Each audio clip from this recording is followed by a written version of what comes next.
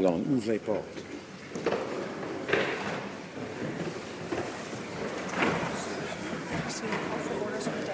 Okay.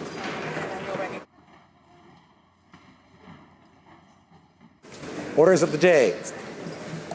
Ordre du jour, adresse en réponse au discours du trône, resuming the adjourned. Address in reply to the speech of the throne. Order, please. À l'ordre. Order, please. À l'ordre. The Honourable Leader of the Opposition.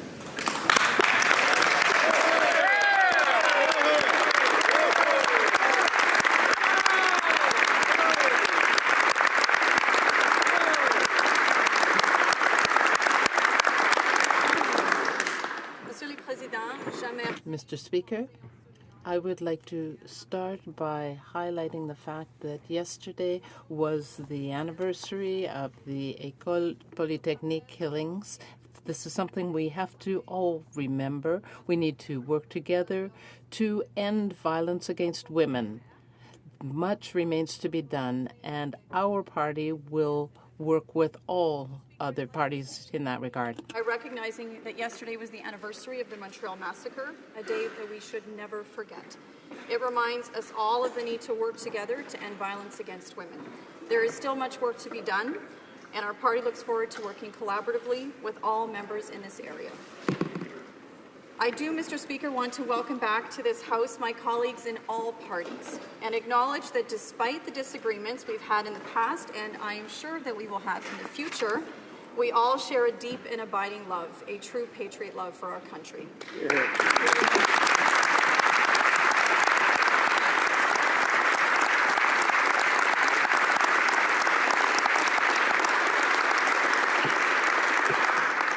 Our colleagues across the floor well, and we respectfully remind them that in their new role they must govern responsibly for all Canadians, for the millions who voted for them, but also for the millions who did not. On a personal note, Mr. Speaker, I want to thank the voters of the constituency of Sturgeon River Parkland for their vote of confidence in me on October 19th. I love the region that I represent, and I love the people that I represent, and I know many of them right now are going through tough times. So, Mr. Speaker, I want them to know that the challenges they face are top of mind for me, and I will be pressing this government on solutions that we can find to help the thousands of Albertans that are right now going into Christmas without a job.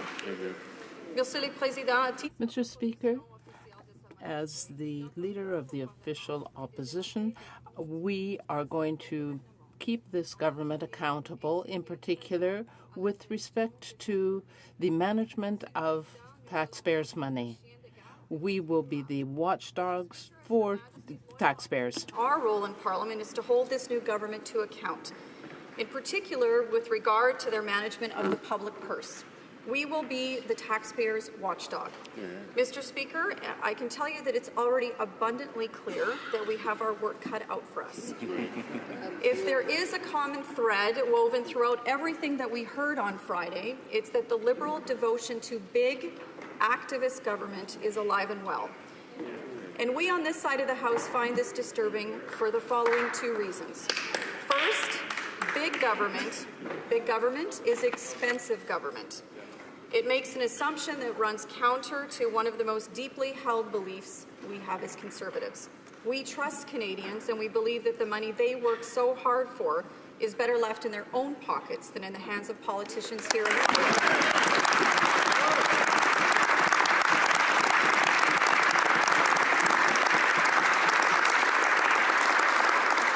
Second, Mr. Speaker, activist government is often intrusive government. That's right. It restricts our personal and our financial liberty.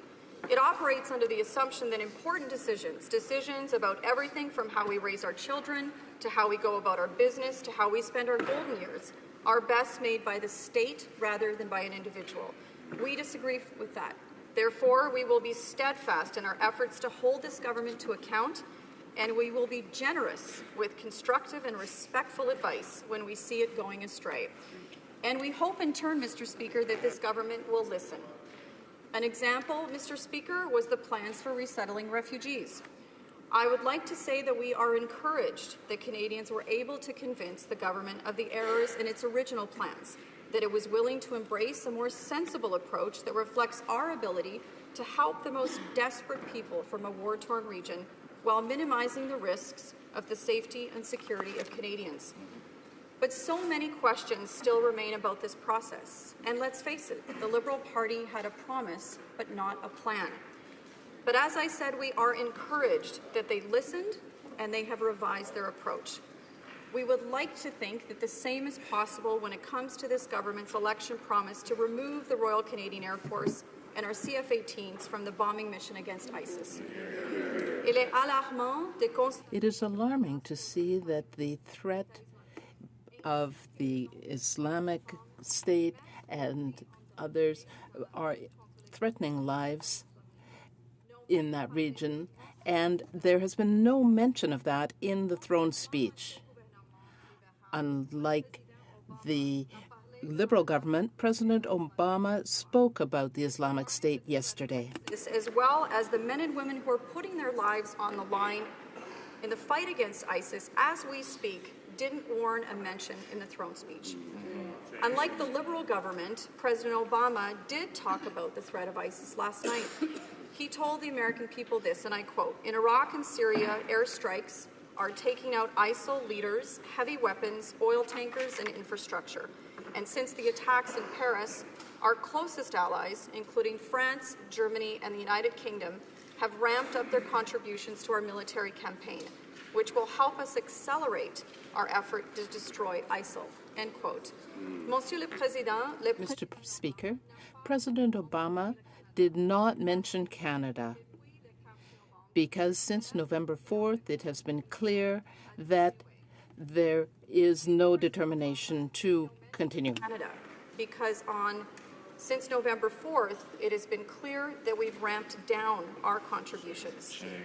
The Prime Minister has told our allies that we will be pulling out our CF-18s, the fight against ISIS, that President Obama called, of course, the cult of death. And Mr. Speaker, I have to say that while on the international stage, we saw leaders of the Western world come together, coalescing around the fight against ISIS. And the impression that was left with Canadians and the international community was that our Prime Minister was consumed with taking selfies.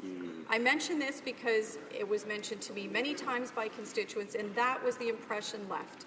Not that we have a leader that is going to step up and stand resolutely shoulder to shoulder with our allies, but one that consistently reminded Canadians of an election promise, even after the attacks in Paris and Beirut. The Prime Minister has offered no sensible argument for pulling our Air Force out of this fight, because frankly there isn't one. Meanwhile, President Obama made clear last evening the reasons for remaining part of the bombing mission are clear and unambiguous.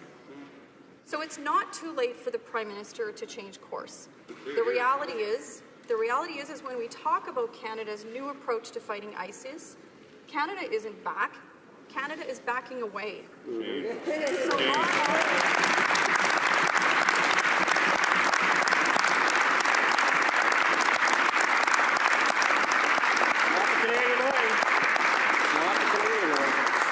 So our offer stands, Mr. Speaker. Should this government change its position and allow our Air Force to continue bombing ISIS along with our allies, it would have our full support.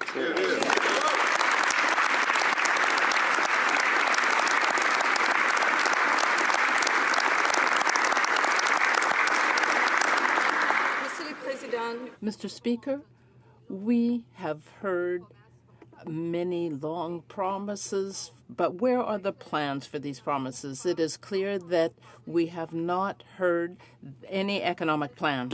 On Friday, Mr. Speaker, but not many plans. We definitely did not hear an economic plan. They were silent on support for private sector businesses and industries that actually create the good, stable, well-paying jobs Canadian families depend on. No mention of the auto sector, forestry sector, or the energy sector. No mention of a plan to help the more than 60,000 Albertans who are facing Christmas without a job. They were silent on the role of the agricultural industry and farmers from coast to coast in Canada, and they were silent on whether or not they'll leave us on the outside looking in when our friends and partners ratify the Trans-Pacific Partnership, the biggest trade deal in history. But what we did here was a recipe for big government and big spending.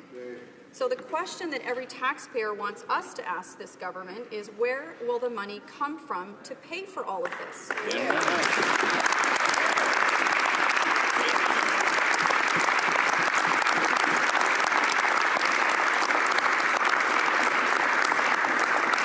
Well, Mr. Speaker, it only comes from one place, and that's out of the pockets of Canadians. We know that the government will take more money by eliminating the universal child care benefit and not helping families that way. This will hurt Canadians who are working hard. The Prime Minister and his Finance Minister have a plan beyond hoping that, after years of high spending, the budgets will finally balance themselves. Instead, every indication is that if left unchecked, they will run massive deficits, they will raise taxes, and they will, in the end, have to cut programs and benefits. Because you can't tax your way to prosperity, and you can't spend your way out of debt. And this is the choice facing all governments: responsible fiscal management in the present or painful austerity in the future. Living within our means today or leaving our children and grandchildren to pay the bills for years to come. So in conclusion, Mr. Speaker, we will continue to demand at every turn a fiscally responsible approach that is fair to all Canadians. Absolutely. We will be a voice for taxpayers because we believe and are confident most Canadians share this belief that this is the best path forward for our country. We believe and we are certain that most Canadians agree that Canadians know what to do with their money, how to lead their lives, how to manage their own families and businesses, and how to achieve their own goals. They don't need the government to do it for them. They just want the government to create an environment so that all Canadians can reach their future. Share this belief too. The Canadians know best what to do with their own money, how to govern their own lives, and how to manage their own families and businesses, and how to achieve their own goals. They don't need their government to do this for them. They just need their government to create the environment in which every Canadian is free to turn his or her own dreams into reality. These are our values as Conservatives. They've always been our values, and they will continue to guide us as we fulfill the time-honored responsibility of our current office as Her Majesty's loyal opposition. So, Mr. Speaker, given our values and given our position, the official opposition cannot support the throne speech as presently written. With that, Mr. Speaker, I move the following amendments to the reply to the speech from the throne. I move, seconded by the Deputy Leader of the Conservative Party, the member for Lac-Saint-Jean, that the motion be amended by adding the following: and regrets to inform Your Excellency that your government has not acknowledged that many of its promises do not provide transparent cost estimates, implementation plans, or consider cost burdens to the provinces, and as such, your government should put the best interests of Canadians first by reversing its plan to deliberately put Canada back into deficit, since such a move would ultimately lead to a higher tax burden on Canadians, That's what it is. just as it reversed its unrealistic promise to bring 25,000 Syrian refugees to Canada before the end of 2015, and further regrets to inform Your Excellency that your government has failed to outline a plan to create jobs in Canada's private sector, and has ignored the important economic drivers such as the agricultural, energy, and manufacturing sectors, despite the billions of dollars in economic activity they produce every year. And your government has also failed to mention Canada's responsibility to stand shoulder to shoulder with our allies against ISIS at a time when they are stepping up their fight against terrorism. Merci, Monsieur le Président. Thank you, Mr. Speaker.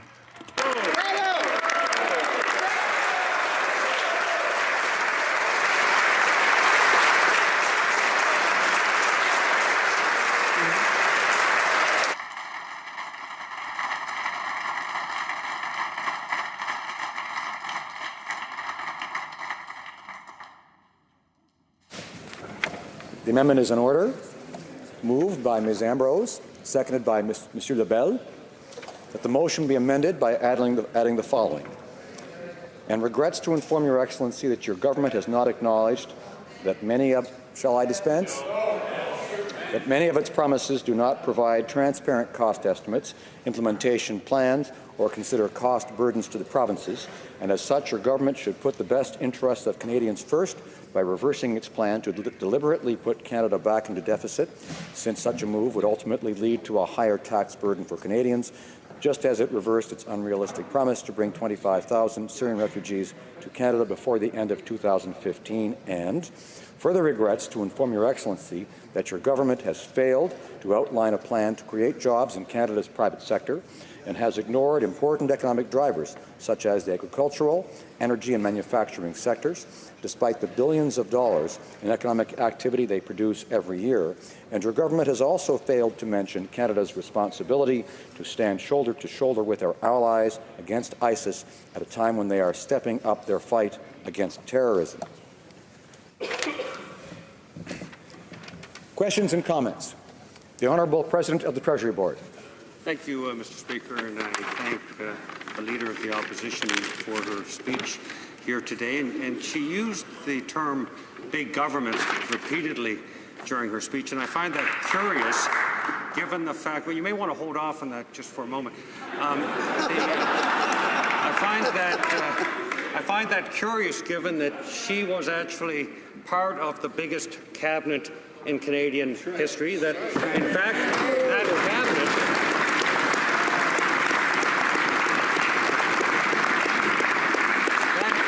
cabinet had the biggest ministerial office budgets of any cabinet in Canadian history. The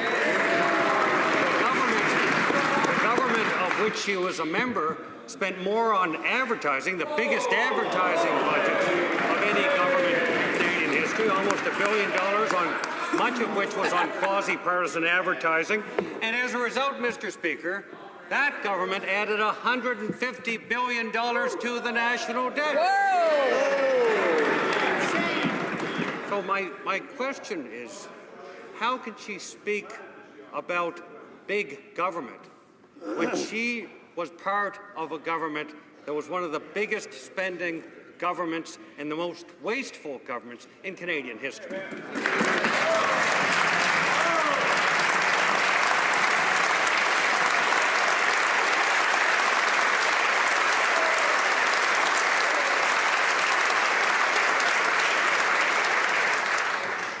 Leader of the Opposition. Well, thank you, Mr. Speaker. I think it's been 25 minutes and the sunny ways are over. Scotty!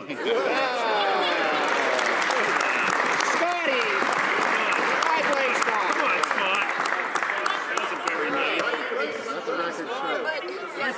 Let the record show, Mr. Speaker, that at 11:26, the sunny ways were over. Mr. Speaker, I do want to mention, though, the member brings up a good point, but in terms of what's important to Canadians and what's important to taxpayers, under our watch, the size of government spending shrank as a percentage of GDP. That's what Canadians care about. That's what Canadians are watching for, and that's what we will be holding this new government across the way to account. We know that they promised a $10 billion deficit. Apparently, they're already backing away from that, Mr. Speaker. Of course they are, because within the first 30 days, they've already blown that budget. We also know that the C.D. Howe Institute just recently said that their new tax measures are going to cost Canadians. Only the Liberals could have a tax cut that costs people money. So we're now, of course, up to $14 billion and counting, and Mr. Speaker, we will be holding them to account.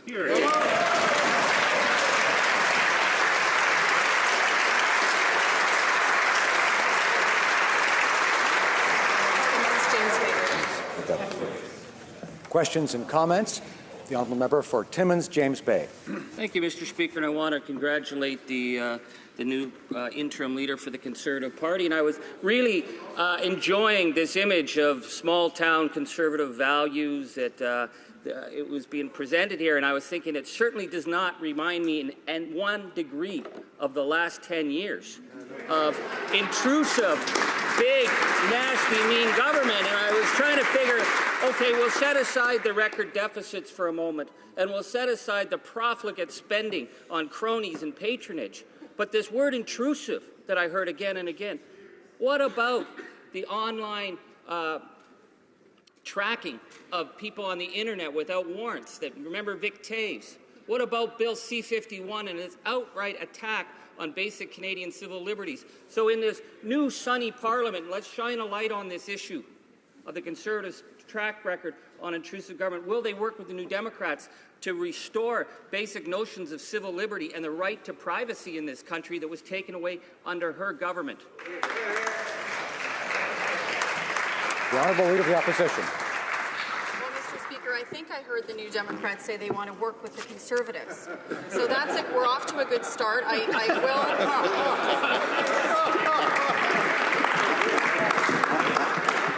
It's a new parliament. Mr. Speaker, I will say to the member that I've always been an advocate of civil liberties. But I do think, Mr. Speaker, that what we saw under the Conservatives was a balance between that and the real threat of terrorism in this country and abroad, and a government that brought forward solutions to the balance of civil liberties. And Mr. Speaker, I hope that the NDP will work with us. I assume that they are going to press the government across the way for bigger and bigger government. And I can assure the member that we will be pressing in a different way. We will be asking this government to reduce their deficits. We will be asking the government to bring in tax cuts for Canadians. Exactly what our government did for 10 years, to the point where we had the lowest tax burden on Canadians in 50 years. As they watch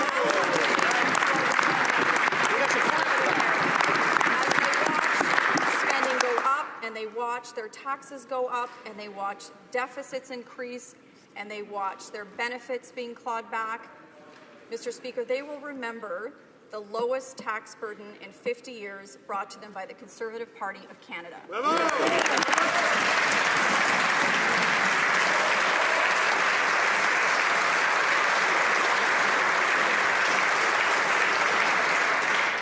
Questions and comments? The Honourable Member for Calgary Shepherd. Thank you, Mr. Speaker. It's a great pleasure. My first question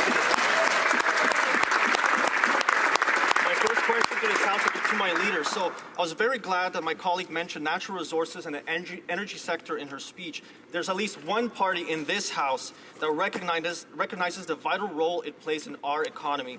Canadians know that our previous Conservative government stood up for our energy sector. We kept taxes low and enticed investment, attracted investment. We supported new pipeline projects to get better prices for our energy, and we kept the economy our #1 priority. The speech from the throne failed. It failed to even mention important economic engine that creates hundreds of thousands of good-paying jobs. Many of these jobs right in my riding of Calgary Shepherd. It ignored the thousands of people recently laid off, many of them who I've met door knocking in my community all across Canada, and it promised to run massive deficits. Now, can the honourable member please share with the House the fears and concern that she has heard from workers, from businesses throughout the country regarding the lack of a plan from this Liberal government? Honourable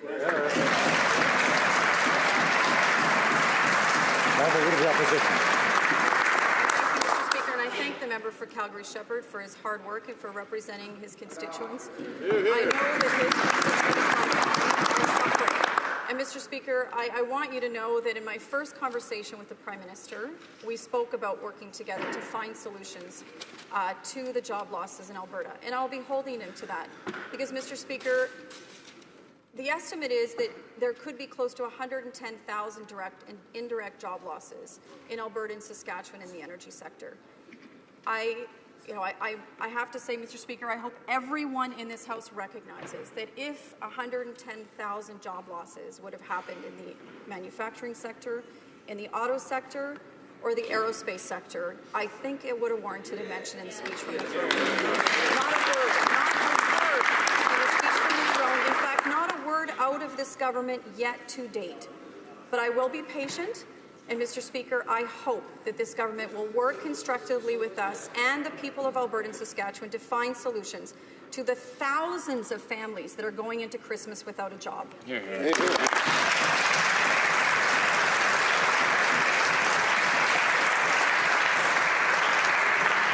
Questions and comments? We have time for one very short question. Not seeing. A member for Winnipeg North. Yes, thank you, Mr. Speaker. I thank my constituents. I do have a question. You know, the interim leader talks a great deal about deficit, but what she doesn't tell Canadians is that the Conservative government created a huge deficit. They took a surplus from the Paul Martin era, turned it into a multi-billion-dollar deficit, and now she has the tenacity to say that the Liberals are going to have a deficit this year. Will she, at the very least, in her maiden speech, make true comments in terms of it has been Liberal governments that have demonstrated time and time again they know how to manage it? Okay. Leader of the Opposition. Well, I want to thank the member from Sunnyways for his question. And what I will remind him of was that while we were also struggling against a recession, and yes, that we did invest in Canada, we never made cuts to health care. In fact, we increased funding to health care.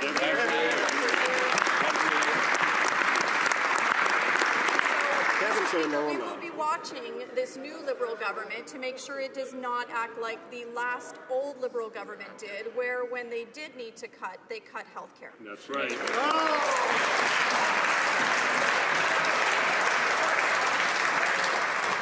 Debate. The Right Honourable Prime Minister.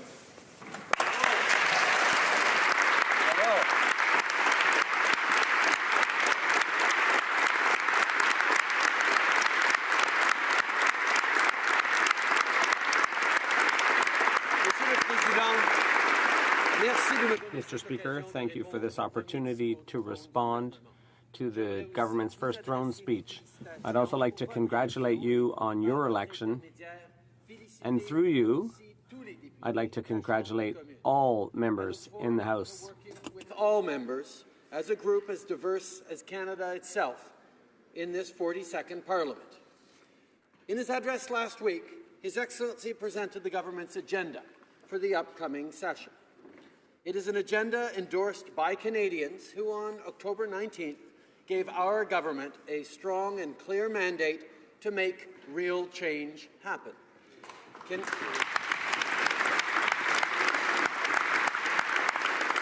Canadians elected this government to do different things and to do things differently. Many of those changes are already underway.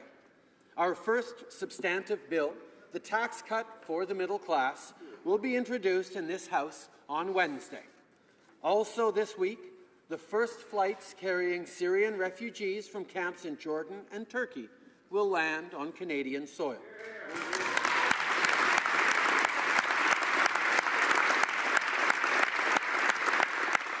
The the mandatory long-form census will be restored and implemented beginning next year.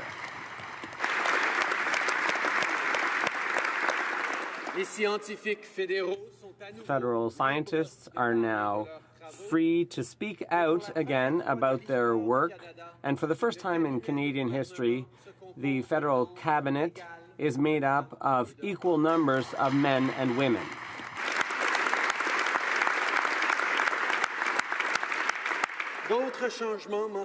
Other changes mentioned in the throne speech will begin to take shape in the weeks and months to come when the House resumes its deliberations and when committees will take up their important work. I would like to expand on the government's broader mandate and develop the 5 things that Canadians expect us to do and the steps that we will take to ensure we meet those expectations.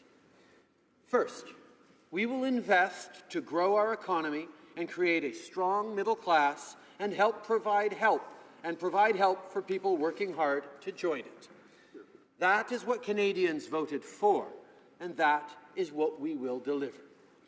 We will grow our economy by making significant new investments in public transit, green infrastructure, and social infrastructure, creating jobs and economic growth now and making our economy more productive over the long term. We will strengthen our middle class by putting more money in Canadians' pockets. As I've said, that starts with Wednesday's legislation which will deliver a tax cut for the middle class.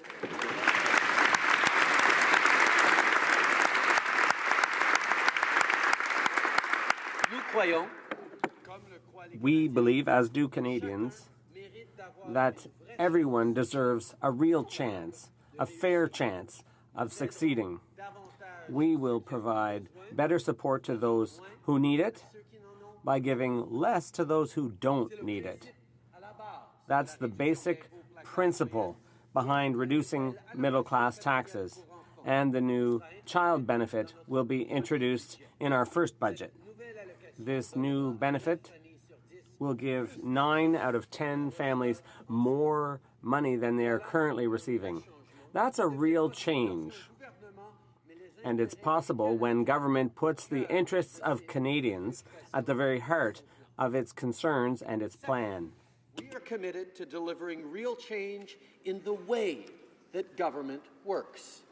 It means setting a higher bar for openness and transparency, something needed if this House is to regain the confidence and trust of Canadians.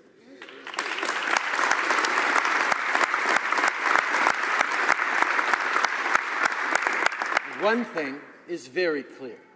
We won't be able to meet the challenges we're facing, from growing our economy to responding to the threat of climate change to keeping our citizens and our communities safe, unless we have Canadians in our corner. People want a government that is honest and open, transparent and accountable, and relentlessly focused on those that it exists to serve. We will be that government. Canadians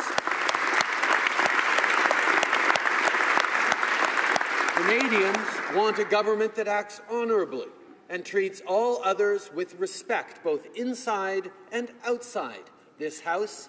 We will be that government. Les Canadiens sont fatigués. Canadians are tired of the cynicism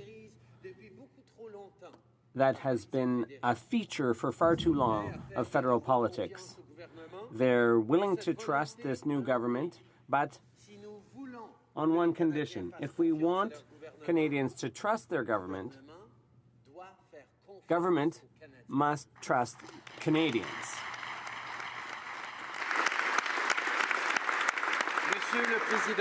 Mr. Speaker, every day we will work hard to gain and keep Canadians' trust. This Parliament belongs to Canadians, and we must constantly show that the voices of all Canadians matter. Third, we are going to keep proving to Canadians and the rest of the world that a healthy, clean environment and a strong economy go hand in hand. That is true for investing in clean energies, and that's what we're determined to do. But it's also true when it comes to climate change, because the global climate is not only a huge challenge, it's also a historic opportunity. We have an opportunity to build a truly sustainable economy, an economy that's based on clean energy, green infrastructure, and green jobs.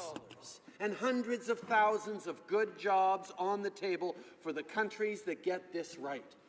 And as I told our international and domestic partners in Paris last week, building a clean economy will create growth, not sacrifice it.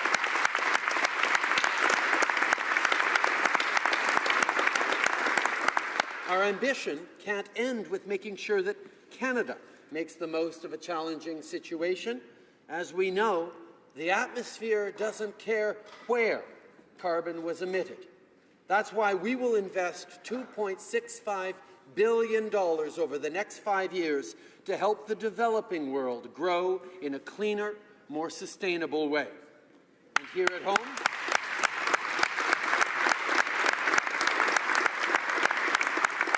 here at home, we will protect the environment with new environmental assessment processes, respect for science and scientists, and more public input, including greater engagement and respect for Indigenous peoples.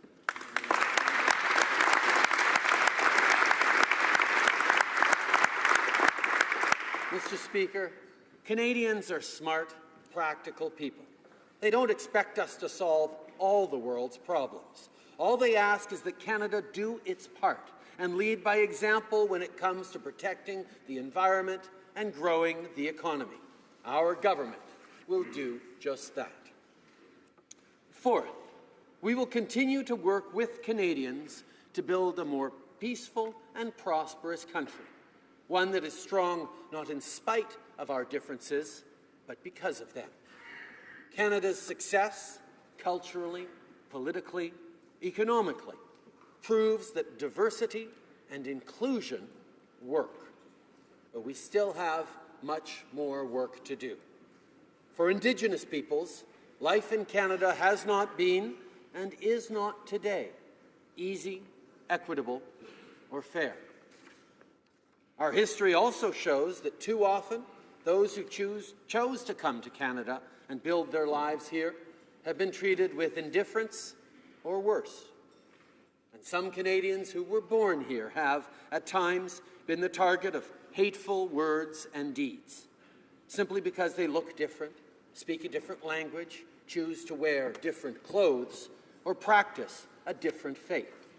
Mr. Speaker, painful as that may be, we need to acknowledge these truths. We are not well served by ignorance. At the same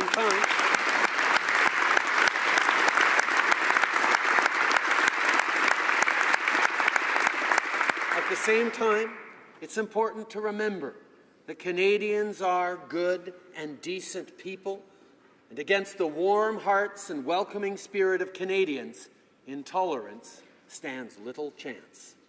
Because no amount of fear can distinguish the understanding that we're all in this together. No act of aggression can separate us from the deeply felt knowledge that wherever we come from, we are united in our struggles and in our dreams. And all efforts to make us closed will be in vain, because when Canadians have a choice, like they had in the last election, they always reject attempts to pit them against each other.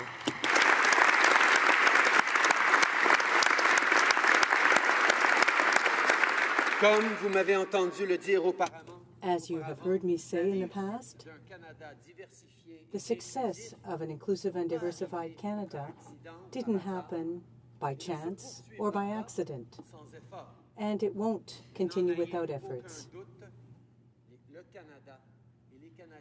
Canada and Canadians deserve this, and Canadians will continue along these lines.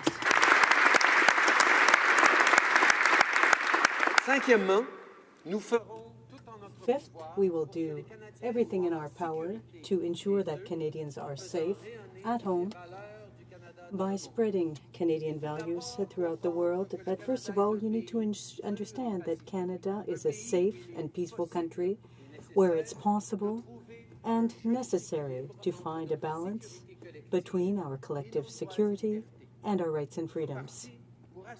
In part, to ensure the safety of Canadians, we need to export Canadian ideas and institutions that work so well at home. We can show other countries and their people how to govern while respecting diversity, openness, while ensuring prosperity. We can and we will continue to cooperate with our allies to fight terrorism, and because we know how to be an effective partner on international peace operations, we can contribute more to efforts that aim to establish peace and security across the world. We can and we will do that.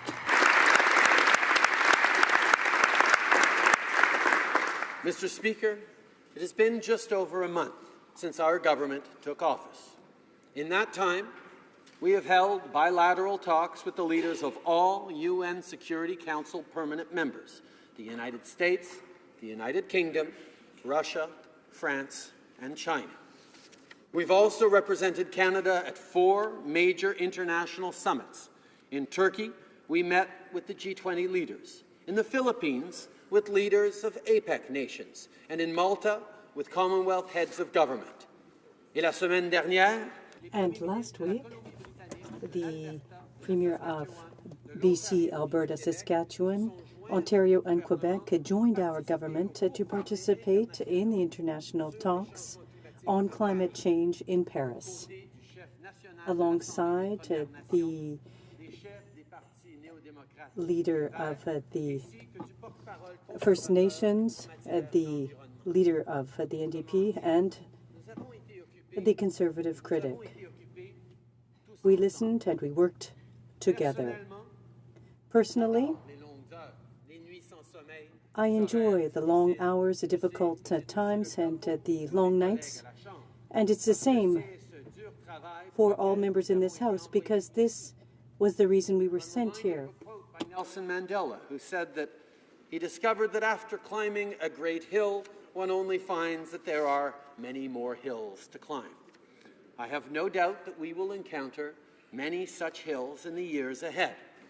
But I also know that our success or failure as a government will be measured in more than recorded yeas and nays.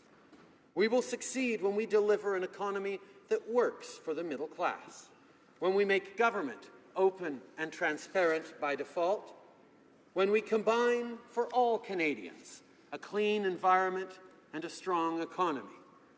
We will succeed when we affirm that Canada is a country strengthened by diversity, when we realize greater security and opportunity for Canada and for the world. Mr. Speaker, those are the things that matter most to Canadians.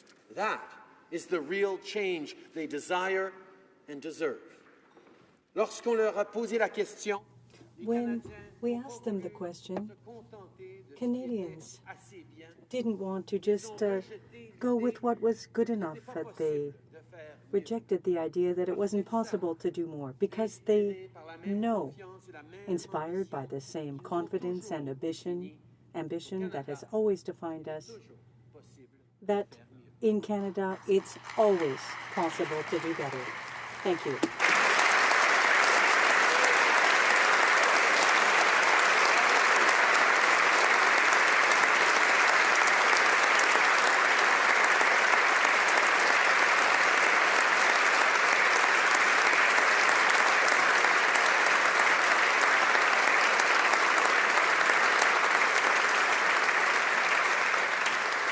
Questions and comments?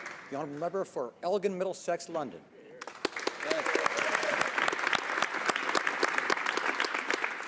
Mr. Speaker, the Prime Minister throughout the campaign made reference to the Ontario Retirement Pension Plan, known as the ORPP, as being the pinnacle of support for Ontarians. He said he would do to Canada what the Wynne government has done to Ontario. I have spoken to many small businesses in my riding, the riding of Elgin Middlesex, London, and they are extremely concerned with these payroll tax hikes, which will result in staff cuts, loss of jobs, and a negative impact on the economy. In the throne speech, the Prime Minister told us his plan to increase payroll taxes. Can the Prime Minister tell us how many jobs will be lost because of this job-killing tax? The Right Honourable Prime Minister. Merci, Monsieur le Président. Thank you, Mr. Speaker. From Elgin Middlesex, London, for her question. Congratulate her on her election. One of the things that we heard many times from Canadians across the country through the election and even before is that people are worried about their retirement. They're worried about their security. They're worried about their future. People are facing impossible choices between saving for their retirement or paying for their kids' education. And we made a strong and clear commitment to work with the provinces to enhance the Canada Pension Plan. Now, the honourable member needs to be reminded that in order to change a Canada Pension Plan, we need 2/3 of the provinces representing 2/3 of the population.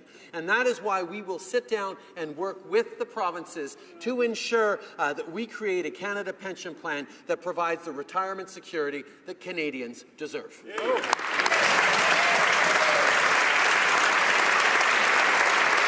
Questions and comments?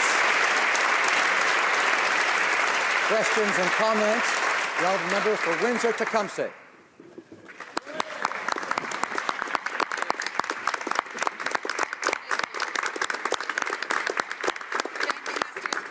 Thank you. I would like to congratulate the Right Honourable Prime Minister on his re-election as a Member of Parliament and congratulate him on his excellent speech in his capacity as Prime Minister in this chamber today. I am extremely proud to be here, and since this is the first time that I have risen, I would like to thank the wonderful people of Windsor-Tecumseh for entrusting me with their voice here in Ottawa for the next 4 years. One thing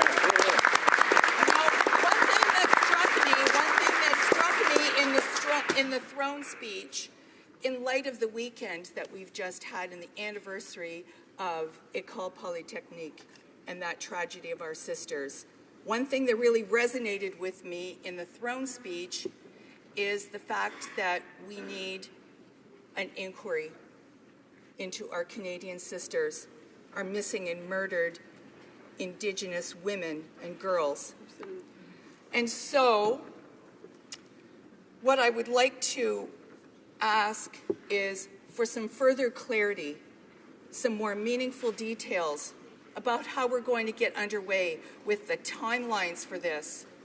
And Right Honourable the Prime Minister.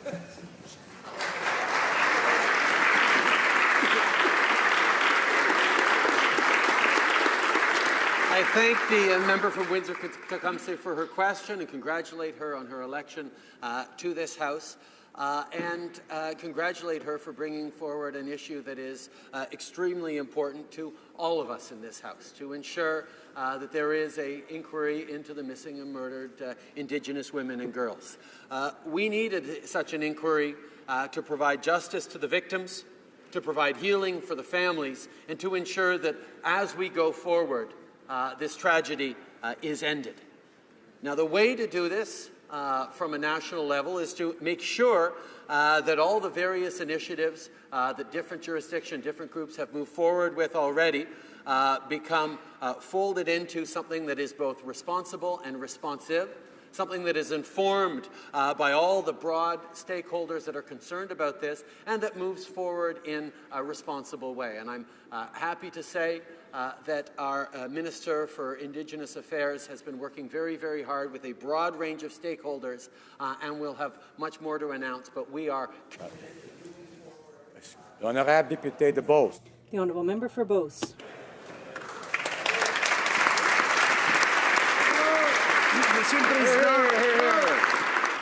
Thank you, Mr. Speaker.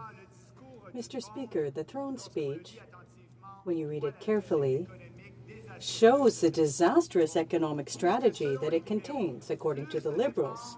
More spending will lead to prosperity in this country, but we know that that is completely false. More spending will not be a stimulus for the economy. It'll be a sedative.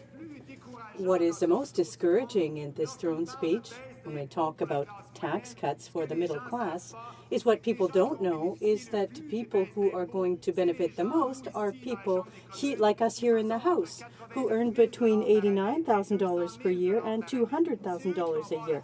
Those are the people who are going to see the largest tax cuts. So I'd like to ask the Prime Minister, why not really help the middle class and give tax cuts to the real middle class and manage the economy the way it should by not spending? People will create wealth in this country. The Right Honourable the Prime Minister. Well, thank you, Mr. Speaker. I'd like to thank my honourable colleague, the member for both, for his question. The reality is that we have put forth a plan to help the middle class and to invest in our communities, to help people in need, because we know that a confident country isn't afraid of investing in its future, and that's what we're going to do by putting more money into the pockets of the middle class, by calling on the 1% of richest people to do a little more, and by investing massively in our communities, in infrastructure, in green infrastructure, in social infrastructure, and in public transit. Those are the types of investments that will create the economic growth that we simply haven't seen over the past 10 years. Questions and comments? The honourable member for Eglinton Lawrence.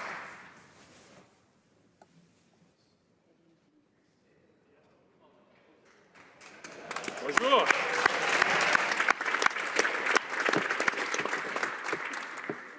Mr. Speaker, first thing I'd like to do is I would like to thank the good people of Eglinton Lawrence for providing me with a mandate. I'm very honored to be here amongst a very strong Liberal caucus. It's nice to see you all, as well as the members of opposition. My question is for the Prime Minister. We campaigned on a theme of real change. Canadians rewarded us with that mandate. My question is, will the Prime Minister share with this House his thoughts about the importance of the cut for middle-class Canadians, and why it is that he feels inspired that that is the right way to go from this point forward? Thank you very much. The Right Honourable the Prime Minister. One of the things we all heard as we went door to door across the country, all of us in this House, is that Canadians need help, that people are worried that it's getting harder and harder to get by, and that the middle class, which has always been at the centre of our economy's success, is not drawing on the same kinds of benefits from growth that other segments of society have. So we made a commitment to help the middle class and help those working hard to join the middle class by asking the wealthiest 1% to pay a little more in taxes and lowering taxes for the middle class. Not only do we put more money in the pockets of people who need a little extra help, we actually put more money into circulation as well. Investing in the middle class is good for our economy. It's money that will be spent, that money will be able to help local consumers and small businesses, and will be a piece of how we create greater prosperity for all Canadians in the coming years. Merci beaucoup tout le monde. Thank you very much.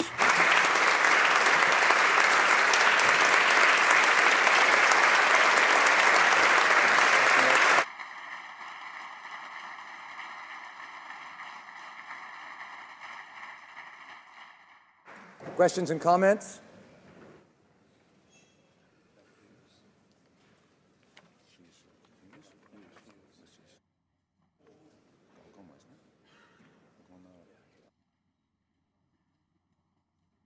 Good. Is it on? Yeah. The honourable member for Algoma, Algoma, Manitoulin, Kapuskasing. Thank you very much, Mr. Speaker. The government says that they've campaigned on real change, and yet we've just heard of all the job losses at De Beers mine in the Northwest Territories. And we've also heard about a loss of over 400 jobs as well in Hornpain, Ontario. I'm just wondering if the Prime Minister can tell us what they're going to do for these communities and how are they going to protect jobs, because what we're seeing is the same thing that what we were seeing under the Conservatives. Honourable the Prime Minister. I thank the member for her question. Obviously, we're always concerned at job losses across the country, wherever they happen, and that's why we've put forward a commitment to Canadians to work to grow the economy and create job growth and not job losses, to invest in clean technology and renewable resources, to make sure that we're actually able to export our natural resources by getting the balance right between environment and economy, to not pretend that you can build a strong economy and ignore the environment, that they go together. Debate. Débat. Honorable député d'Outremont. The honourable member for Outremont.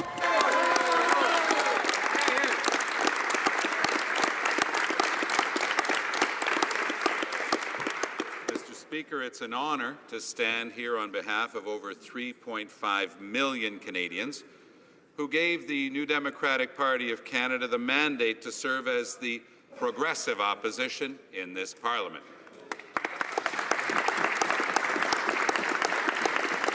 I thank each and every voter who gave us their trust and confidence. We will stand up for them and for our shared values. Monsieur le Président, Mr. Speaker, I'd like to congratulate the new government for their victory in the last election. The Prime Minister have been entrusted with a very serious responsibility, and they received this mandate on the basis of an ambitious program. And I hope with all of my heart that they achieve it. On behalf of NDP members across the country, I extend my hand to the new government to work with them to achieve the change so sought after by many Canadians.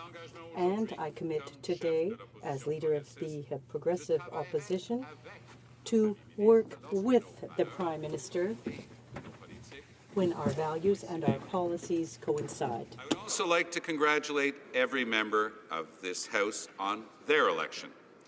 We are 338 commoners representing this wonderful country of ours from coast to coast to coast. We differ on policy and outlook, but what unites us all is the conviction that this great country can be even better. Like all members, I met thousands of Canadians during this campaign.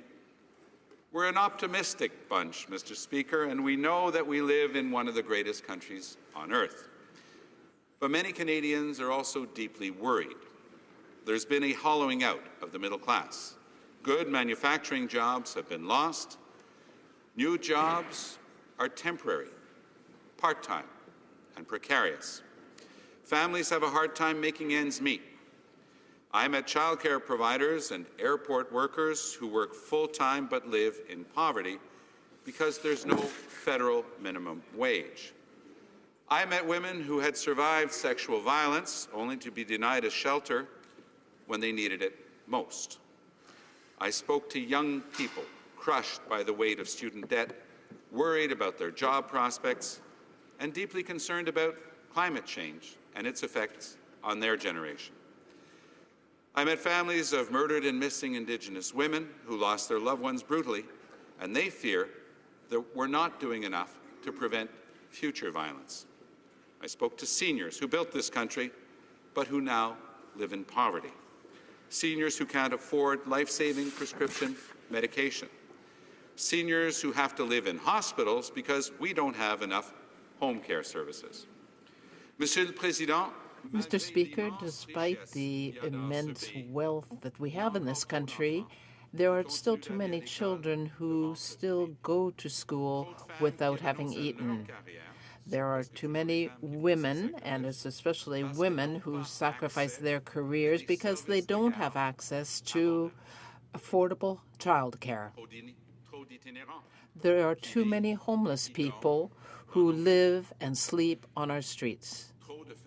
There are too many families living paycheck to paycheck, and too many workers who have the sword of Damocles hanging over them that may lose their jobs if the Trans-Pacific Partnership, as it is right now, is adopted.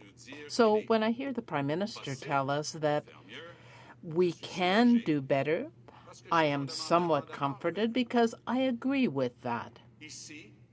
Here in Parliament, we must commit to working together to offer concrete and positive change to Canadians.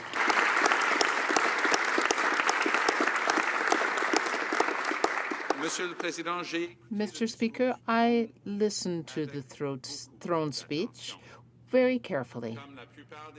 Like most Canadians, I appreciated the change in tone on behalf of this new government and many of the measures that are being proposed. But now we need to roll up our sleeves and get to work. As we say, where I'm from, we have to walk the talk. Canadians have to understand and be reassured that parliamentarians are going to be working for them to help them with their jobs, help their families, and help their communities. At the same time, some troubling omissions in the speech from the throne. No mention of bringing the age of retirement back to 65. No mention whatsoever of better oversight for Bill C-51.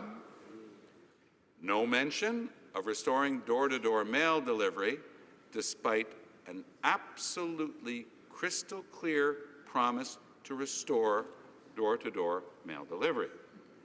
There wasn't a word about childcare. On health care, no engagement from the government to cancel the planned cuts to federal transfers. We have an obligation to help the 5 million Canadians who do not have a family doctor. We have to fund a prescription drug plan. We must expand long-term care and palliative care for seniors. And the government has the legal obligation to uphold and enforce the principles of the Canada Health Act against creeping privatization. Mr. Speaker, real change must mean real help for people. Hear, hear. It's time to make quality childcare affordable and ensure universality, so it's not just the rich who are entitled to high-quality childcare.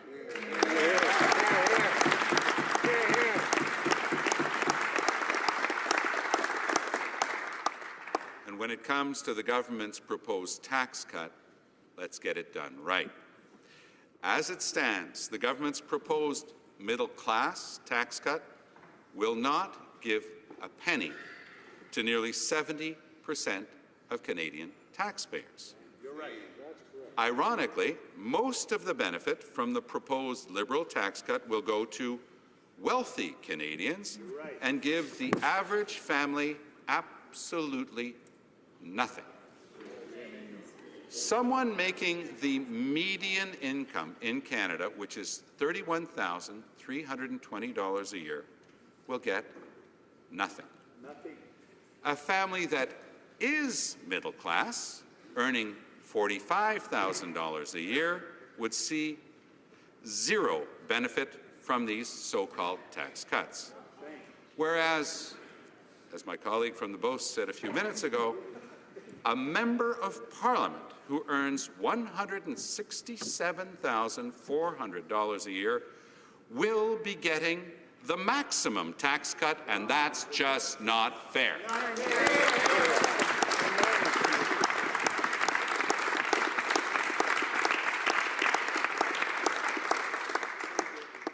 Selon le plan, according to the plan that the government has proposed,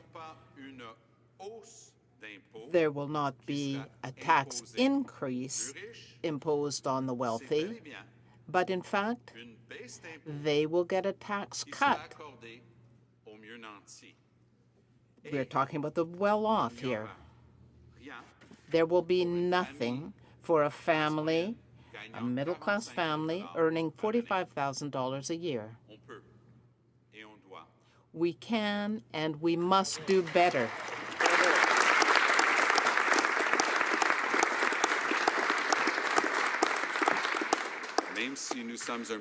Even if we are an opposition party, we believe that we need to propose things, and the NDP has proposed a change to improve the government's proposed policy, to expand it and extend it to everyone in the middle class.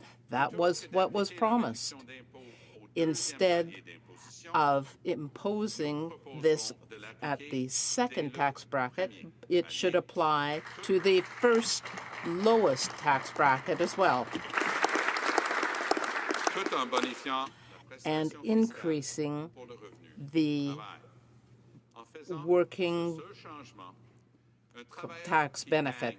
So someone earning the median income would have a tax cut.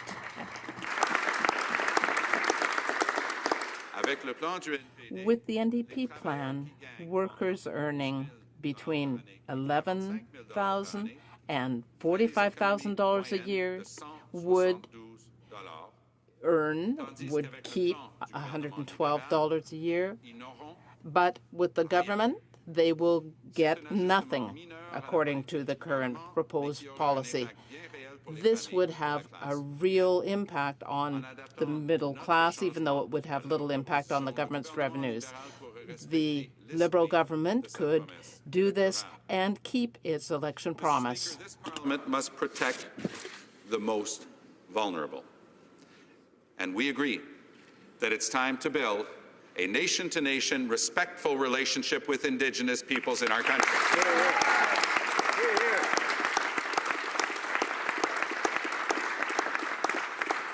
We have to close the funding gap for First Nations education. That's an obligation.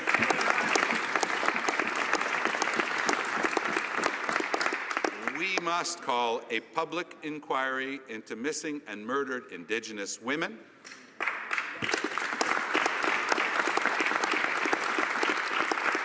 And immediately boost funding for child and family services and provide clean drinking water on all reserves in Canada.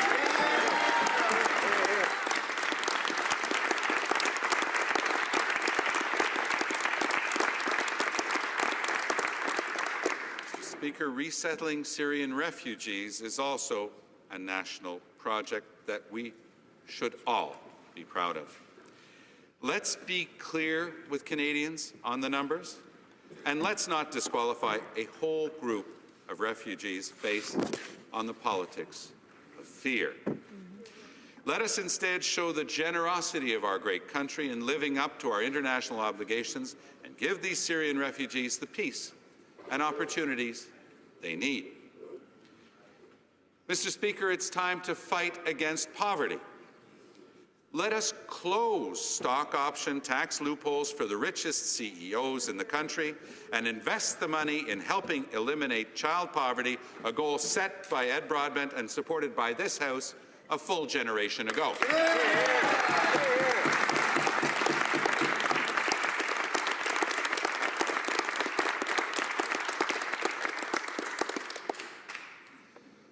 Oh, and yes, Mr. Speaker, let's make Canada's largest corporations start paying their fair share of taxes.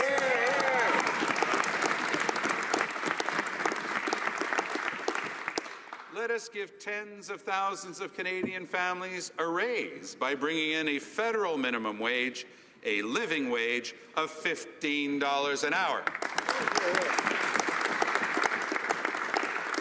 Let us increase the guaranteed income supplement to lift 200,000 seniors out of poverty. We can all agree on that. And yes, let's return the retirement age from 67 to 65.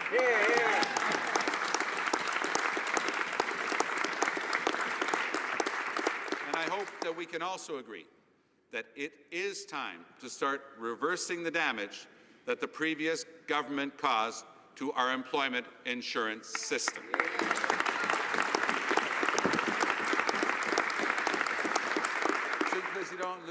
Mr. Speaker, the change in tone by the new government about climate change is certainly welcome, but we do have to take action as well. The time to try to do something is behind us. We need to do things. We need to make sure that we set targets for greenhouse gas emission reduction. Nothing else is more important. We also need a proper plan and actual requirements to meet those goals. The government needs to improve the environmental system process by having clear evaluation criteria. Ottawa, it's time to strengthen our democracy. In his last full year in this House, the outgoing Prime Minister only attended 1/3 of question periods. The best way to show respect for this institution is to show up in Parliament regularly and be answerable to Canadians.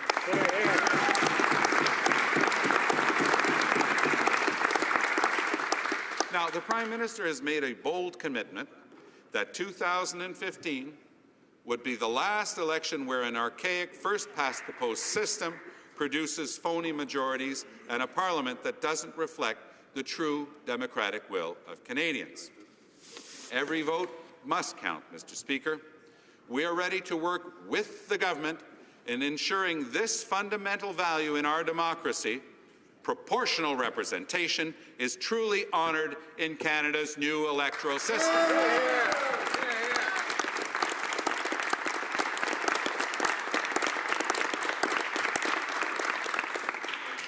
It is time to clean house here in Ottawa, Mr. Speaker. It is time to put an end to the old reflexes of always helping out one's friends. Politics should be a noble activity. We want people to want to get involved to help people and improve their lives. It is time for Canadians to be able to regain their trust, restore their trust. We have to reduce partisanship. We need to make sure that we don't sacrifice the public interest to serve the interests of the powerful. The NDP is therefore prepared to work with this government to help the public and serve the public interest. But we will also be holding the government to account. And if the government does not deliver real change that the public is waiting for so eagerly, then we will remind them every time that they were elected on the promise of real change, and Canadians deserve that. In ending, Mr. Speaker, I move, seconded by the member for North Island, Powell River, that the amendment proposed by the official opposition be amended by deleting everything after the word by and replacing it with the following. Working in collaboration with opposition parties to present realistic, structured, and concrete changes that benefit some of Canada's most vulnerable citizens, including seniors through an increase to the guaranteed income supplement, middle-class families through reducing taxes on the first income tax bracket, low-income workers with leadership by introducing a $15 an hour federal minimum wage, and supports to those struggling to enter the workforce with a robust and reliable employment insurance program. Merci. On continue. Thank you. We are continuing our work.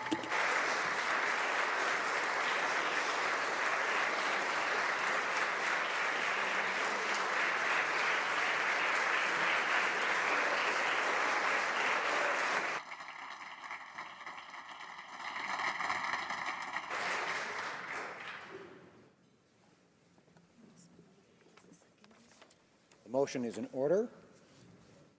Mr. Mulcair, seconded by Mr. Blaney, or Ms. Blaney, excuse me, moves that the amendment be amended by deleting everything after the word by and replacing it with the following.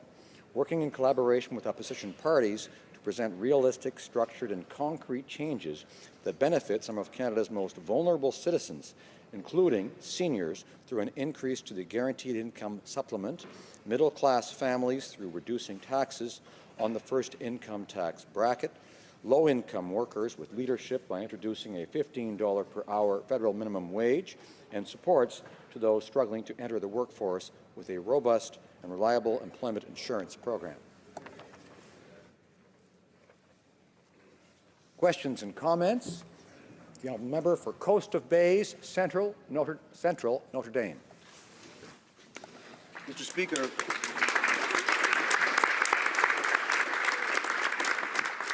first off, I want to congratulate the member from Outremont, the leader of the NDP, on his election and, of course, his caucus colleagues.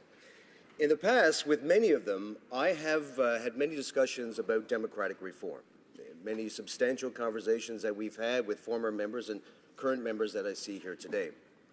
I do have some concerns, however, about that and about other measures, because he started his speech talking about the imposition of certain measures upon Canadians. But I, too, have some concerns over some of the things that transpired during the campaign and now I see here today. The imposition of certain measures regarding childcare upon provinces who have to pick up the tab. The imposition of Senate reform without any discussions with the provinces. An open discussion with partners within Confederation that will not take place. The imposition of a system of electing our members of Parliament without the substantial discussions in the vast majority of the provinces. So what I'd like to ask is very simply, as a progressive opposition, will they join with us in a truly national discussion about what is to be democratic reform? That is what progressive oppositions do. Thank you. The Honourable Member for Outremont. Mr. Speaker, I thank my colleague for his questions. I realize that we're going to have to all get used to our new riding names. Coast of Bays evokes so much of his home province of Newfoundland and Labrador that I find it one of the most lovely toponyms that we've heard in this place in a long time. But let me reassure him that when we were talking about childcare, it was quite clear that, of course, we would work with the provinces. We had a proposal to pick up 60% of the tab to do one thing: to create a universal program of quality, affordable childcare. As I mentioned in my remarks, it's almost always women who have to sacrifice their career, and that one measure alone would have gone a long way towards removing inequality in Canadian society.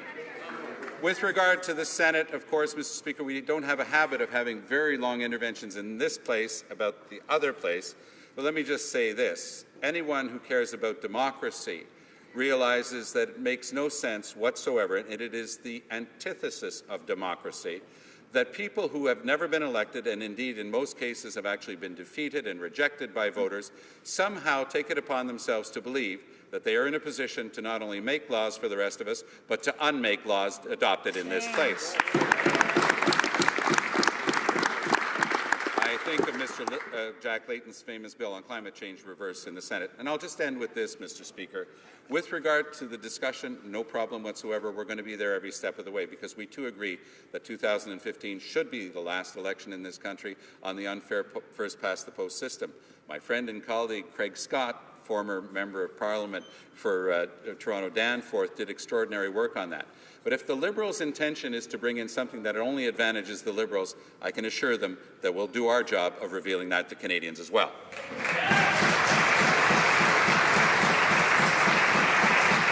Questions and comments. The Honourable Member for Sherwood Park, Fort Saskatchewan. Thank you, Mr. Speaker, and congratulations on your appointment to your new role. I want to thank the Honourable Member for his speech. Our parties share a concern about the need to balance the budget. The Parliamentary Budget Officer and the C.D. Howe Institute numbers suggest that the government's numbers just don't add up and will give us, in fact, a permanent structural deficit. Will the member agree with me that the Liberal tax changes won't benefit most Canadians and will lead to higher deficits for my children and your grandchildren to deal with? Well, Member for Outremont.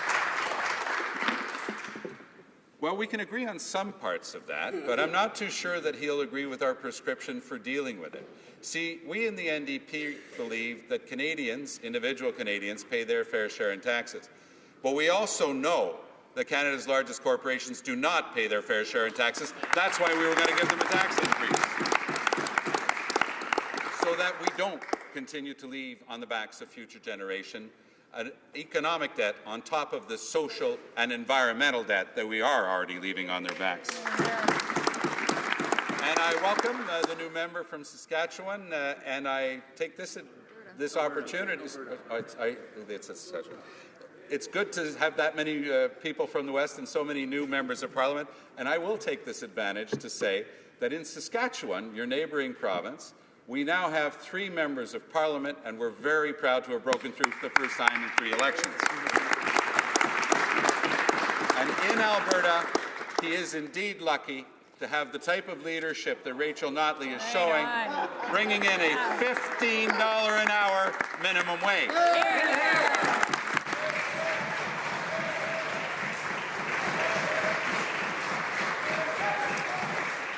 Questions and comments. Question and commentaire. The honourable member for, is it Elmwood-Transcona? Elmwood-Transcona. Thank you very much, Mr. Speaker. I'd like to say, first of all, it's an honor to be rising here to speak on behalf of my hometown, and I want to say thank you very much to the voters in Elmwood, East Kildonan, and Transcona who trusted me with their voice in this place. And I want to commend the Honourable Leader of the NDP for showing how the government speech from the throne could be improved upon, and I urge members opposite to take his suggestions seriously. And I just want him to speak for a minute to the need for a national pharmacare plan here in Canada. We know that one of the biggest challenges to a sustainable healthcare system in Canada is tackling the cost of drugs. I know people in my riding are struggling with those costs. We've had governments, many governments over the decades who have failed to take action on this, including some that promised to take action on that. I'm wondering if the Honourable Leader of the NDP might explain to some members on the opposite benches who may need it the urgency of including and implementing a national pharmacare strategy as part of any future health accord. The honourable member for Outremont. My new colleague, and I can only say I'm so proud that he was able to bring that seat back to the NDP in Winnipeg. Now, Mr. Speaker, it is important to realize that the Conservatives have proposed cuts which, when they would come into effect, could represent $36 billion in lost transfers to the provinces. That's the first thing that has to be taken care of. But Tommy Douglas, the father of healthcare in Canada, when he brought in free universal public medical care in Saskatchewan, had always made the point quite clear that we had to complete the system with a pharmacare program worthy of the name. And it's not hard to understand why. We have a lot of acute care beds in our hospitals that are being taken up by people who simply can't afford their medication, and they'll get that medication in the hospital, but they can't afford it and stay at home. That's having a throttling effect on availability of beds in our system, and it's an easy fix. There are things like group buying with the provinces that could save billions of dollars. All it takes is the will to do it, but you know what? Never let them tell you it can't be done.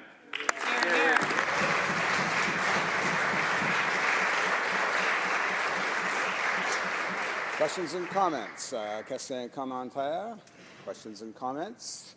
The honourable member for Algoma, Manitoulin, Kapuskasing. Thank you very much, Mr. Speaker, and I'd like to take this moment as well to thank all of those who voted for me in the riding of Algoma, Manitoulin, Kapuskasing. I wouldn't be here again if it wasn't for them. But I want to ask my leader a question about the fact that in the throne, the speech throne, and as well as in the letter to the minister representing natural resources, there was no mention of the Ring of Fire. And maybe my esteemed leader could actually speak about the importance of the Ring of Fire and the economic impact that will have in a variety of communities, especially First Nation communities. The honourable member for Outremont. The sustainable development of our natural resources in partnership with our First Nations, Inuit and Métis peoples is, of course, the way of the future, Mr. Speaker. And like a lot of Canadians, I was indeed surprised to see that the government was completely silent on whole sectors of economic development in our country. The Ring of Fire is an incredible opportunity if done right. But it seems to just be sitting there, and the Liberal government doesn't seem to have an idea about how to move it forward. And that's a shame, because it could be a win-win situation, both for the general economy of Ontario and for the First Nations communities there, in terms of bringing in new infrastructure to them and allowing them further economic development along the way. So we certainly hope that the government will realize the importance of the Ring of Fire, as my colleague has just pointed out, and come up with a plan worthy of the name. Hear, hear.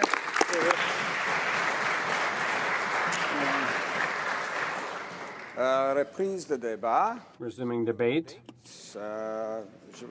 L'honorable député de Montcalm. The honourable member for Montcalm on a point of order. The honourable member. I'd just like to ask for the House's consent for the leader of the Bloc Québécois and the member for Rivière-du-Nord to have the opportunity to respond to the throne speech. The honourable member for Montcalm, does he have the unanimous consent of the House to move that permission be granted for this speech to be made? Yes? No? There is no unanimous consent. Accordingly, we'll move to resuming debate. Honourable member for Vancouver Centre. Thank you very much, Mr. Speaker. And I will be sharing my time with the honourable member for La Salle-Verdun. Mr. Speaker, I want to tell you how proud I am to stand here and speak to the speech from the throne. It is short, it is focused, it is clear. It sets priorities for promises that were made during the election. And what I think is really important, Mr. Speaker, is that the people of Vancouver Centre who re-elected me actually will be pleased with some of those promises, especially the ones that we heard before the speech from the throne, that we will in fact reinstate the Kitsilano Coast Guard base, and that we will reinstate the marine communication segments that have been cut throughout British Columbia. So this speech from the throne talks about promises that were made, and this is one of them. I want to congratulate all the members in this House who were re-elected and who, in fact, were newly elected. And I really, really hope that the tone set in this speech from the throne will be held dearly by all of them, beginning to learn how to work together, respecting each other. And I must say that, Mr. Speaker, part of that respect would have been to allow the leader of the Bloc Québécois to speak today.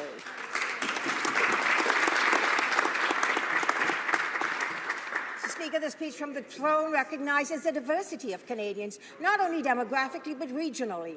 The fact that we are so very different in all the parts of this country in which we live. And it recognizes that diversity is what has made this nation great, and that it vows to bring back that diversity and to ensure that all Canadians, not only regardless of their ethnicity and their religion, but also regardless of where they live in this country, will have the opportunity to be able to succeed.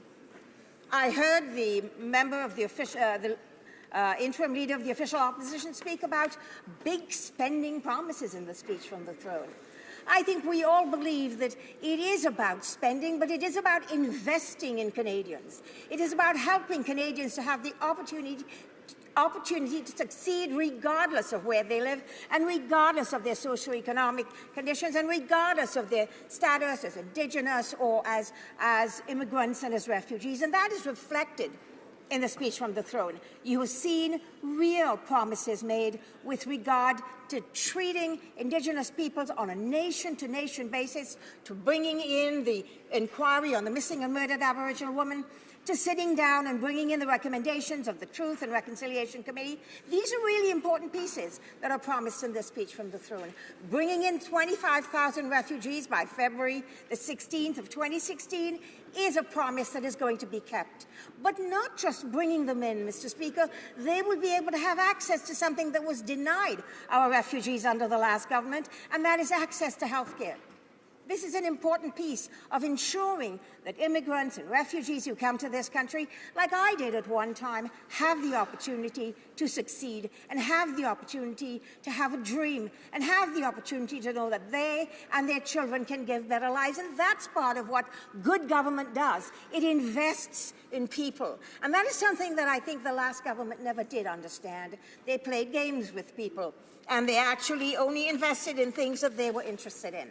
I think one of the most important things about this is not only investing in Canadians, but investing in them from every phase of their life. We see the child benefit. And it's a real child benefit. It's not going to be taxed. I know that this government talks about their child tax benefit, but actually it was taken away in the form of taxation when it was handed in with one hand. We're not doing that. We're giving it to Canadians so that they can afford middle-class Canadians to bring up their children. We're looking at how we help middle-class Canadians to be able to get the kind of tax cuts they need to move forward.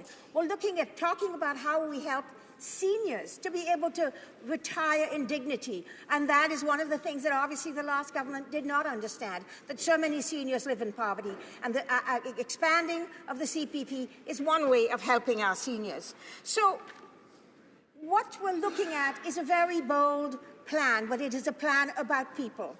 As we heard our leader say today in his speech, that in fact we know that it is not possible to create jobs and improve our economy unless we look at environmental sustainability, that the one cannot work without the other, and that it is possible to do both. And that is why in this speech from the throne you see a strong piece about the environment, the work that needs to be done in terms of reaching goals that in fact were very, very ambitious at Paris, but this country has agreed that we are going to look at how we can achieve those goals. And to do so we will work again something that's a very new tone within our government, which is we're going to work in partnership, not only with Aboriginal peoples, but with provinces. We have seen this government that actually has turned its back on provinces and allowed them to fend for themselves, have been actually quite miserably treating the provinces, especially in healthcare, where we see provinces were beginning to show that they could not deliver the care that they needed, as promised in the Paul Martin $42.1 billion health accord,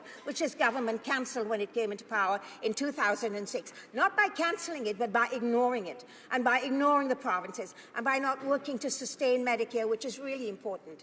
And you've seen in the speech from the throne the talk about a new accord with the provinces, and what this is going to be talking about is that we must change the system by which we deliver health care. We must move to community-based care. We must move to interdisciplinary care. We must move to home care. That indeed acute care is the old way of delivering care, and acute care should be part of the system only when intervention is needed.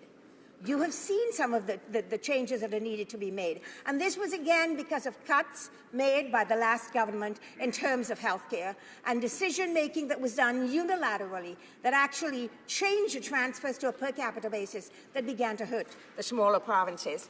Mr. Speaker, there are so many things in this speech from the throne that I don't even know how I can get to do them all, but I'm going to try. I think we've talked not only about children and how the new child benefit will help them, but we've also looked at how low and middle income Canadians, when they finish school, how they will be able to get access to post-secondary education. This is part of the creating opportunity. This is part of giving people the tools that they may need to succeed. Many young people we know today cannot afford post-secondary education. And so I think, Mr. Speaker, we're talking about, again, and I want to repeat it over and over because I've heard from the official opposition that they think that we're spending a lot of money and doing all kinds of silly things. We're not. We're investing in people. We're investing in the economy. We're investing in the environment. We're investing in the diversity of our people. And we're investing in those who have actually had a very difficult time making it. And again, that is what good government does. And we're creating partnerships with provinces, partnerships with First Nations people, partnerships with Canadians. We are promising to consult and have already begun to consult with Canadians. That's part of a democratic process. It's not just about how you vote, it's about how you respect civil society. There's a real promise of working with civil society. Task forces that are going to be set up to talk about many pieces of how we should move forward, and working to make sure that when we do move forward, as we've promised, that in fact it will be implementable and it will achieve the objectives that we're discussing. We've talked about evidence-based decision-making. We have forgotten what evidence-based decision-making was in this House. For a decade, 10 years, we have seen ideological decision-making which hurt people, which hurt healthcare, which hurt public safety, which hurt the environment. We now have to go back, Mr. Speaker, all of us as Canadians and all of us in this House have to work together in really the spirit of good faith to actually make the changes to rebuild what was destroyed by the last government. This is a job that we must undertake. I've heard the leader of the NDP talk about rolling up our sleeves. That's the first thing we have to do, roll up our sleeves and get the job done. And get the job done using science and evidence, get the job done using consultation, and get the job done with the people in this House working together. A new respect for members of Parliament is here now. We were all elected by Canadians. every single one of us. How we treat each other in this House, the way we respect each other, the way we work together without putting up roadblocks when we know that we have common goals. This is what I am hoping, and this is what this speech from the throne is hoping will happen. So I want to thank you, honourable members, for listening to me today and for asking you to let us move forward in a spirit of hope and optimism to do the best for Canadians and to create the country that we know we can be. Thank you. Bravo.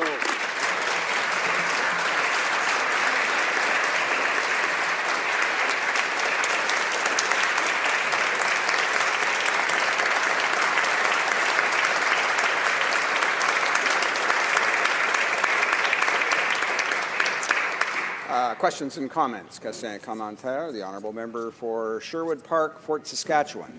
Thank you, Mr. Speaker. The honourable member spoke about investing in Canadians, but the government wants to reduce the tax-free savings account contribution limit. This is a critical vehicle for Canadians to keep more of their own money and to be able to invest in themselves. Almost 2/3 of tax-free savings account holders make less than $60,000 a year. So I want to ask the honourable member, why is the government giving with one hand while they're taking away with another? The honourable member for Vancouver Centre. Mr. Speaker, I would like to thank the honourable member for his question, to congratulate him for being elected to this House. But I also wanted to say that investing in Canadians is about creating a lot of opportunity for them, the opportunity for skills and training, the opportunity to get a post-secondary education, the opportunity to be on an equal footing. The tax cuts for the middle class will help Canadians. But the other pieces that we need to talk about is access to health care. That's investing in Canadians. Healthy people work, they produce, and when they produce, Canada gains by the production and by the ability to be competitive in a global economy. I think the idea of looking at investment as only one tiny piece that has to do with taxation is really not the way of looking at the problem with a broad stroke and understanding all the various ways in which Canadians need a hand up to be able to do the best that they can do and to create the best opportunity for themselves. Bravo. Questions and comments? The honourable member for Belleuil-Chambly. Well, thank you, Mr. Speaker, and I'd like to thank my colleague for her remarks. She's talked a lot about what was dismantled by the previous government or with respect to environmental protection and other things. So having a throne speech that talks about climate change is already an improvement. However, Mr. Speaker, the bar wasn't very high to begin with. I'd like her to explain whether we'll see some news with respect to a real objective to reduce greenhouse gas emissions. During the last election campaign with the Green Party, we were the only ones among the NDP and the Green to put forth an objective. So now the new government is in Paris with the same objectives of the previous government, and which weren't all that ambitious. So does the government intend, in the short term, because we all realize how urgent an issue this is, does the government have an objective, an ambitious objective, to help the future generations that will be affected by climate change? Honourable member for Vancouver Centre. Thank you very much, Mr. Speaker. I think that if the honourable member had listened to the speech of our leader and had listened to my speech, you would see that, in fact, we did talk about looking at the Paris emissions and the Paris. The mandate of Paris. We're talking about ambition, but we're also talking about not imposing anything as a federal government. The days of the federal government imposing is gone. We're talking about working collaboratively with the provinces in order to be able to achieve all of those targets and in order to be able to achieve the environmental sustainability that we desire. And it's important for us to do that because the environment does not recognize borders. It does not recognize provincial boundaries. And so working together to create that change, working globally, which Canada had not done in the last 10 years. We've not been a global player. We went there with good faith and we intend to move forward. Now, as we speak to provinces as a government and as we speak to Canadians, we will be able to start moving forward with an implementable plan that would achieve the targets that we set. Thank you. Questions and comments. The honourable member for Malpeque. Speaker, I want to congratulate my former seatmate in the last House on her election for 8th term, I believe it is, in this House. I know both as a doctor and as a parliamentarian, she has a strong passion for health care. We know from being in several parliaments together that some governments look at spending as just adding to the debt and spending in itself. This government has a hope and desire to invest in Canadians' future, and I wonder if she wants to expand on what she sees that a federal government can do in building a better health care system for Canada as a whole. Honourable Member for Vancouver Centre. I want to thank my honourable colleague from Malpeque, and also to thank him for being re-elected for the 8th time, Mr. Speaker, because we all came here as rookies in 1993.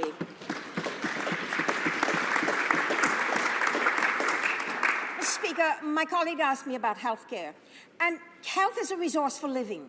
Healthy people work. People who are unhealthy and who have to spend a long time being ill and not getting the care that they need, they don't produce. And so productivity is at the heart of what a country needs. How do you help people to get the health care they need when they need it?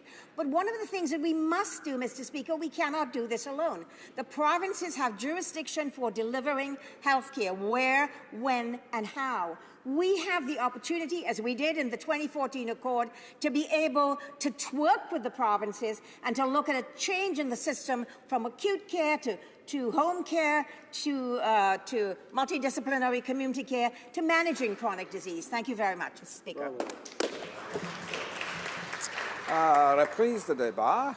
Resuming debate, the Honourable Parliamentary Secretary to the Minister of International Trade. Mr. Speaker, I rise today for the first time in this honourable chamber as the member for La Salle-Mort-Verdun. And I'd like to start by thanking the voters of my riding for having entrusted me with this term. I will work hard to serve them with all of my talent and wholeheartedly. I would also like to thank my family, my wife Geneviève Sommier, my children André Vito, Gabrielle Vanda, and Dominique Charlene, as well as my volunteers and organizers for their support, patience, and hard work. I'd like to recognize my mentors, Mr. Speaker, the Honourable Justice Peter de Carteret-Corey, formerly of the Supreme Court of Canada, and the Honourable Gilbert Perrin, who, Mr. Speaker, sat in your chair at one time, for teaching me about the values of humility, justice, decency, and hard work. Finally, Mr. Speaker, I wish to thank my parents, who chose this country to escape the ravages of poverty and war, and who made many sacrifices such that their children could be formally educated, a privilege they never had, in order to have a better life. It's a story common to many people in this House, whether as immigrants or children of immigrants or grandchildren or ancestors of immigrants. And it's precisely because this is such a common story in this House and across this country that this is such a great country. Mr. Speaker, the First Nations welcomed the waves of immigrants, but unfortunately their treatment by the newcomers was not reciprocal. It was neither fair nor humane, and very tragic.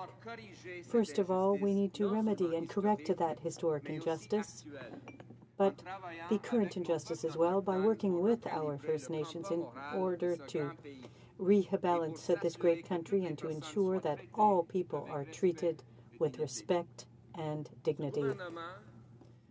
This government, Mr. Speaker, has committed in the throne speech to making this a priority. It's never too late to correct mistakes of the past, and that must be done. With the measures announced, we will be taking the first steps. Mr. Speaker, as a number of members of this House will attest, in almost 20 years of teaching property law at the Faculty of Law at McGill University, I have promoted the cause of justice to our First Nations.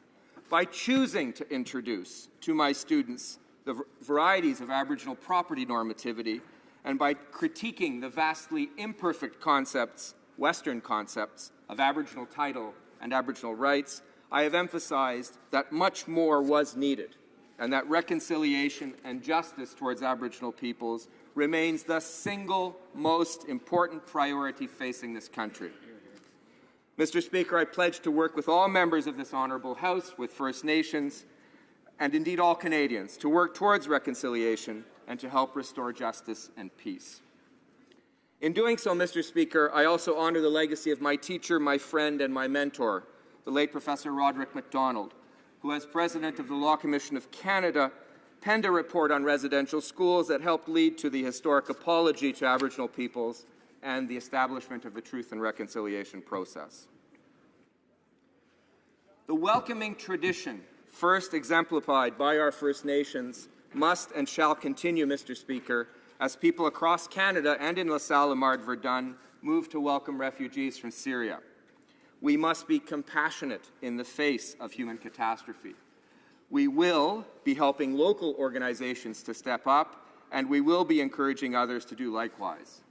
Mr. Speaker, at the end of this all, there will be another 25,000 Canadian stories to add to this narrative of this wonderful country.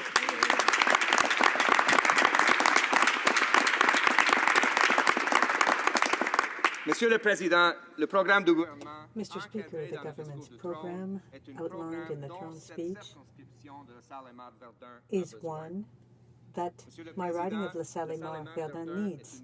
This riding is a new one, Mr. Speaker. Part of it in the past was well served by the Right Honourable Paul Martin. It's a riding that is a microcosm of the country. There are francophones, allophones, anglophones, members of various cultural communities, various religions and traditions all present, and very different socioeconomic conditions.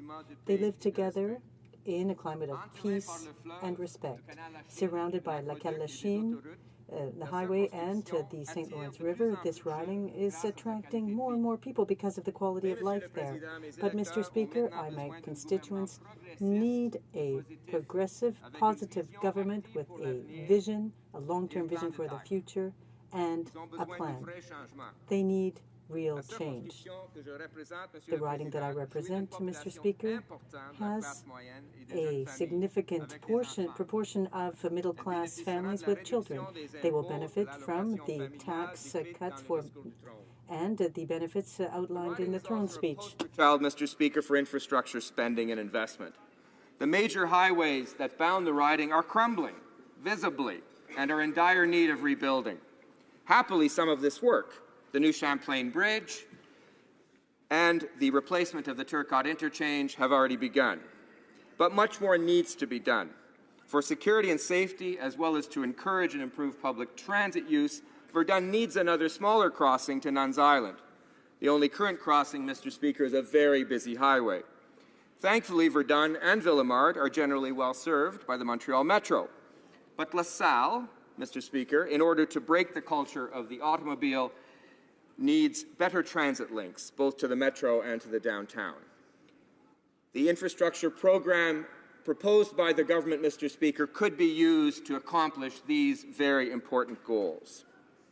In Verdun, Mr. Speaker, a city with a great history and an increasingly trendy part of Montreal, there is an urgent need for social housing. This is also the case for Ville-Émard, Côte-Saint-Paul, and La Salle. Infrastructure spending in social housing and incentives to encourage the maintenance of the stock of affordable rental housing will help alleviate this acute need. Government must invest, Mr. Speaker, in La Salle, Marde, Verdun, and indeed across Canada. In addition, Mr. Speaker, the riding needs jobs. Poverty is a real problem in La Salle et Marde Verdun. Many people would like to be in the middle class, but they don't have a job. The type of jobs that will flow from our investments in infrastructure will create the necessary opportunities for them, either directly or indirectly. And this is particularly true for the cultural communities, where the unemployment rate is especially high. And, Mr. Speaker, with the proximity of universities, a CEGEP, and industrial areas that are fully developing, the riding can stand out in terms of innovation. The investment programs for incubators and accelerators, as well as investments in new technology, could strengthen trends that are already budding. In addition, Mr. Speaker, commitments to seniors and to veterans will help alleviate poverty in the riding. Speaker, I turn lastly to the jewels of the riding, the St. Lawrence River and the Lachine Canal. Mr. Speaker, the river links the riding from end to end and provides a sublimely beautiful recreational space for the riding's residents and non-residents alike. Its banks and the quality of its water need protection. Indeed, Mr. Speaker, it was with a heavy heart and a commitment to make real change that the Minister of Environment and Climate Change was forced to approve the dumping of raw sewage into the St. Lawrence River, some of it at points in this riding, in order to undertake necessary infrastructure work. But we must invest in green infrastructure, Mr. Speaker, in brown water infrastructure, water treatment and sewers to ensure that such a move must never again be taken. Indeed, Mr. Speaker, all along the river we need to ensure water treatment capacity is not only adequate for present needs, but is enhanced to meet the demands of a changing climate. The wildlife along the river and its islands also requires vigilance in the protection of its habitat. Mr. Speaker, the Lachine Canal is a historic waterway that has undergone transformative change, and here too we can develop this as a wonderful park space for Canadians across the country. Monsieur le Président, les électeurs de la Mr. Speaker, the voters of La Salle-et-Verdun voted for real change. They want something better. They want positive change. They want to physically and psychologically enhance the riding. Our government, Mr. Speaker, has committed to doing so, not only in La Salle-et-Verdun, but across the country. The throne speech, Mr. Speaker, has shown us the first steps. It is time, in a spirit of cooperation and good faith, to get to the heavy lifting. Thank you.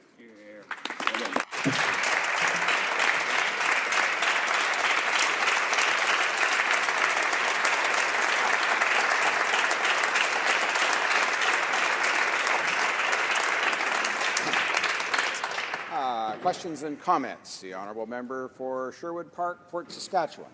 Thank you, Mr. Speaker, and I congratulate this member. This and the last Liberal member who spoke have had a lot of nice things to say about investing in Canadians, but I couldn't get an answer about what that really means, so I'll try again with this member.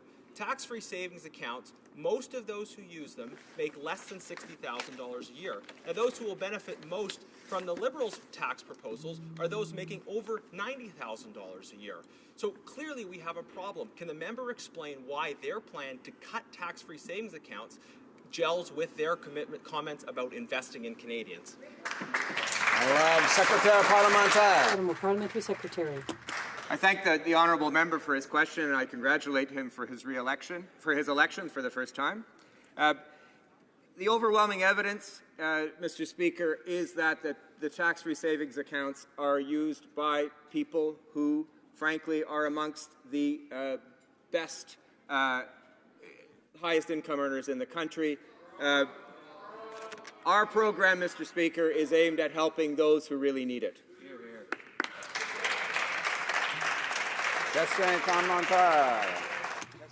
Questions and comments. The honourable member for Sherbrooke. Thank you, Mr. Speaker. First and foremost, I'd like to thank the voters of Sherbrooke for giving me a second term in this House. I also want to salute and congratulate the member opposite for his election to the House. I'm a little bit surprised to hear him say in his speech, in fact, that he didn't mention the issue of Canada Post as being a priority. Now, he raised a number of priorities in his speech, but Canada Post wasn't mentioned. I'm wondering if that was an intentional omission with respect to resuming home mail delivery now that they're in government. So I'm wondering if he intentionally left the issue out, because I'm sure that it's a very important one, because it is in my riding. It's an important issue, and I'm sure that it's also something that's important for the Mayor of Montreal, who addressed that concern, the issue of resuming home mail delivery. I wonder if the member opposite, its government, plans to clearly ensure that home mail delivery is restored across the country, in his riding and in mine as well. Honourable member for La Salle-et-Verdun.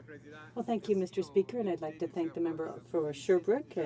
I congratulate the member, Mr. Speaker, for his election as a member for Sherbrooke. Mr. Speaker, our position was clear from the outset. At the start of the election campaign, nothing has changed. We proposed a moratorium on the community boxes, and we're going to sit down and look with Canada Post at solutions for the future. Thank you. Questions and comments. The honourable member for Scarborough Agincourt. The honourable member. Thank you, Mr. Speaker. And first of all, let me congratulate you on your assumption of your role in the chair, and I look forward to working with you along with all honourable members in your new role. Let me also congratulate the member for LaSalle, Imard Verdun, on your election and for your maiden speech here in this House. As you noted in your speech, you will have very big shoes to fill given the predecessors who have occupied your riding in the past. And as I was listening to your particular speech, in this House to the honourable member, I did note that he gave a very colourful description, I think, that's shared with all members in this particular House. What a wonderful riding that you represent. And in many ways, it reflects my riding of Scarborough Agincourt. And I wanted to ask you, as you related to your discussion about public infrastructure, particularly public transit, I would like to ask the honourable member how you would see that unfolding in such a way to allow that kind of transformation to take place so that we have less reliance on cars and to move more towards a greener, more prosperous way to move our residents around. I thank the honourable member for Scarborough Agincourt for his kind remarks and his opening. Just a reminder to all honourable members when they're directing comments to direct them to the chair and use the third person when we're referring to other honourable members. The Honourable Parliamentary Secretary. Thank you, Mr. Speaker. And I thank, Mr. Speaker, the honourable member from Scarborough Agincourt for his warm congratulations, and I return them in kind. LaSalle Imard Verdun is on the fringe of the city and the suburbs, and therefore anything that we can do to increase rapid transit, anything that we can do to increase train service, anything that we can do to extend the metro, anything that we can do to improve bus services will help the reduction of car traffic and will increase, Mr. Speaker, our greening, if you will, of Montreal. Those are precisely the kinds of infrastructure investments the riding needs.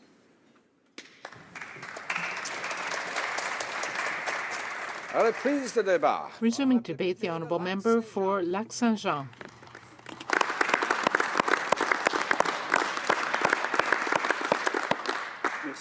Thank you very much, Mr. Speaker. I will be sharing my time with the member for Calgary Signal Hill. It is the day after the commemoration of the events that happened at the Polytechnique. We have to remember that December 6, 1989 was a very major violent event, and I wanted to remind everyone of that. I also want to thank the people who elected me in Roberval-Lac-Saint-Jean, which is now Lac-Saint-Jean, who for the fourth time have re-elected me. The new government, which I want to congratulate, by the way, and say that we will be working with them as much as we possibly can to move forward on issues that help people and to put more money back in the pockets of taxpayers. But what we saw in the throne speech worried us because the government made many commitments and they may be very expensive for Canadians if they are carried out. We know that the voice of all Canadians is important, and this is why we are representing families and taxpayers in Parliament and keeping this government accountable.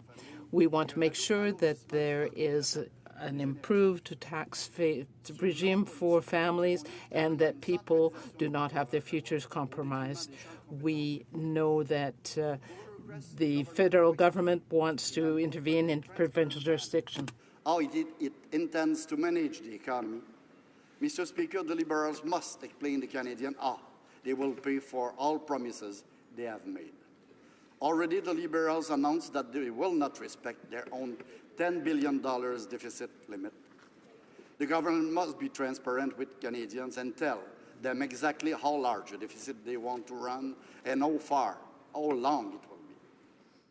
Cela est d'autant plus crucial que dans... This is all the more important because there are reports such as the one from the C.D. Howe Institute, which used to come under the current finance minister, that indicates that because of the government's plans, there may not be enough money to keep its promises. There may be more than $4 billion deficit in addition to what the government said. Now, we know that we must not spend more money than we have. If we do that in our personal lives, the bank comes and takes our house or our car at some point. So the Conservatives have always been in favor of low deficits, of keeping spending under control. We had the lowest spending in terms of GDP since the Second World War.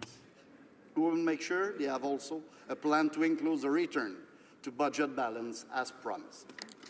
Not only are the many commitments without very much detail, and especially on the tax ramifications of them, we know that this government wants to intervene in education and health, which come under provincial jurisdiction. Everything that my colleague has mentioned deals with provincial jurisdiction. The provinces are in charge of much of the infrastructure, but the Liberals, as is their want to centralize everything. And great respect in its relation with provinces. Practicing an open federalism, in this respect, we are the only party that honors the spirit of our Constitution and the founding principle of our Confederation. We are also the only party that has increased transfers to the provinces, substantially. And these need to continue to grow in terms of GDP. We increased them by 63% between 2006 and 2014. This was part of our equalization program to help the provinces meet their needs in terms of social and health programs. From the throne indicates that the Liberal government's planned spending will most certainly lead to failing revenues for the provinces. And that is also intends to pursue its long tradition of centralizing power in Ottawa against the province's interests. It is incredible to think that there is no mention of agriculture in the throne speech. How can the Liberal government claim to represent all Canadians if it doesn't even mention agriculture? The agricultural and agri-food sector is worth more than $6 billion and employs over 2 million Canadians. It is a pillar of our economy and helps our communities, large and small, across the country. By ignoring farmers and not helping them to attain new markets, it is doing the wrong thing. It needs to ratify the TPP. With the best in the world. We are therefore urging the government to pursue our party's work and defend all our farmers' interests. The Liberal government is certainly not showing any urgency to support our companies. Our government did excellent work to support SMEs and to help them get access to the TPP market. And of course, the partnership agreement includes forestry, and that again was not mentioned in the speech. Another notable aspect that was missing was the fight against the IS. How can the government protect safety and security of Canadians if it doesn't do this? Out attacks around the world and have repeatedly called on its members to target Canadians at home and abroad. At a time when our allies are strengthening their resolve to defeat this terrorist group, we must stand side by side with our partners. Canada must remain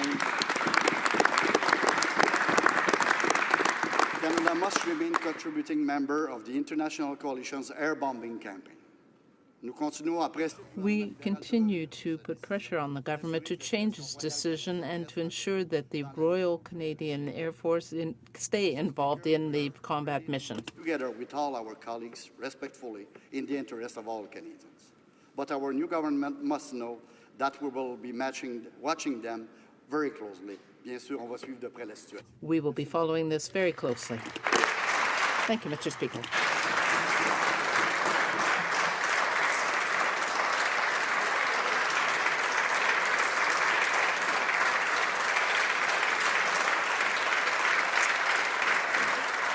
Questions and comments. Questions et commentaires. Questions et commentaires. The honourable member for Winnipeg North. Thank you, Mr. Speaker. I appreciate the comments, listening to the member, and one of the things that come across my mind is, if you canvass Canadians, what you'll find is they're very much concerned about Canada's economy. They want us to be moving forward, something in which the Harper government was not successful at doing. The question that I have, Mr. Speaker, the question that Yeah, I know we're just starting a new parliament. The honourable member may realize that, of course, we don't use members' given names in the House. The honourable member for Calgary still sits in this place, and I'll ask the honourable member to respect us. The honourable member. Well, Mr. Speaker, I do apologize. Order. Order. Order. Order. The honourable member will generally stay seated while I'm standing in my place, and then we'll get started as soon as we get underway again. Once I recognize the honourable member for Winnipeg North. Again, my apologies, Mr. Speaker. The light went out here. Mr. Speaker, where I took my cue. We got to calm down really quickly here. Mr. Speaker, the point is that we understand that if you want to drive Canada's economy, you have to invest in the middle class. A healthy middle class means you have a healthier economy. And I'm wondering if the member might recognize that by supporting the Liberal Party's initiative to reduce the taxes for Canada's middle class, thereby giving strength to our middle class, thereby giving more jobs for the Canadian economy, and all of us benefit when that type of action takes place. Honourable member for Lac Saint-Jean. Mr. Speaker, when we have lowered taxes and incomes, we have done it for all the population. When we set up in place a system to help the family with their kids, we have done that for all the family. They're already making cherry picking. They decide which part of the population they want to help for votes. That's not the way we want to work. That's right.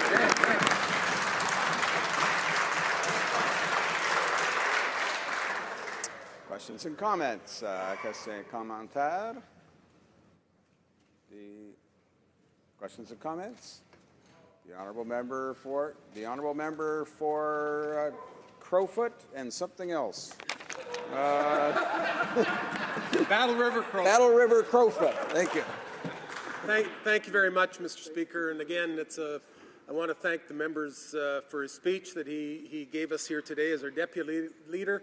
We're very proud of the leadership that he will work with our interim leader.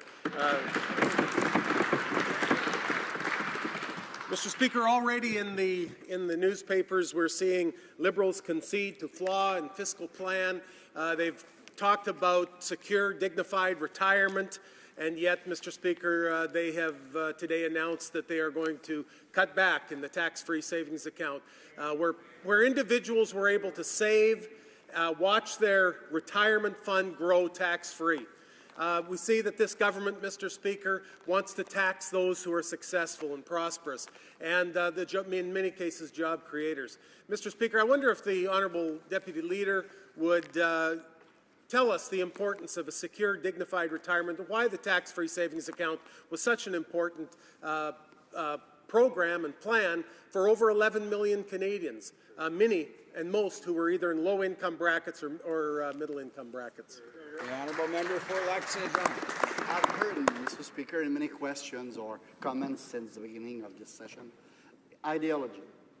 We prefer to let the money, we have preferred in the past, our government, to let more money in the population's pocket instead of decided on behalf of them.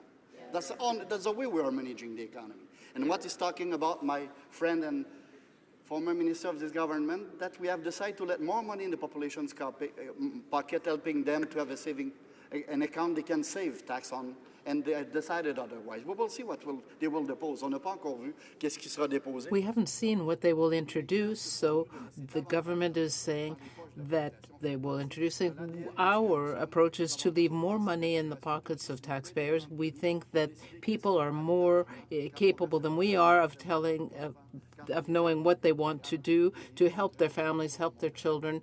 This is the way that we ran things, but it seems like the Liberal government wants to decide for people. Resuming debate, the honourable member for Calgary, Signal Hill.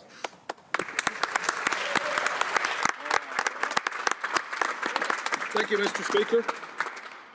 Mr. Speaker, it's my pleasure to stand in this House today as the newly elected member for Calgary Signal Hill. It is a riding that I'll talk a little bit about in a few minutes, but before I do that, I'd like to just congratulate you as the member for Simcoe North and the member for Halifax West for your new role in this Assembly and trying to ensure that we maintain those so-called sunny ways that was referred to by our leader this morning. I would also like to congratulate all 337 of my colleagues who were successful on the 19th of October, because we all know that it was a long campaign and that it's truly an honor to be representing our constituents. So congratulations to each one of us. But I'd also like to just take a minute and talk a little bit about my constituency of Calgary Signal Hill and the support that I received and continue to receive from both my family and from the volunteers of my constituency, Mr. Speaker. I was also fortunate to sit in the Provincial Legislative Assembly of Alberta for 2 terms, and those same volunteers and constituents were there when I asked for their support on the 19th of October, and I'm extremely grateful, Mr. Speaker. Calgary Signal Hill is a riding that has a new name, but is primarily made up of the former riding of Calgary West. It's always been a conservative riding, but we've got a little bit of different representation today than we may have had in the past, and I look forward to working with each one of you to ensure that our constituents feel as though they are represented in this House. And one of the issues that I want to raise this morning is the fact that, or I guess it's afternoon, but actually it's morning in Alberta, and it's something that I was participating in on the 11th of November.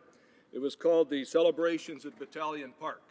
And for those of you who don't know our constituency, Signal Hill is one of the many hills of the foothills riding that I happen to have the pleasure of representing. And 100 years ago, as our young troops were being assembled at Camp Sarcee, which is by the river, the Elbow River, those young men and women, prior to leaving our country, decided to recognize or have a remembrance, if you might, of the battles that they were going off to fight, and carried, if you can imagine, 16,000 stones that are all painted white and marked across the side of Signal Hill. And the numbers on the side of Signal Hill are 137, 113, 151, and 51, which are the battalions of those particular soldiers who went off to war, many, many of whom did not come back. So we celebrated on the November 11th, not only recognizing the contributions that our soldiers have made to preserve the freedom that we enjoy here today, but also to recognize the 100th anniversary of this particular park. There is an initiative to designate this as a National Historic Site, and I would ask the government to seriously consider endorsing that initiative to declare Battalion Park a National Historic Site.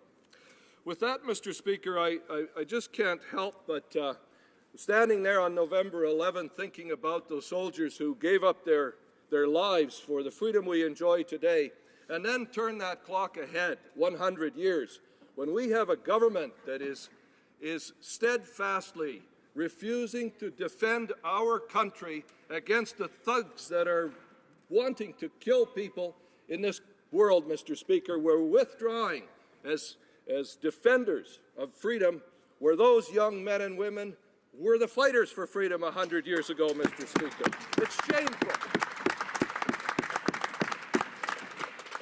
Mr. Speaker, it is shameful. The throne speech, in my view, is shameful. It's shameful for what it doesn't say.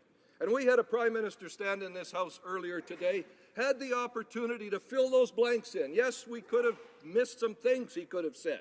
He could have talked about, as we've mentioned, agriculture, forestry, the economy, pipelines, energy, any number of things. But no, what did we hear? We heard all this fuzzy good news stuff that, Mr. Speaker, I'm really happy that it's not me that has to go back to Calgary and sell this throne speech. I would not want to be the member for Calgary Centre, the Minister of Veterans Affairs, or the member for Calgary Skyview and have to go back and sell this throne speech in a city that has lost 110,000 jobs in the last year, Mr. Speaker.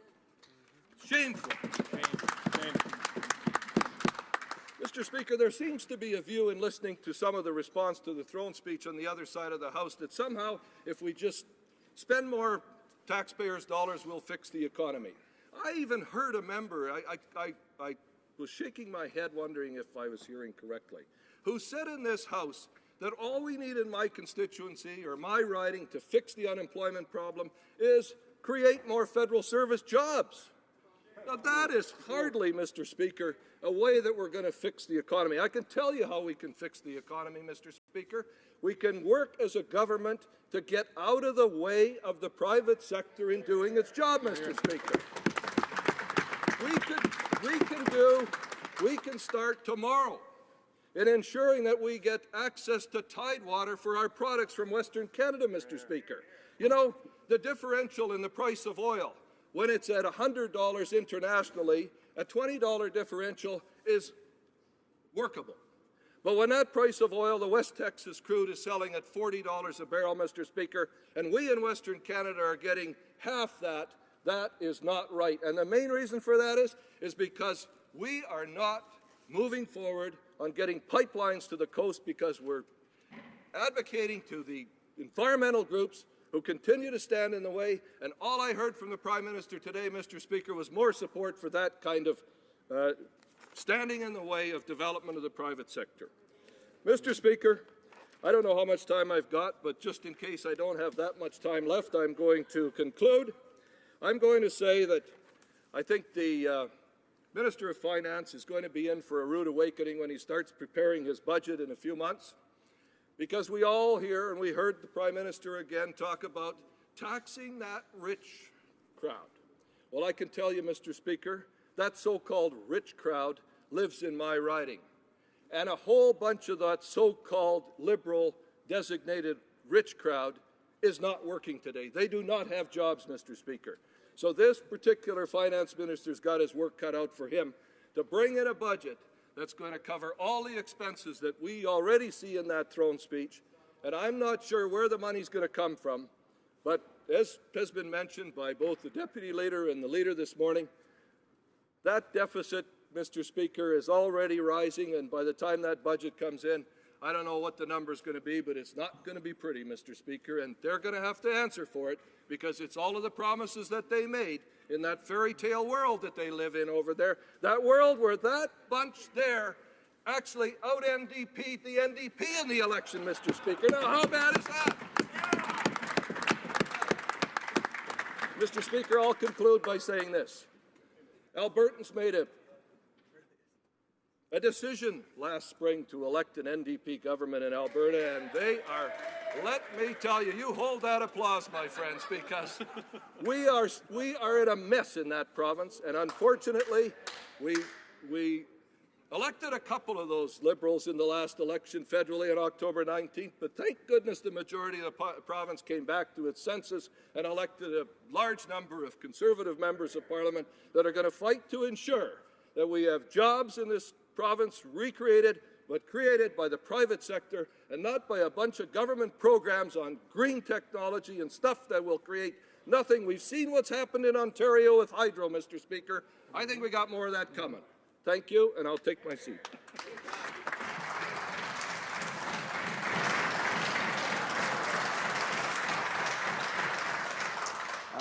Questions and comments? Questions and commentaires? The honourable member for Whitby.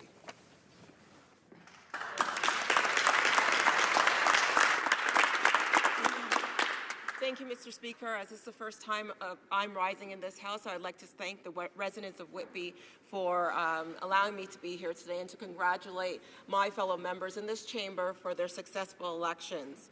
Mr. Speaker, the member pointed out that it was shameful that we do not defend or join with our partners in eliminating ISIS and defending Canadians. Perhaps we should hold on that applause. But I want to ask the member if they are not up to date with the current strategy that Obama laid out yesterday.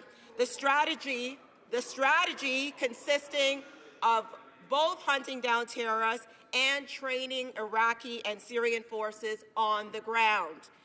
Mr. Speaker, Can you? Mr. Speaker, Obama is reevaluating his foreign policy, and he is also thinking of doing things differently rather than continuing with airstrikes. My question to the member is he making a statement to claim political points, or is he in fact up to date with current strategy? Honourable member for Calgary Signal Hill.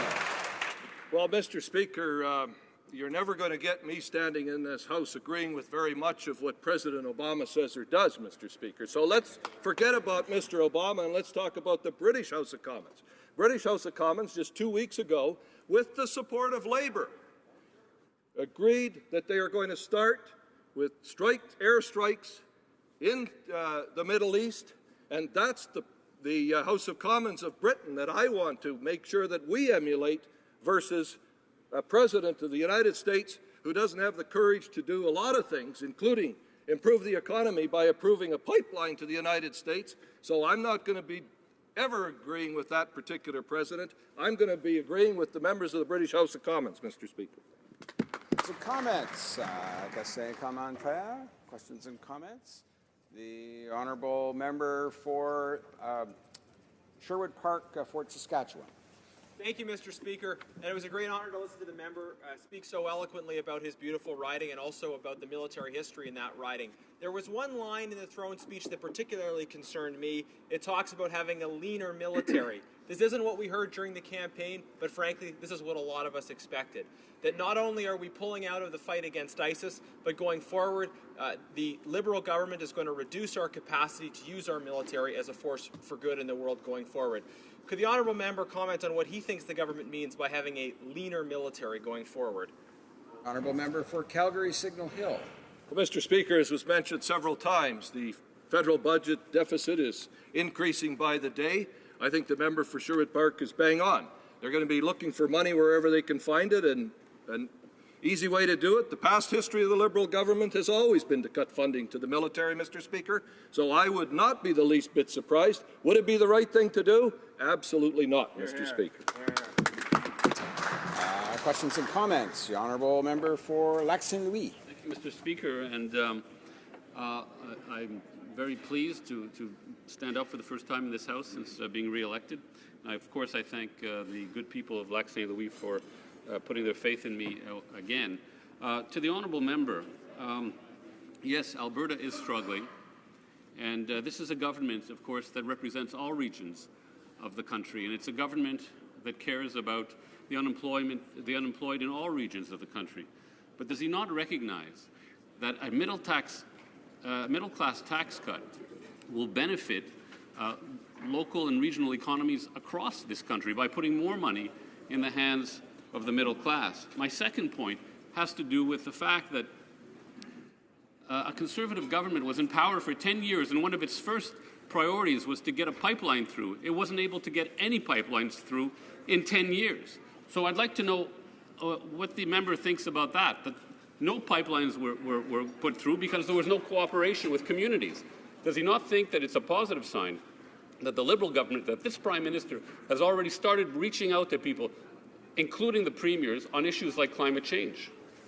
We have time for a short response. The honourable member for Calgary Signal Hill. Mr. Speaker, on the first part of the question, a middle class, and frankly, I despise that term middle class, but we'll use it since it's one that the government wants to use. A tax cut for middle-income folks is hardly of a value if you don't have a job, Mr. Speaker. And that's one of the issues we have in Alberta today is a job. All I'm saying in that throne speech, Mr. Speaker, is we needed to ensure that the energy industry was recognized, and the government failed to do that in its throne speech or in the Prime Minister's remarks in the House today. Resuming debate, the honourable member for Sudbury. Mr. Speaker, Monsieur le Président, je vais partager mon temps. I'll be sharing my time with the member for Glengarry Prescott Russell. Honor to rise for the first time and introduce myself in the great riding of Sudbury. Avant de commencer, j'aimerais profiter de cette occasion. Before I begin, I'd like to take this opportunity to thank my wife and children, Hélène, Henri, and Theo, for their support and love, which gave me energy to get here to the House of Commons. I'd like to thank my team of hardworking supporters and all the voters in Sudbury for their confidence in me. I'd also like to thank my family and friends in Kapuskasing in Northern Ontario for their encouragement. I'll tell you a little bit about my great riding and about the vast potential for the region of Northern Ontario and how the speech from the thrones and its elements will profit it. Mr. Speaker, Sudbury also is a microcosm of Canada, and blasts like that we hear regularly because of the mining, which I will get to soon. With its Anglophone majority population and over 45,000 French-speaking residents, yes, the third largest Francophone community outside of Quebec, and a strong Indigenous population, Sudbury was built on the backs of waves of immigrants from Italy, Finland, Poland, Ukraine, and Greece, and today, a strong South Asian population. This is a rich arts and culture hub of Northern Ontario, reflecting Canadian diversity. Ceci, dans la forêt boréale. In the boreal forest, in the Canadian Shield, we are surrounded by natural resources. Stated in the speech from the throne, in Sudbury, we see the result of immigrants building successful lives in Canada, and I am proud to stand with this government in working hard to bring in immigrants and refugees to contribute to continue Canada's economic success. There are a total of 330 lakes within the city of Sudbury, more lakes than any other municipalities in the world. In fact, Lake Wanapete is the largest city-contained lake in the world. Ramsey Lake, at the heart of my riding, is the second largest, and which provides over 40,000 homes with fresh water. We're also home to the fourth largest film festival in Canada, the third and eighth largest science centers in Canada, a burgeoning film industry, and a variety of cultural and music festivals, such as the jazz festivals, which I am proud to have helped launch. Ainsi, je suis fier de faire partie d'un... So I'm proud to be part of a government that will be investing in culture and the creative industries in Canada, as was set out in the throne speech. Turn shortly to the many hidden gems that Sudbury makes Sudbury a great place to live. But I want to talk first about what my riding is known for. Most know that Sudbury is home to one of the largest integrated mining complexes in the world. Without a doubt, we are the richest mining district in North America and is one of the leading hard rock mining regions of the world. It was a sector largely ignored by the past government, and I find it important to raise it today. From my business office in the center of the city, I see 3 head frames, a smelter, and the second largest smokestack in the world. Nowhere else in the world is the mining industry so pervasive. In fact, there are 5,000 kilometers of underground tunnels. If you put them back to back, you go from Sudbury to Vancouver underground. But the real story of Sudbury's mining industry is its growing mining supply and equipment sector. As new technology and innovation led to new products and processes, these homegrown companies found eager national and international markets looking to improve their productivity. Today, the sector represents more than 300 companies in Sudbury, employing almost 14,000 skilled workers and professionals, and generating approximately $4 billion in revenue each year, 40% of the mineral production in Ontario. Because of this innovation boom, mining research and development in Sudbury has evolved into a world-class industry all its own. Many of the brightest minds in mining-related sciences are being drawn to Sudbury to be part of one of the world's most advanced clusters of international mining research. Greater Sudbury's innovation cluster is made possible through partnerships involving post-secondary institutions, all levels of government, and some of the world's largest mining corporations. The long-term sustainability of these mining companies is dependent on the innovative research coming out of facilities like CEMI, the Center for Excellence in Mining Innovation, and Merarco, the Mining Innovation, Rehabilitation, and Applied Research Corporation, both located at Sudbury's Laurentian University, as well as NORCAT, Northern Centre for Advanced Technology, which is the third major innovation partner. Other world-class research facilities include the Snow Lab, which I will come back to in a moment, and the Valley Living with Lakes Centre at Laurentian University, where I had the great honor of welcoming our then soon-to-be Prime Minister last August, where he announced $200 million in annual funding in support of technology incubators and research facilities and financing for small business looking to grow. Obviously, when we're talking about success stories in Sudbury, we should talk about our environmental rehabilitation. Sudbury has received numerous awards for its aggressive land reclamation, including a United Nations Local Government Award and a United States Chevron Award. Over the past 30 years, dozens of community partners have planted over 10,000 million trees, transforming our sulfur-damaged moonscape into a reforested vista of green. In fact, a prime example of the sustainable transformation of our mining industry in our city's landscape is coming online right now. Currently, Vale is wrapping up a $1 billion investment in pollution controls to further reduce sulfur dioxide emissions by 80% over current levels, well below the government standards. When completed, Vale will be in a position to demolish its iconic smokestack. Yes, the second largest smokestack in the world is looking at being demolished because of the innovation and research that we have done. You see, Mr. Speaker,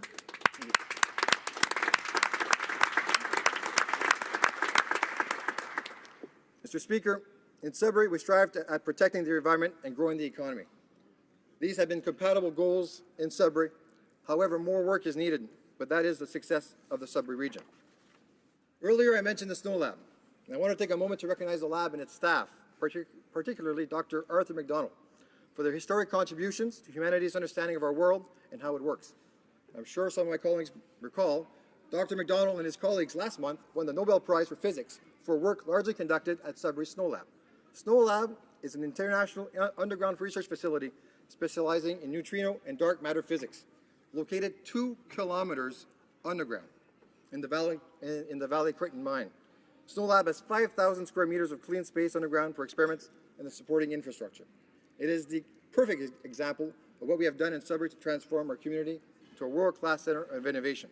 Sudbury has made tremendous strides and succeeded in diversifying the local economy away from only mining extraction sector.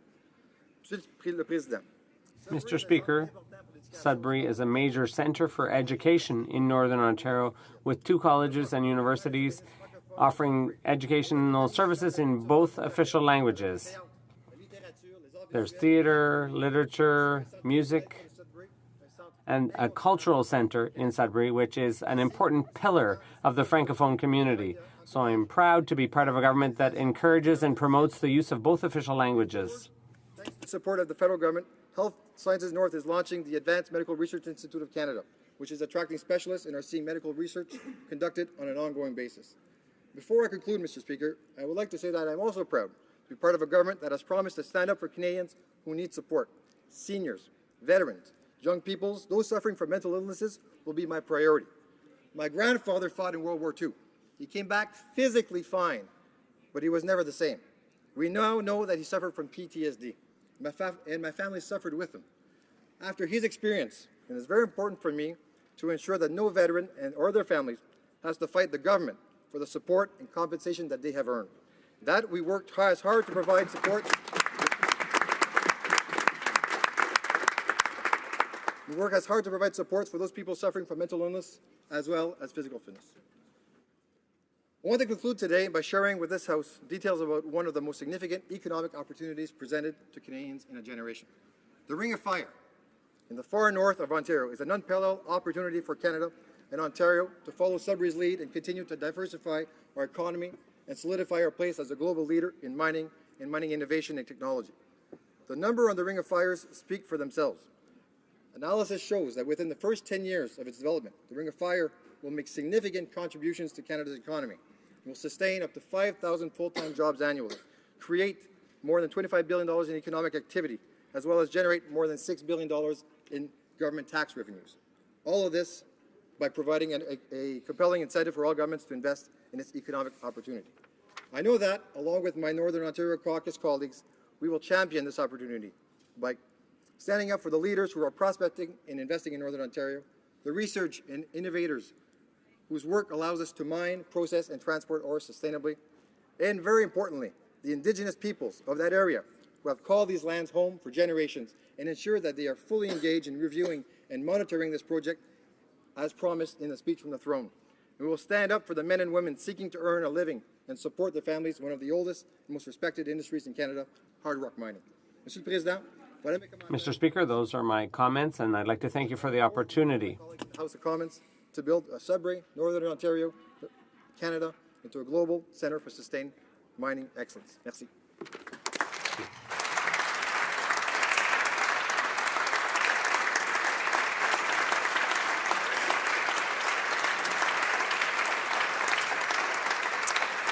Questions and comments. The honourable member for Calgary-Nose Hill. Thank you, Mr. Speaker. As it is my first time speaking in this House, in this Parliament, I want to deeply thank the voters in my riding, my constituents, for placing their trust in me for another term. Thank you, Mr. Speaker. I also want to thank my colleague for his speech and welcome him as a colleague to this place. Mr. Speaker, my colleague spoke about how the economy of his riding is one of the cornerstones of it is the natural resources industry. Given that, I'm wondering if he could explain to the House why his party opposes the mineral exploration tax credit at a time when we're seeing a great deal of stress placed on the natural resources sector. And like him, I also have a riding where we are dependent on mineral exploration, on the oil and gas sector. We're seeing tens of thousands of people lose their jobs, and yet his party is talking about anything but the oil and gas sector. I'm wondering, in solidarity for the workers who work in these industries, if he will stand up and support Canada's oil and gas sector and also reaffirm his support for the mineral exploration tax credit. The honourable member for Sudbury. Mr. Speaker, through the last campaign, our leader and our platform was quite clear. We want to invest over $200 million annually into the natural resource sector for research and innovation. So I'm proud to be part of that government that does not just want to see things stay the same, but invest in a research and innovation that will prosper and make sure that it is also environmentally sustainable.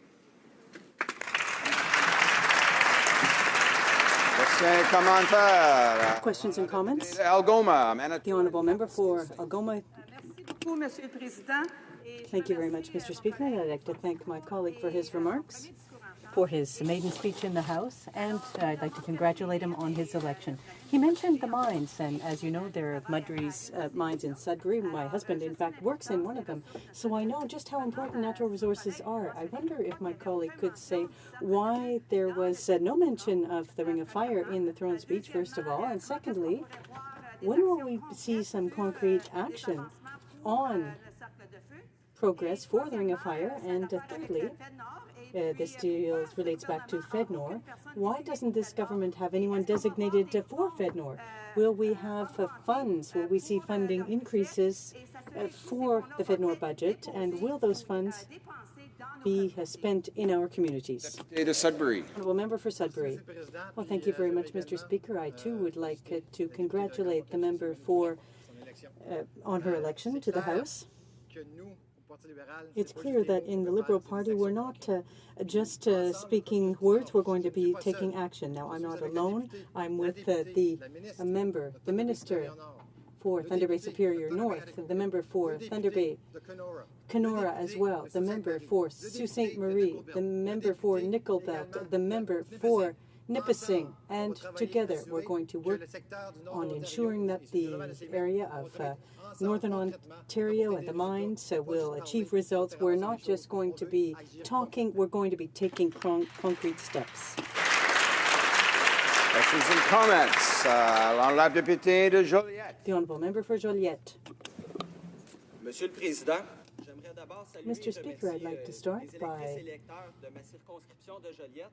thanking the voters from Joliette for electing me, and I'd like to congratulate everyone here. I'd like to congratulate everyone on their election, including the member for Sudbury opposite. A question with respect to tax avoidance. I'd like to know the position of the member for Sudbury on this issue. I'd like to know the steps that he would like to see taken in order to effectively fight tax evasion.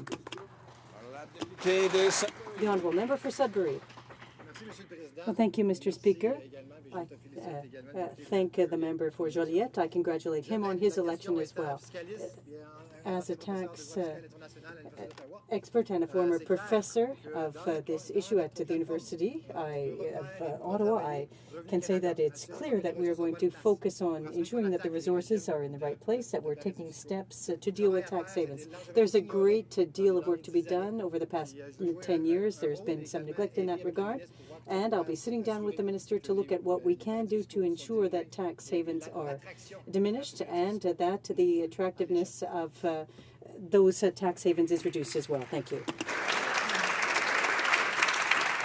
Resuming debate, the honourable member for Glengarry, Prescott Russell.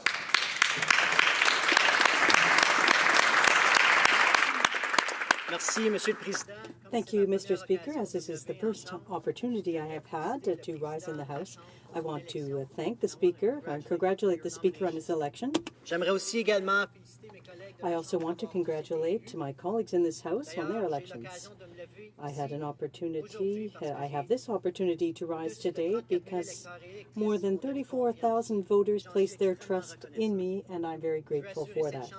I will ensure this House that I will represent the entire population of Glengarry Prescott Russell. I want to thank my family, my partner Catherine, my brother Mathieu and his wife Annick, and my nephew Noah, as well as my parents. Mr. Speaker, if the trend is maintained, we'll have to honor the greatest partisan of this House who hasn't missed a session yet, my father, who is once again in the galleries to watch the work of the House unfold.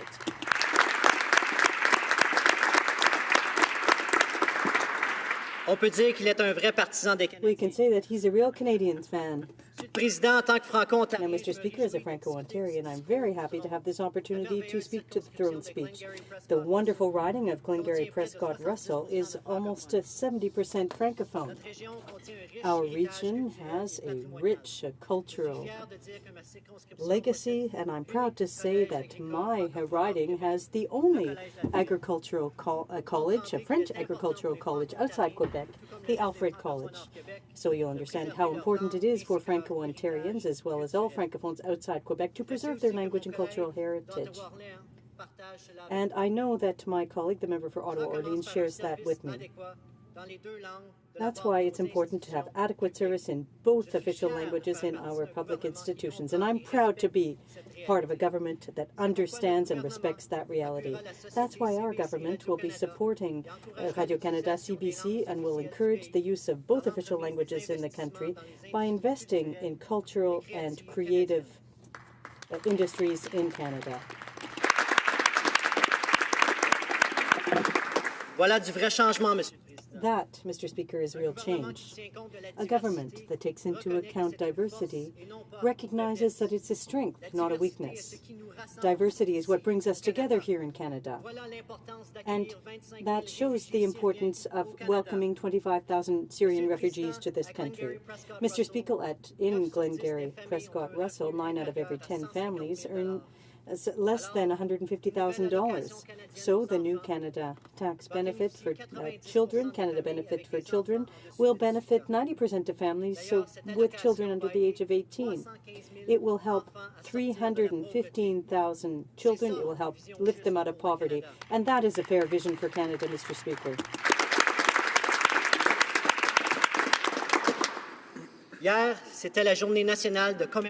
Yesterday was the National Day of Remembrance and Action on Violence Against Women. To my dismay, Mr. Speaker, last week I learned that there were 107 cases of sexual assault reported in Glengarry Prescott Russell, and that figure has increased over last year's figure. And that is unacceptable, Mr. Speaker. The throne speech mentioned that the government will implement legislative measures to provide support for victims of sexual assault and domestic violence. I will work on those issues with my colleagues because next year I hope that I'm able to rise in this House and tell you that this figure has decreased. 2 weeks ago, I was in here after my swearing-in ceremony with my 3-year-old nephew. It got me thinking about the legacy I want to leave him. Mr. Speaker, I want to make sure that the next generation inherits a house with a stronger foundation. Can a homeowner really claim the family budget is in the black when the roof is leaking? The answer is no, because down the road, major repairs will cost a lot more money, which will have an even greater impact on the budget. This is why we need to make infrastructure investments now. This is not a Liberal idea. It's simply a government listening to Canadians. It's what all mayors across Canada have been asking for. It's what all 9 mayors in Glengarry, Prescott, Russell have been asking for. For instance, the municipality of Clarence-Rockland has been advocating for the expansion of Highway 17-174 for many decades now. Residents are telling me that while they would love to take public transit to come to work in Ottawa, it's simply not advantageous for them to do so. After all, what is the point of taking public transit if you are stuck in traffic just like everybody else?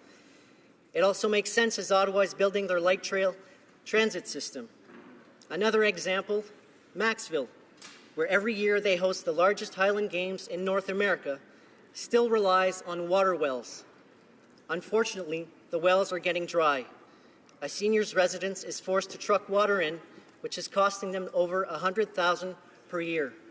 This only increases the cost on our seniors to stay there. Surely we can do better than that, Mr. Speaker. Our seniors deserve better. Monsieur le Président, Mr. Speaker, over a 2-month period, we had an opportunity to take the pulse of our constituents when we went door to door.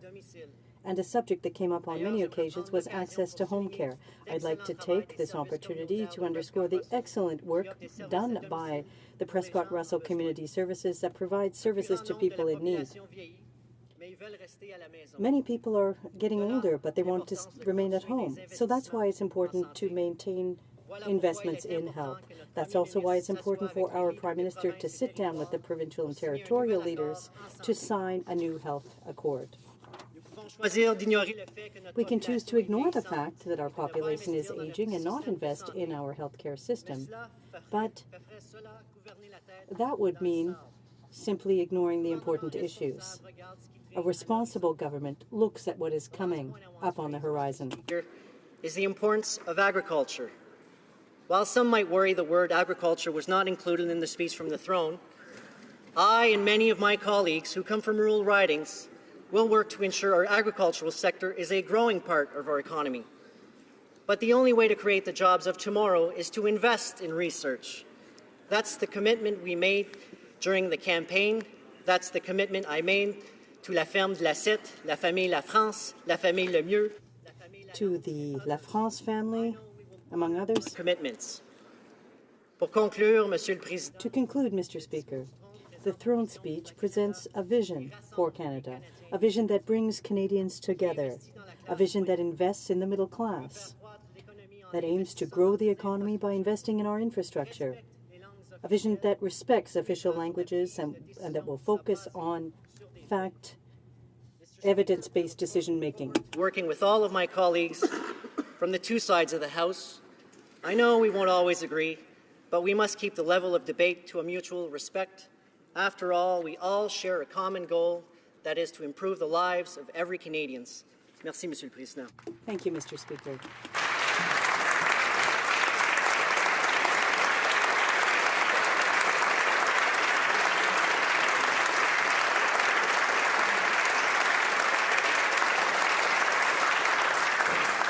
The questions and comments. The honourable member for Sarnia-Lambton.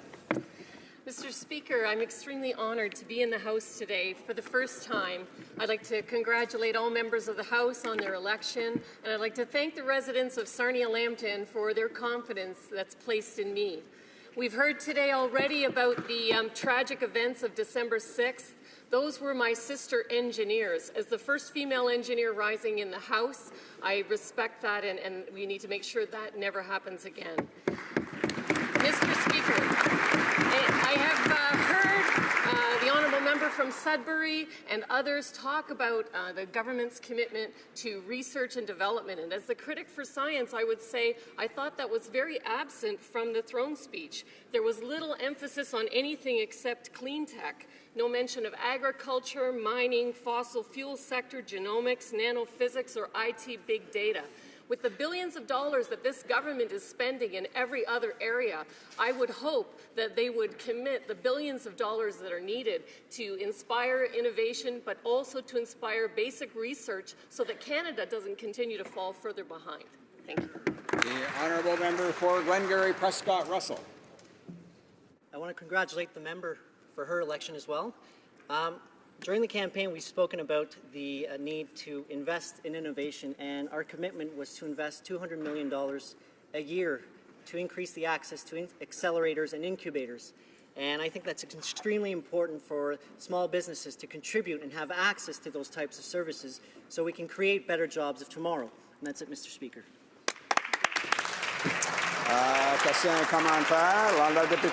Questions and comments? The Honourable Member for Belleuil-Chambly. Well, thank you, Mr. Speaker. I'm happy to have an opportunity to ask a question because after my riding, my favorite riding is the riding where my spouse came from, Hawkesbury. Now, there were demonstrations on the Hill on farming. There were several people from across the country, people from my riding, and they were dealing with and demonstrating against the Trans-Pacific Partnership, very concerned about adopting it in its current form.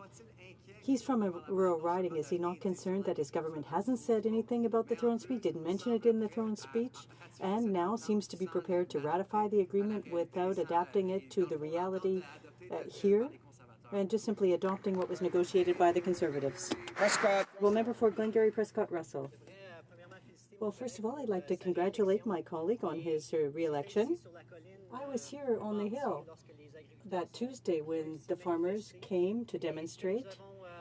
What we ensured that we would do was to ensure that there's a voice, that the voice is heard, and I know that the minister has consulted several agricultural groups. What we committed to doing, Mr. Speaker, was to ensure that there would be consultations, open and transparent consultations with farmers, and it's the reason why they will hear a strong voice from the member for Glengarry Prescott Russell. I'll be working closely with the Minister of Agriculture and closely monitoring these issues. Questions and comments? Questions and comments? Sherbrooke. The Honourable Member for Sherbrooke. Well, thank you very much, Mr. Speaker. I too would like to congratulate the member opposite on his election. And I want to salute two people who live in his riding. It's a lovely riding. Now, he mentioned CBC Radio-Canada in his remarks. Very quickly, I mentioned them. I'd like to know what the government is committing to do for funding for CBC Radio-Canada. He also talked about better serving linguistic minorities across the country. That is important as well. It's what we committed to doing it as part of our platform during the election. It wasn't mentioned in the throne speech. There haven't been any figures put forth with respect to funding for Radio-Canada CBC. So I'd like to know if the member, because he's interested in it, can ensure that it offers services across Canada in both official languages. The Honourable Member for Glengarry Prescott Russell. Well, I'd like to thank the member on his election as well, and thank him for his question. Now, clearly, Radio-Canada plays a very important role in the Francophone minority regions outside Quebec. I've heard that loud and clear from the FCFA, from the Franco-Ontarian Association. I do plan to sit down and work with the Minister of Canadian Heritage to ensure that the $150 million for Radio-Canada CBC would be maintained. And I know my colleague, the member for Sudbury, is also very interested in this issue. It's something that affects him, so we'll be monitoring it very closely. We're going to take another minute or so for another question. We're heading into member statements here shortly, so before we start another speech, I think we'll just carry on with questions and comments, and that'll take us into the 2 o'clock period. Questions et commentaires. Questions and comments. Honorable député de Gatineau. The Honourable Member for Gatineau. Well, thank you, Mr. Speaker.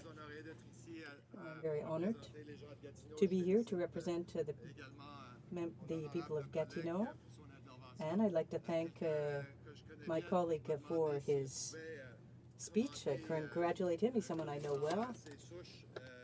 Now, knowing his roots, I'd like to know if he could talk about the situation for French bilingualism and Francophone minorities across the country, knowing full well that he is very interested in those issues. Those are very important issues to him. So I'm happy that I'd like him to say a few words about the work that he'll be doing in this area. The Honourable Member for Glengarry Prescott Russell. I'd like to congratulate the member on his election as well. I'm proud to be sitting here in this House with him. These issues are very important for us, for my colleague, the member for Gatineau, and I. I have also heard many people in my riding talk about not just the importance of official languages in this country, but also respecting that in the public service. I know that too is an issue that my colleague believes in. It's very important for him.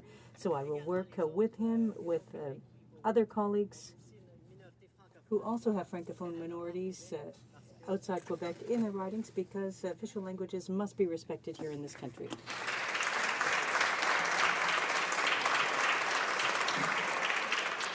Statements by members. Déclaration de député. The Honourable Member for Miramichi, Grand Lake.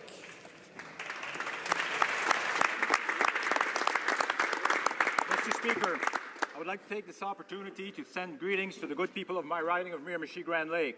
Monsieur le Président, c'est depuis Mr. Speaker, since our country began, the Mi'kmaq in my riding have shared their territory with the new arrivals from Scotland, Ireland, and elsewhere. Thank the Western provinces, particularly Alberta, for providing good work for our men and women as our local economy was struggling.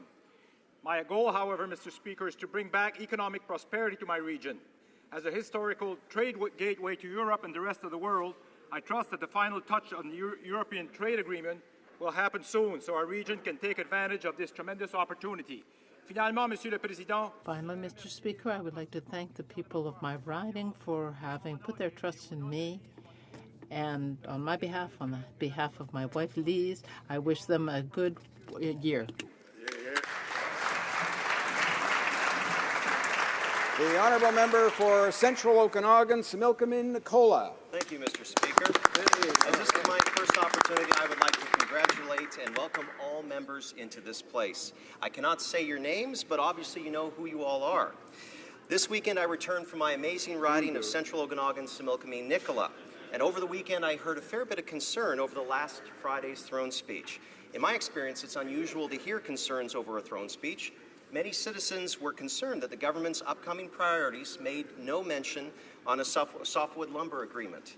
Mr. Speaker, communities such as Princeton, Merritt, and West Kelowna, forestry is the single largest employer. These communities critically depend upon market access and obviously upon a softwood lumber agreement. As the Liberal government has not yet named a lead British Columbia minister, I'm hopeful that the importance of a softwood lumber agreement to many BC communities like my own, in my riding and elsewhere, are not overlooked. Hear, hear. Hear, hear. The Honourable Member for Fundy Royal. Mr. Speaker, I rise today as the first female member from Fundy Royal in its history and the second Liberal member since Confederation. Hear, hear.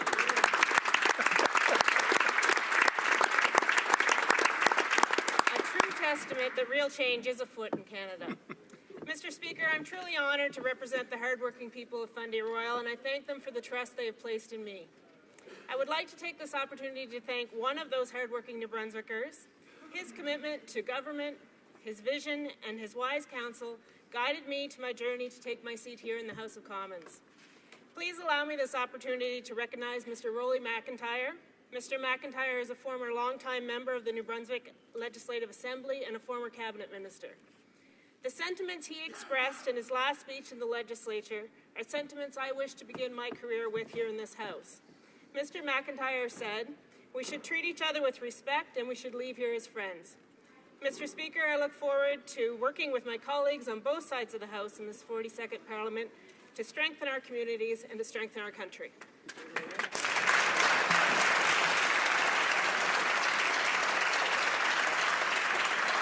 The Honourable Member for Nanaimo, Ladysmith.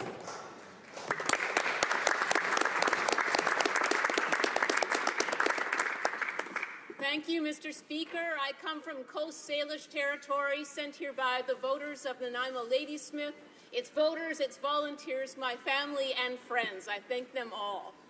And I thank the voters of all of Canada who sent the great diversity to this Parliament. This Parliament holds great promise. So too, 26 years ago, when 14 women were killed in the École Polytechnique massacre, they too held great promise. New Democrats will work across the aisle with the government on its promise to implement a national action plan to fight gender-based violence.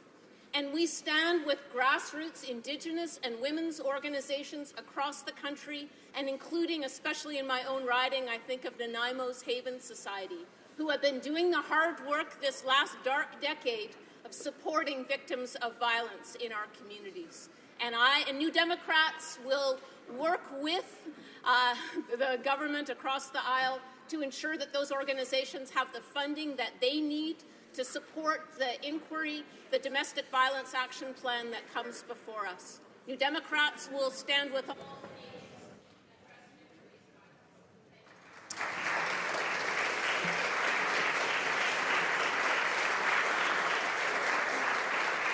The honourable member for South Shore St. Margaret's. Mr. Speaker, it's an honour to rise in recognition of Dumping Day in Nova Scotia. Dumping Day marks the opening of the lobster fishing season in southern Nova Scotia and takes place on the last Monday of November.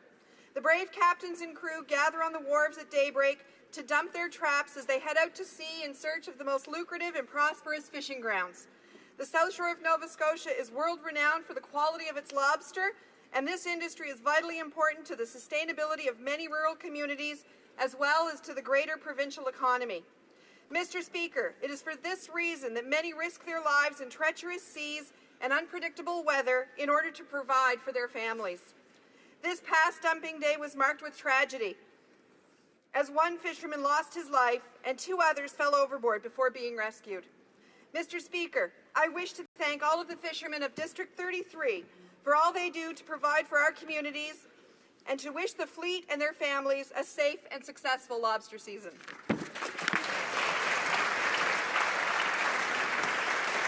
The honourable member for Brantford Grant. Mr. Speaker, yesterday 7-year-old Evan Leversage of St. George, Ontario, lost his battle to cancer. Many have heard about Evan's story and the way it brought together a community and galvanized our nation. Having been told by doctors that Evan's time may be running out, his Aunt Ashley asked neighbours to put up their Christmas lights early so that Evan could take in the joy of Christmas one last time. And the town of St. George responded in an overwhelming way, beyond anyone's expectations. On October the 24th, it was incredible to be part of Christmas in St. George, which brought together over 7,000 people together to support Evan and his family. To his mother, Nicole, his father, Travis, his brothers, Logan and Tyson, and his family, I know that I speak for this House in expressing our deepest condolences for your loss. Evan's obituary reads, "Some say he was an angel, placed here to remind us of the important things in life." May the open arms of our loving God embrace you, Evan, and may you rest in peace.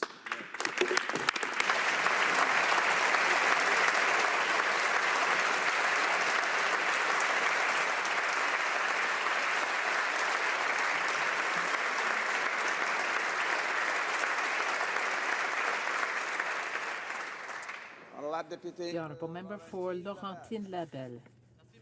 Thank you, Mr. Speaker. It is a tremendous honour for me to speak today after working behind the scenes here in the House for a number of years. I want to thank the people who elected me in Laurentine-Labelle for putting their trust in me, as well as in our new government. Laurentine-Labelle is the most beautiful riding in Canada. It is where I was born and grew up. Our 43 communities are spread along 20,000 square kilometers, and I'm here to give them a strong voice in Ottawa. Great-uncle Leon Krestall, who served 13 years in this place, and my great-great-grandfather Hersh Wolofsky, the founder of Canada's first Yiddish daily. I wish everyone Chanukah Sameach. When a flame is lit, its benefit is not restricted to the one lighting it. It is for everyone. let us all benefit from the flame this Hanukkah in the year 5776. Joyeux Hanukkah. Thank you, Mr. Speaker.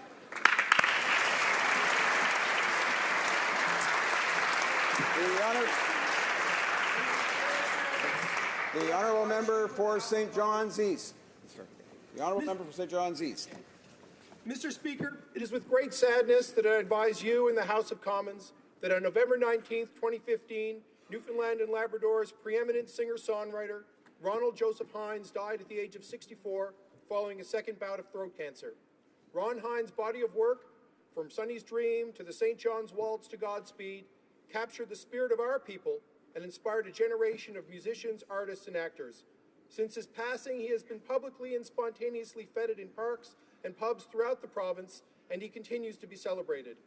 His work was fostered through performing arts grants, his work on CBC and other public arts funding. Our lives are richer for it and for him. While his life was not a model for governance, it is a lesson for all parliamentarians that the heart of a just society is the freedom to live, love, succeed, fail, and be redeemed. Godspeed, Ron Hines. May you pass into the source of all that is good.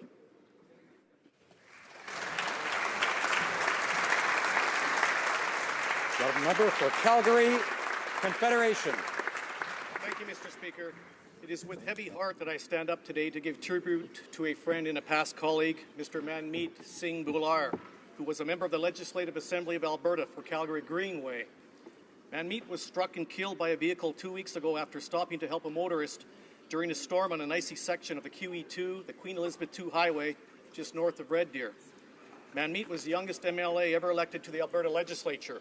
He was well known for his humanitarian work at home and abroad, most recently advocating tirelessly on behalf of the Sikh and Hindu Afghan refugees.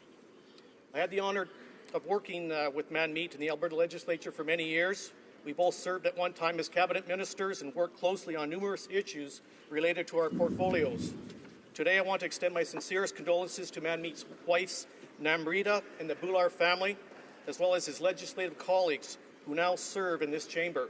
Some who now serve in this chamber. Rest in peace, Manmeet.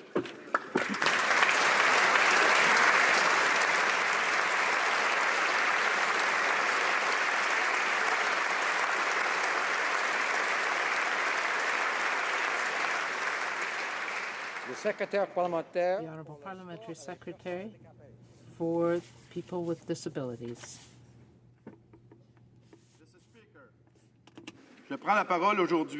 I rise today to highlight the UN International Day of Persons with Disabilities on December 3rd. The theme today, this year, is inclusion, issues, access, and autonomy for disabilities. Quattro, Minister for Sport and Persons with Disabilities.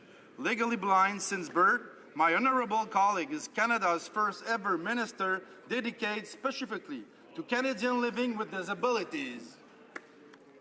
Canada is proud to have been one of the first countries to sign the UN Convention on the Rights of Persons with Disabilities and will continue to ensure that it is complied with. We are eager to work with our colleagues here in the House and across the country to develop our efforts. In the coming months, we will contact the provinces, territories, municipalities, and stakeholders to develop legislation to help people with disabilities in this country. We need to concretely help those who need this help.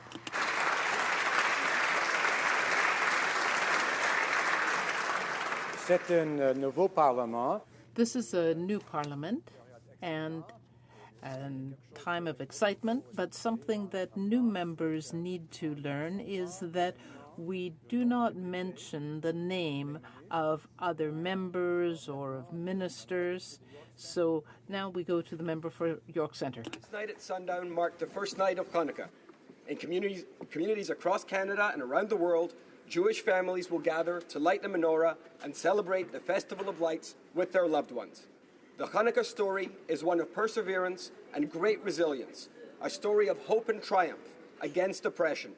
When we light the menorah, the candles help us remember the universal desire for the right to celebrate and express our own beliefs. This celebration of triumph over adversity gives all Canadians an opportunity to reflect on the great contributions of our country's vibrant Jewish community. This serves as a reminder that our country has been made strong not in spite of our differences, but because of them. With the Festival of Lights upon us, I, on behalf of my riding of York Centre, would like to wish all members of this House and all Canadians a season of health and happiness. Happy Chanukah, Chag Chanukah Sameach.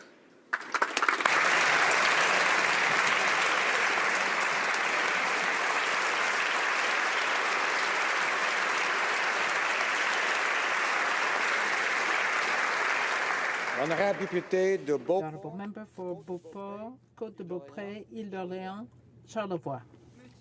Mr. Speaker, today I would like to highlight the immense courage of Gaston, whose children were killed by their father, Gil Turcotte. She put her own life aside to fight for the memory of her children and for justice. It is incomprehensible that the first court ruling did not find Guy Turcotte legally responsible, and she worked very hard to make sure that these victims were given justice. She shared with us what a mother feels when part of her life is taken away so violently. She denounced violence against innocent victims, and today justice was on her side. She said that she is relieved by the sentence that was handed down yesterday, and I think all Quebecers were. I hope that she will now find some peace and calm. Thank you, Mr. Speaker.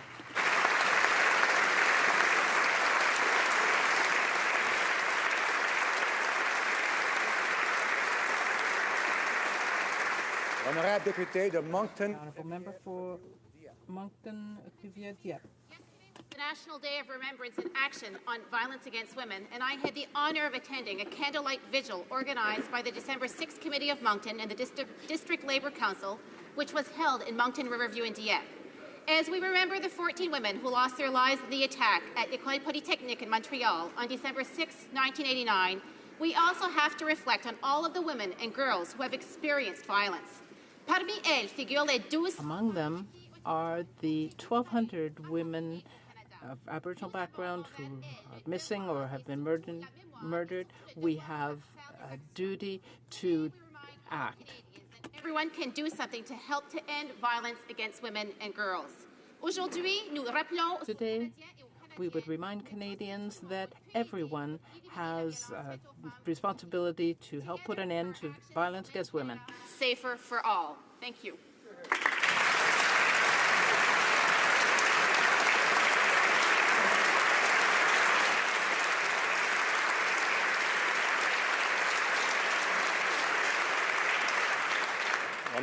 The honourable member for Hochelaga. Mr. Speaker, I want to take this opportunity to thank the voters of Hochelaga who have elected me for a second term, and I will continue my work to make their voices heard in Ottawa and to fight for issues of importance to them. Today is the day after the National Day of Remembrance and Action on Violence Against Women, and we have a duty to remember the events of December 6, 1989 at the Polytechnique in Montreal, where 14 women were killed because they were women.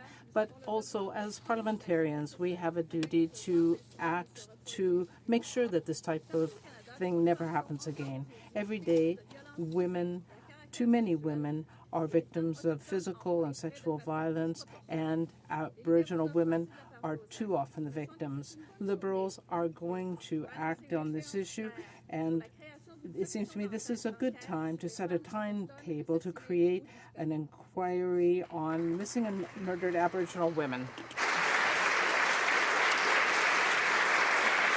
The honourable member for Richmond, Arthabaska. Mr. Speaker, when I was elected, and in speaking to the Speaker on the Throne, I thanked my the voters who elected me, but today I want to talk about something more serious, that is the threat of the so-called Islamic State, which is very serious. And last night, the President of the United States spoke to Americans about it. He said that the unfortunate incident in San Bernardino in California was an act of terrorism, and he told Americans he was going to destroy the Islamic State. But Canada does not seem to be giving the impression that we are going to act. The Prime Minister does not recognize the seriousness of the situation. And I was shocked to see that the President of the United States, who, when he talked about the international coalition, did not mention Canada at all. Is this a coincidence that the government has announced that we are withdrawing our combat planes? I believe that Canadians want a government that will demonstrate leadership in fighting the Islamic State.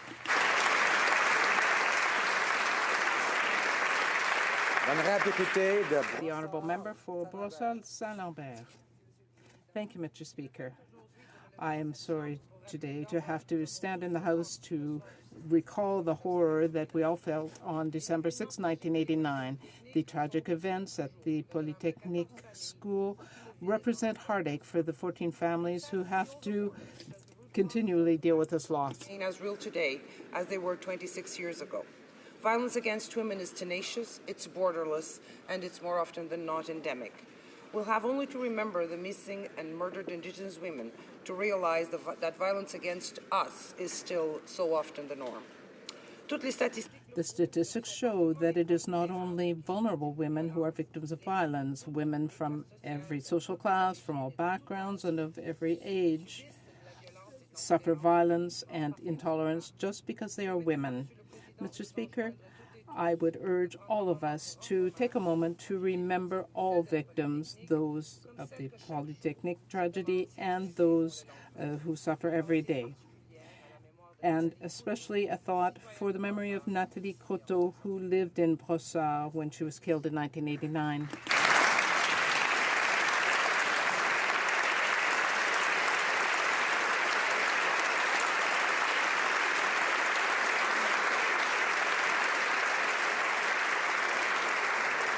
Oral questions. Questions orales.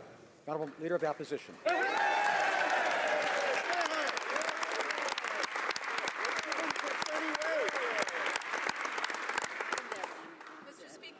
Mr. Speaker, last night, President Obama stated that airstrikes are a key pillar in the fight against ISIS. In the last week, we've seen the Obama administration, Germany, France, and the UK step up their efforts and their airstrikes. Meanwhile, the Prime Minister has ordered our CF-18s to stand down. Why is the Prime Minister stepping back from the fight when our allies are stepping up? The Right Honourable Prime Minister.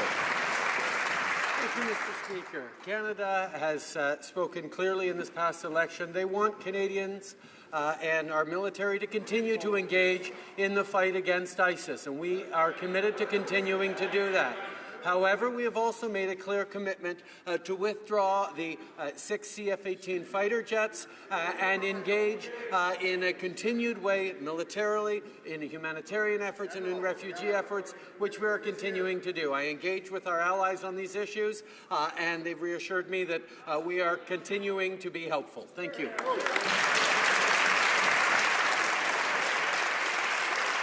The Honourable Leader of the Opposition. Let's just be clear about what ISIS is. They are a death cult that sell children and women into sexual slavery. They target and kill gays and lesbians, and they have murdered thousands of Muslims, Christians, Yazidis, and other religious minorities. Yet the Prime Minister says he's going to take our CF-18s out of the fight. Just how bad does it have to be in Iraq and Syria for him to leave our CF-18s there? The Right Honourable the Prime Minister. Mr. Speaker, there isn't a Canadian in this country who doesn't think that ISIS are a group of terrible terrorists who should be stopped. The question has always been, how best to engage. How can Canada use its strengths, the extraordinary strengths of the men and women of the Canadian Forces, to support in the fight against ISIS? Now, ongoing right now continue to be airstrikes. We have committed to end those airstrikes and to transform our engagement in a different way, equally militarily, to ensure that Canada continues to be a strong member of the coalition fighting against ISIS.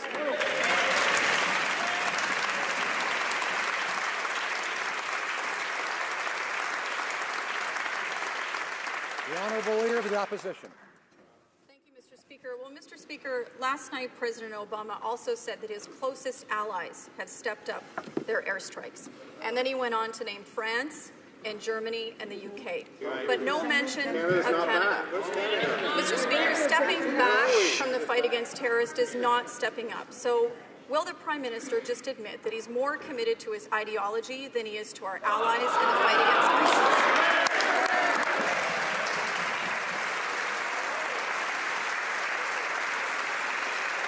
Right Honourable the Prime Minister. Just a couple of weeks ago, Mr. Speaker, I sat down with President Obama and discussed and confirmed that Canada continues to be a strong supporter of the coalition against ISIL and continues to be engaged on a humanitarian level, on a refugee level, and indeed on a military level. And right now we are in discussions with our allies about how best Canada can continue to participate and to help in the fight against ISIL since we are withdrawing our CF-18 aircraft.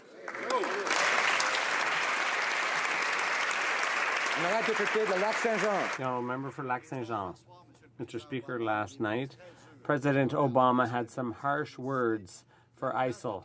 He said the threat of terrorism is real, but we will beat it. We will destroy ISIL and any other organization that wants to do us harm. Can the Prime Minister assure us that he shares President Obama's views? The Honourable Prime Minister. Obviously, Mr. Speaker, Canada and myself and the Liberal Party and the Government of Canada will continue resolutely in our desire and conviction to continue to combat ISIL together with our international partners. But what we won't do is keep talking about it and giving free publicity to ISIL because they use propaganda to spread.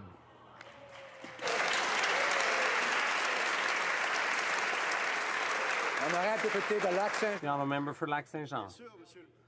Of course, Mr. Speaker, the Prime Minister has referred to his meeting with Obama. It's very strange that just a few days later, when talking about his trusted allies, he talked about France, the UK, and Germany. We don't want slogans like Canada's back. How is the Prime Minister going to defend Canadians against ISIL? Right Honourable Prime Minister. As I've always said, Mr. Speaker, Canada is determined to combat ISIL. We will continue to remain committed and involved militarily, but we will withdraw our jet fighters because we've been talking about it for months with Canadians, and Canadians trust us to continue to take strong action against ISIL in a way that's appropriate for Canada. Thank you.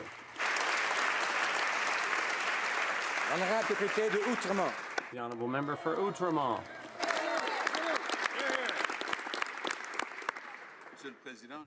Mr. Speaker, I'd like to begin by congratulating the Prime Minister and by ensuring him that the NDP will be an opposition that will seek to help the government fulfill its promises to Canadians. But a lot of Canadians are disappointed that the Prime Minister brought along in his suitcase to Paris the plan and the targets of the previous Conservative government around greenhouse gases.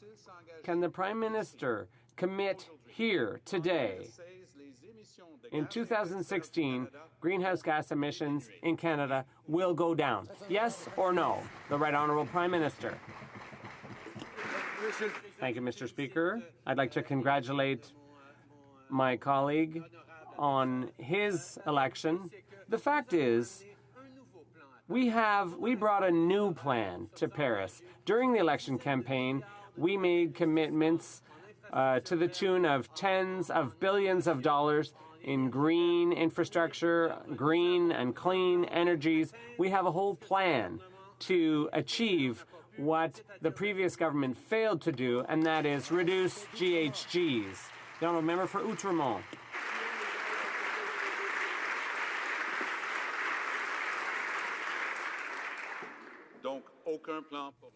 So no plan to reduce GHGs next year. Change in tone on climate change, but they're also hoping that the change of tone will bring about a concrete change of direction.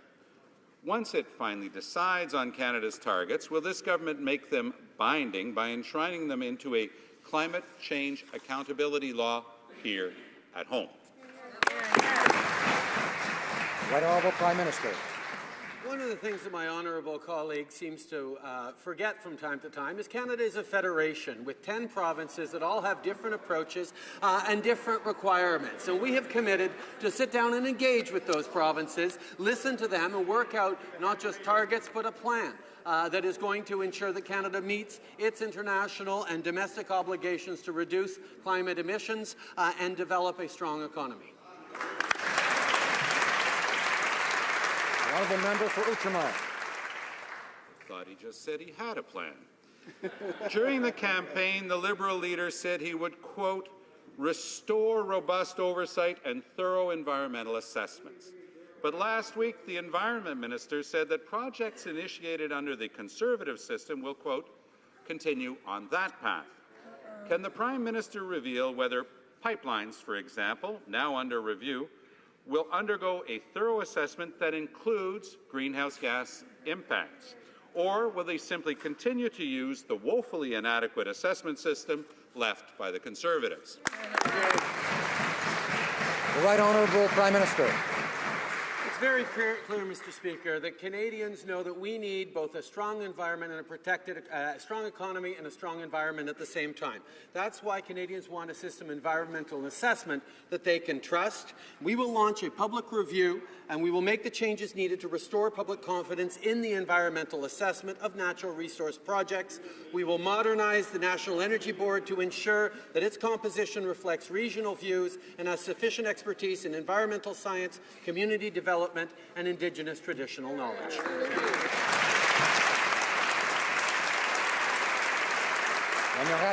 The honourable member for Outremont.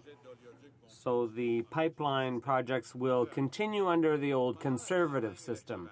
During the election campaign, the Prime Minister said, with reference to Canada Post, and I quote, "We are committed to restoring door-to-door delivery," unquote. And yet, there was nothing in the throne speech, and his Minister of Public Services said last week that the service would not be restored. So who's telling the truth? Will the Prime Minister, the Right Honourable Prime Minister? Thank you, Mr. Speaker. The fact is, we clearly committed to providing Canadians with the services they expect from Canada Post. We will work with Canada Post.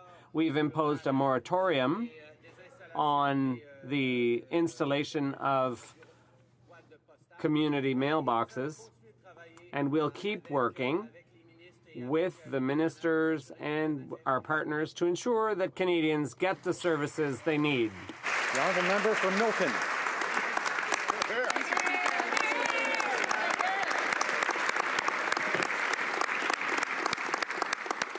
First of all, Mr. Speaker, by welcoming the honourable member, the Minister of Finance, to the House. I'm sure we're going to have a lot of fun in the coming weeks. Mr. Speaker, the Prime Minister made two fundamental commitments to Canadians. One, that the deficit wouldn't go above $10 billion per year, and two, that any tax increases would actually be revenue neutral. Unfortunately, Mr. Speaker, neither of these are true, and it seems as if we're leaving these commitments in the dust. So my question for the Minister of Finance is, how much will these broken promises cost Canadians? Good question. The Honourable Minister of Finance. Well, Mr. Speaker, thank you very much, and I'd like to thank the honourable member for her question. It's a pleasure to be here and a privilege. We made commitments to Canadians during the course of our campaign. We recognize that the economy is slowing. It's slower than we expected. We are going to make significant investments in our economy through infrastructure investments. We are going to make sure that we reduce our net debt to GDP over the course of our mandate, and we intend on getting to a balanced budget during the term of our mandate. We look forward to serving Canadians in this way. Thank you. The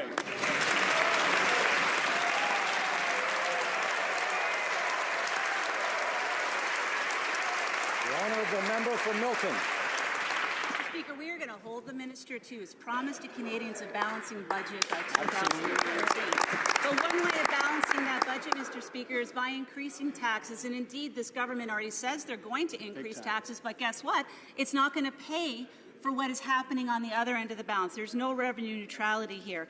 So my question for the minister is this. Will now he admit, now that he's going to admit later on today supposedly, that indeed that this isn't going to work for him, will he admit that increased payroll taxes, that increased taxes on retirement savings, and the complex re-engineering of how children receive their support is not going to work either and is also flawed? The Minister of Finance. Mr. Speaker, again, I'd like to thank the honourable member and say I think that this will be fun. I will say that we're starting today with a very important part of our plan. We are starting today with middle-class tax breaks, a key part of our initiative to help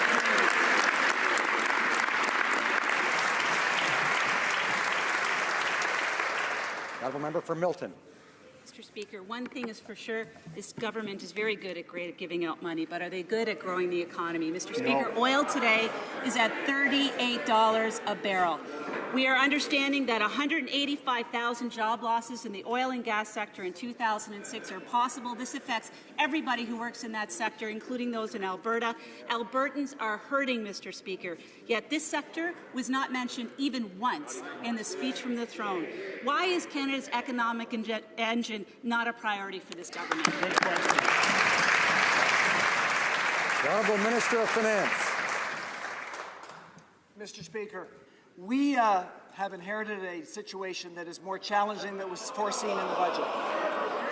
We are looking forward to making significant investments in our economy to help the growth of the economy because we recognize the challenges that Canadians are facing across this country. We look forward to doing a better job for Canadians in the years to come. The honourable member for Louis Saint Laurent. Thank you very much, Mr. Speaker.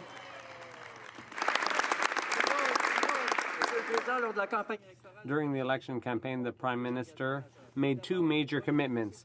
First, to run a deficit of $10 billion and to bring in tax cuts that would benefit everyone. But today, Canadians wake up and they realize that's not true. It's unrealistic. Can the Prime Minister stand up and tell Canadians directly how much these broken promises are going to cost them? The Minister of Finance. Mr. Speaker, we aspire to be transparent and open with Canadians. Our goal is to give Canadians a clear understanding of the fiscal situation from which we can make investments that will make a real long-term difference for Canadians, and that's exactly what we intend on doing by bringing forward our plan over the course of our budget that will show Canadians how we can improve our collective future. The honourable member for Louis Saint Laurent. Mr. Speaker, the throne speech left out entrepreneurs. Not a single word or concrete plan to help entrepreneurs and small business and small manufacturing businesses. On this side of the House, we think the real wealth creators are our entrepreneurs. Why has this government left them out? Why have they done nothing to help Canadian entrepreneurs and wealth creators? The Honourable Minister of Finance. Mr. Speaker, I'd like to thank the honourable member. That we need to deal with all Canadians. Our goal is to help entrepreneurs, to help businesses across the country by setting forward a plan that will allow us to invest in our country so that we can make our country more productive and increase growth going forward while helping those that are struggling to get by, which is exactly what we're starting with today.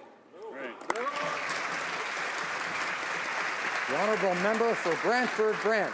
Mr. Speaker, Liberals are already increasing payroll taxes, clawing back tax-free savings accounts, and implementing a job-killing carbon tax. They're also planning to get rid of boutique tax credits without any details of who will be affected? Can the Finance Minister tell us whether he plans to eliminate tax credits for first-time homebuyers, students, apprentices, families with children in the sports and arts, or all of the above? The Honourable Minister of Finance. Thank you, Mr. Speaker. What we can tell the House today is that we are starting our program to help Canadians. Today is a day where we have said we are going to reduce middle-class taxes by asking those Canadians who are doing very well to pay a little bit more. This is an important first start in our tax program, a program that will make Canada a fairer place for Canadians and a better place for all of us to do business. Hear, hear.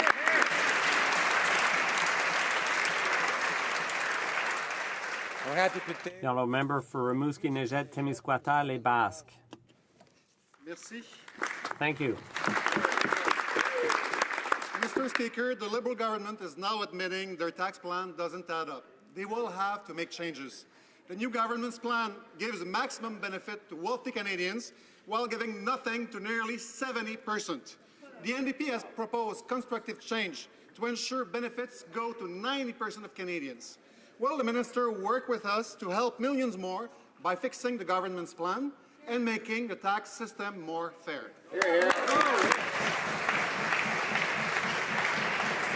The Honourable Minister of Finance.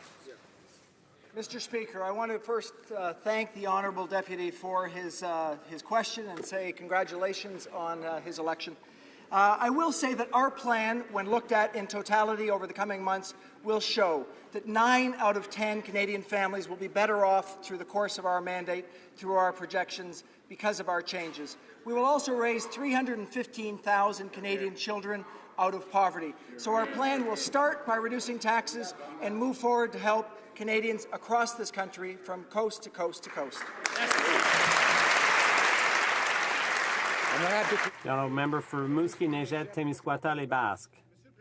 Mr. Speaker, under the Liberal tax plan, the median income earner gets nothing, but those earning between $90,000 and $200,000 get the maximum tax break. Does the minister think that a median income earner is not part of the middle class, or will he work with the NDP to cover 90% of Canadians? The Honourable Minister of Finance. Mr. Speaker, we are looking forward to working together with all of our colleagues in this House in trying to come up with policy that best helps Canadians move forward. Our plans that we've enumerated during our campaign will help 9 out of 10 families to be better off. It will raise 315,000 children out of poverty. We know that we can start with a tax cut for Canadians in the middle class so they will have more money to help our economy, and we can move forward with other initiatives that will help other Canadians even more.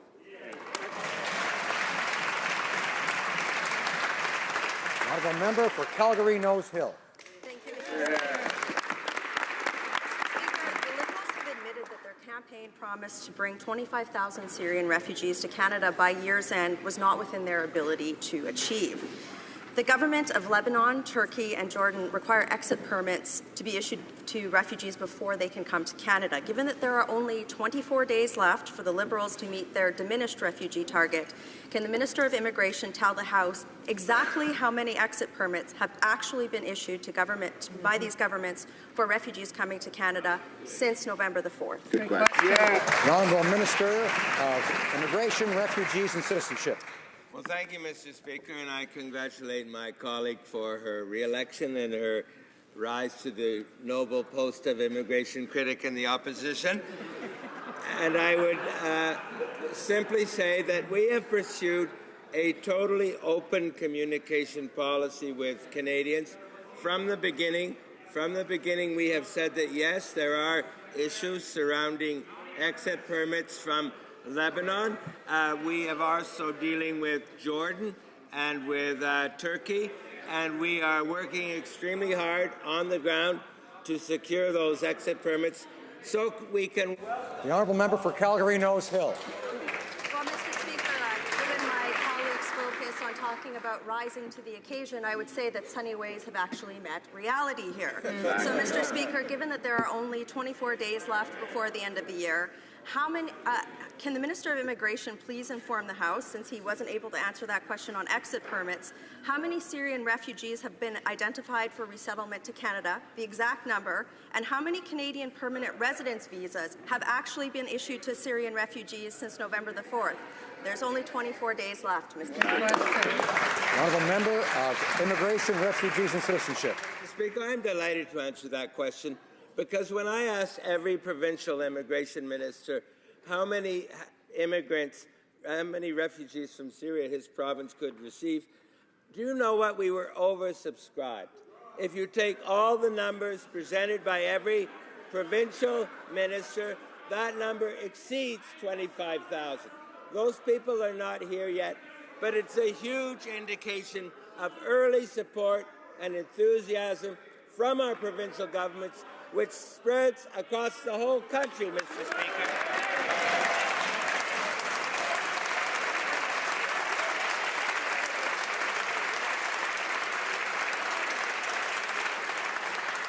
The honourable member for Markham Unionville.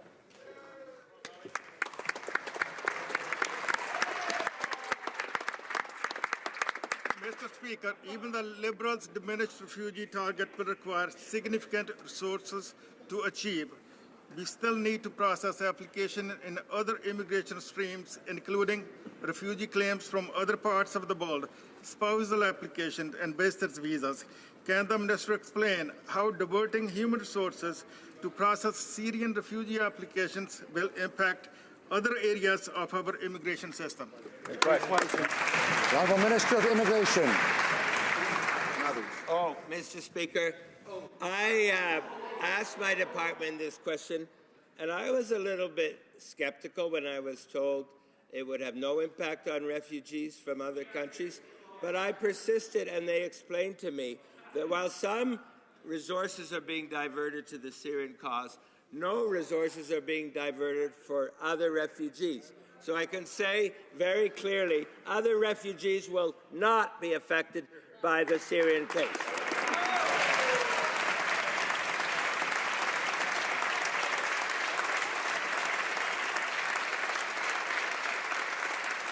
The honourable member for Calgary Forest Lawn.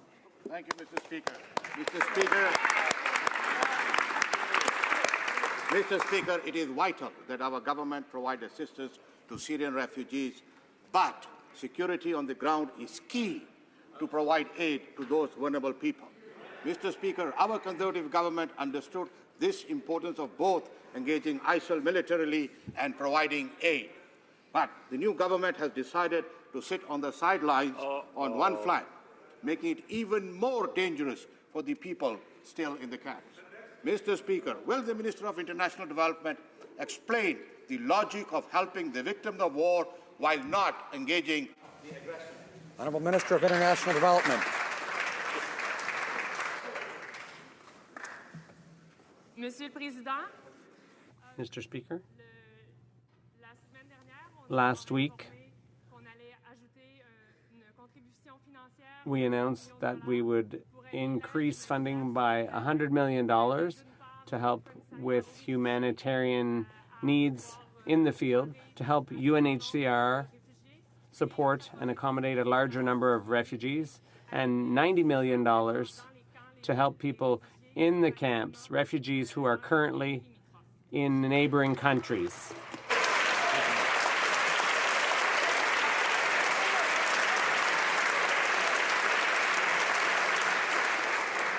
La députée de Abitibi. The honourable member of Abitibi, Bay James, Nunavut, Kiyu. Thank you, Mr. Speaker. In the throne speech, the government reiterated its willingness to establish a nation-to-nation relationship with Aboriginal peoples. Mr. Speaker, we salute that commitment and offer our full cooperation. After decades of broken promises, this time, Mr. Speaker, must be the right one. But we're still waiting for the details with respect to the $2.6 billion promised during the campaign for First Nations education. Can the minister tell us when the government will make these intentions known? Honourable Minister of Indigenous Affairs and Northern Development. Mr. Speaker, I thank the member from Abitibi James Bayou, and I thank him for all of the work that he has done on this issue, and particularly on the UN Declaration on the Rights of Indigenous People. You have taught us a lot, member, and so it is. He has.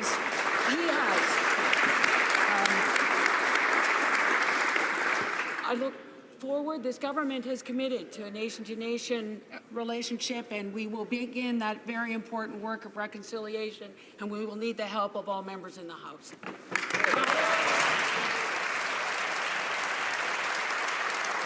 Honourable Member for Timmins, James Bay. Mr. Speaker, I'm heartened by the minister's language on reconciliation, but she does know, as we do, that reconciliation has to begin on the ground in communities like Shoal Lake, Martin Falls, and Neskantanga, where children are facing bacterial infections from dirty water. And we all have a responsibility to change that.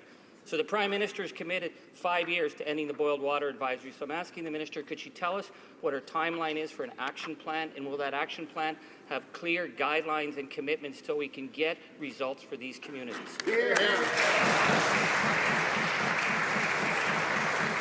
Honourable Minister of Indigenous Affairs. Member from Timmins, James Bay, for all of his hard work, and not only in his community, but for First Nations coast to coast to coast. As our government has committed to a nation-to-nation approach, it means that we will have to work with First Nations, Inuit and Métis Nation for us to be able to achieve this goal, and I look forward to working with the member to make sure that happens, and then we will have realistic timelines and goals and the budget assigned.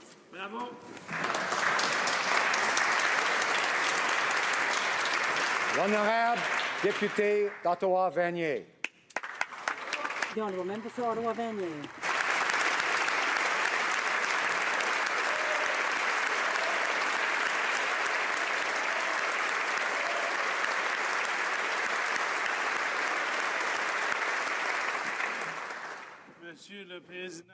Mr. Speaker, during the 41st Parliament, I had many questions.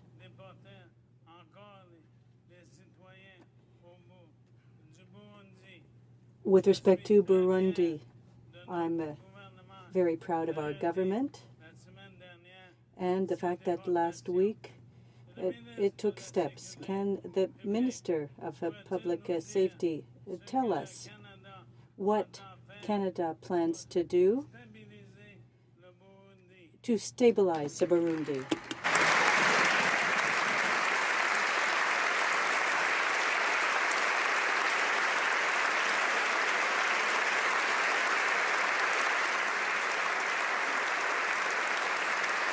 Honourable Minister of Public Safety. Mr. Speaker, I am delighted to have my first question in this portfolio from that distinguished member. When people need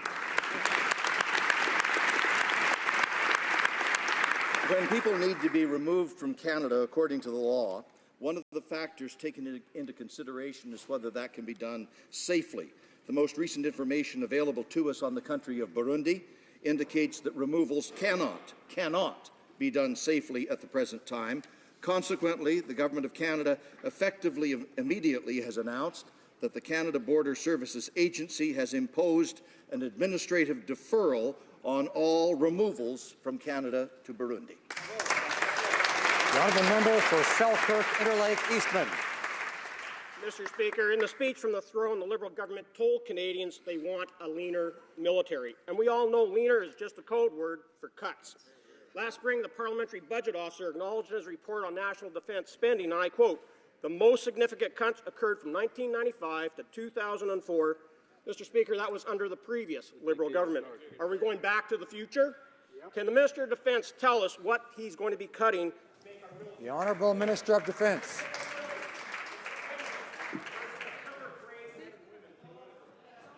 Mr. Speaker, first of all, I just want to say it's a privilege and an honour to be standing for the first time in this honourable House.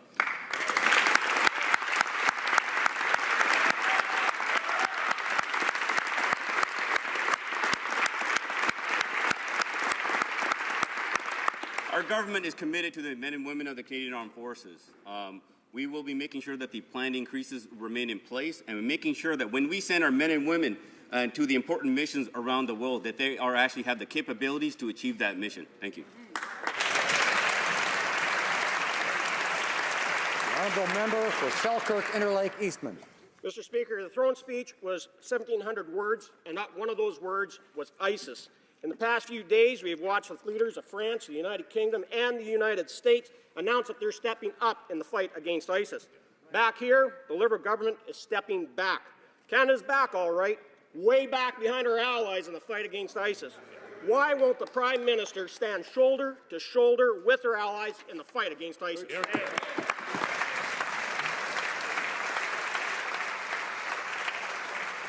Honorable Ministre des Affaires globales. The Honourable Minister. The honourable member expressed the view of his party, and our view is that we will be more optimally effective with our allies to fight this awful terrorist group if we stop to deliver only 2% of the airstrikes and if we focus on where Canada will make a real difference.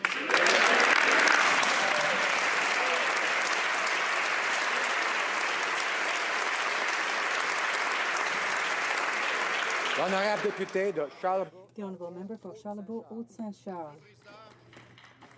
Mr. Speaker, I was a Lieutenant Colonel in the Canadian Forces. I underwent those cuts, and in the throne speech last week, the Liberal government said that it would be streamlining our current forces capabilities. Can the minister tell us, instead of talking about seeking out efficiencies, what divisions of the Canadian Armed Forces will be faced with budget cuts, Mr. Speaker? The Honourable Minister of Defence. Mr. Speaker, this government is committing to making sure that the Canadian Armed Forces has the right capabilities.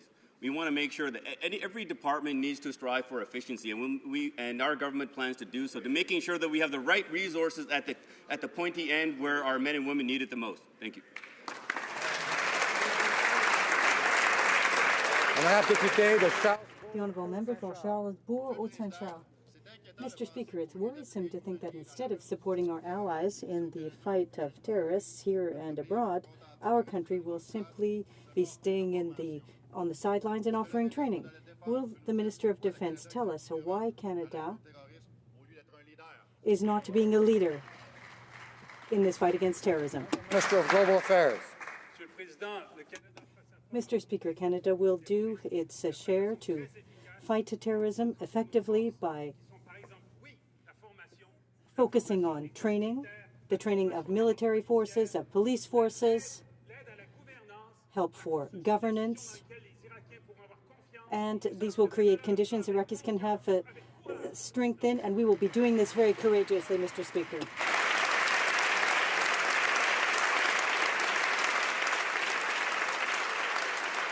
The Honourable Member for Nanaimo, Ladysmith.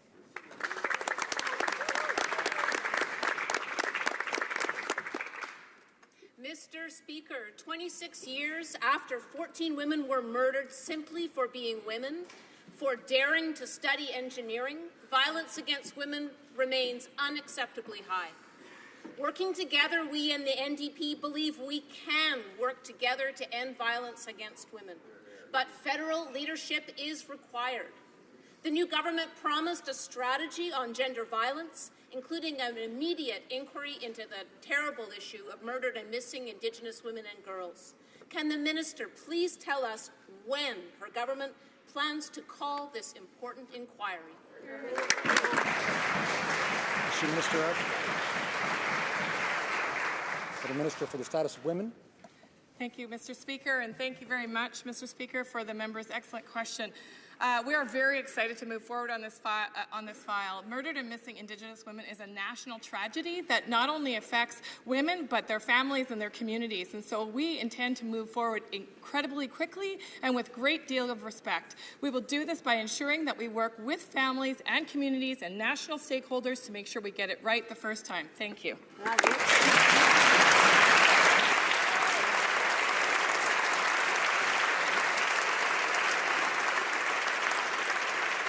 The Honourable Member for Saint-Hyacinthe-Bagotte.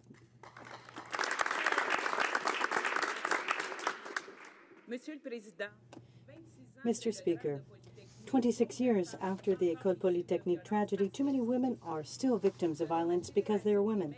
According to the Quebec Women's Shelters Federation, 10,000 women were turned away last year alone. When I worked in a shelter, I too had to turn women away. Women who are victims of violence must have access to this essential service. Can the minister tell us when her government will invest in shelters? The Minister for the Status of Women.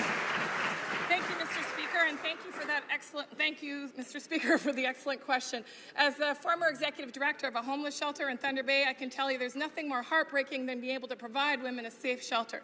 So it's my incredible honor to be able to work on this file and ensure that when women need a safe place to stay, barriers will be eliminated, and more than that, that we move forward to transitional housing that will eliminate the need for the cycle of sheltering. Thank you very much.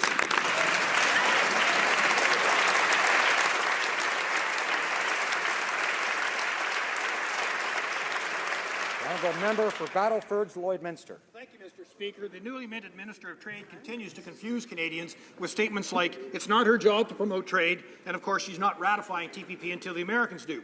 This deal has been years in discussion and is now the gold standard on environmental and labour chapters. She claims to be pro-trade, so when will she stop stalling and sign this deal?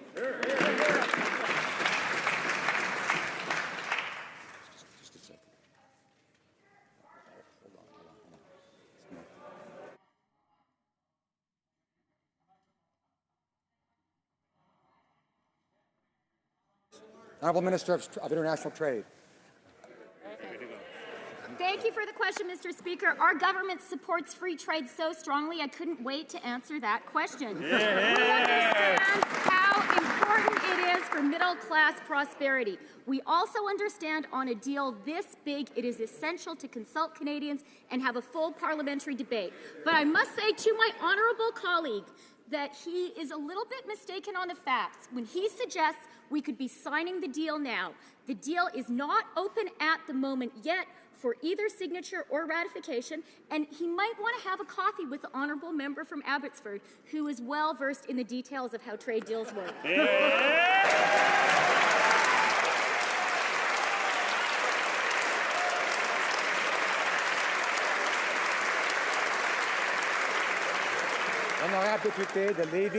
The Honourable Member for Lévis-Lotbinière. Mr. Speaker, the government is closing its eyes to the problems facing farmers. In the throne speech, there was no mention of it. Not a word on agriculture. The Liberals banned the word agriculture, agri-food, farmers from their dictionary. They wiped out those words. Mr. Speaker, our producers under supply management want to know if the agreement on compensation under the TPP will be respected. Can the Minister of International Trade, can she clarify her position with respect to this compensation? Minister of International Trade. Merci, Monsieur le Président. Thank you, Mr. Speaker. Our government supports free trade, and we understand the importance of international trade for the economic growth of the country and for middle-class prosperity. As regards the TPP, we will be transparent, fully transparent, and hold a full debate in Parliament. Finally, we will defend the interests of all farmers, and there I've said it, Canadian farmers, with our my colleague, the Minister of Agriculture. I've already met with farmers on this subject. This is the commitment we made, Mr. Speaker. Honourable Member for Grant Perry Mackenzie. Thank you, Mr. Speaker. This morning, the World Trade Organization ruled that the United States country of origin labeling was in fact blatantly protectionist. This is a rule that has cost our farm families over $3 billion on an annual basis. Now, our government was prepared to move expeditiously as soon as this ruling came out. Now, I wonder, you know, the invisible Minister of Agriculture has been invisible on this and other files. I'm wondering if he'll stand in his place, finally do his job, and defend the interests of farm families. The Honourable Minister of International Trade. Thank you for the question, Mr. Speaker. Mr. Speaker, the discriminatory coal legislation was in place for 8 years during the previous government's rule, and they did not.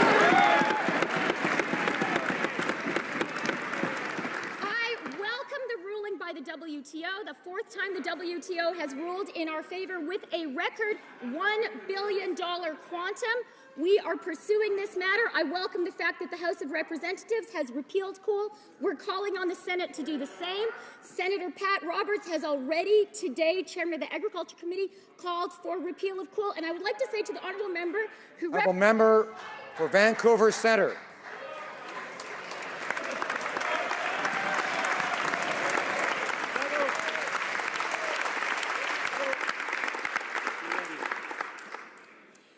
Mr. Speaker, this morning the WTO sided with Canada for the third time on the matter of discriminatory U.S. COOL legislation.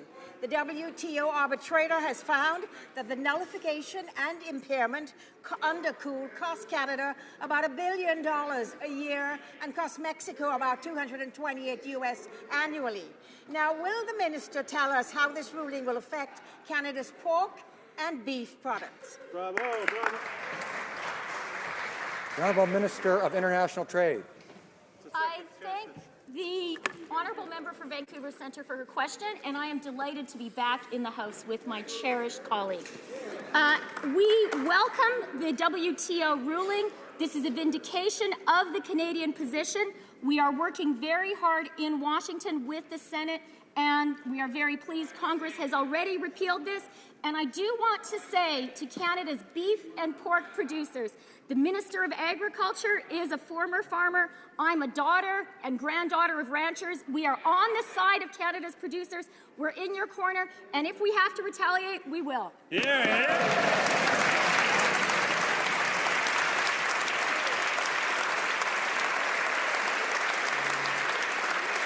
The honourable member for Kamloops Thompson Caribou. Mr. Speaker, this new government was not given a blank check, and Canadians expect due diligence.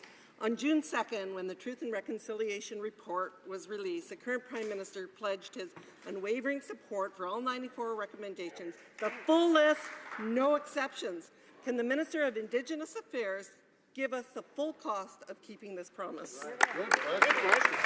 Honourable Minister of Indigenous Affairs.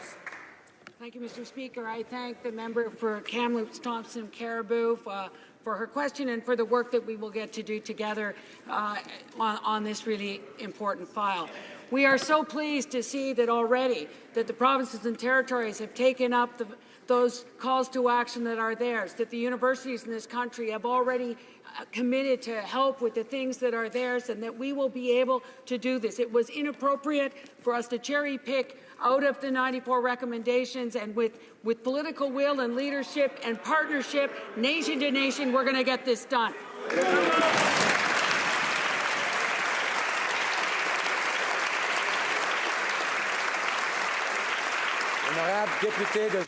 The honourable member for Jonquière. Thank you, Mr. Speaker.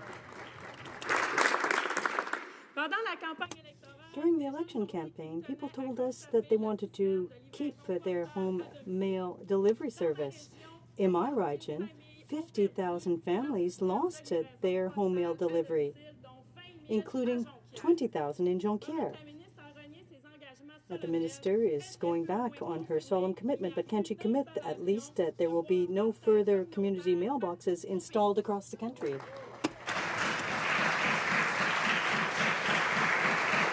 Honourable member, Minister of Public Services and Procurement. Thank you, Mr. Speaker, and I thank my honourable colleague for her question.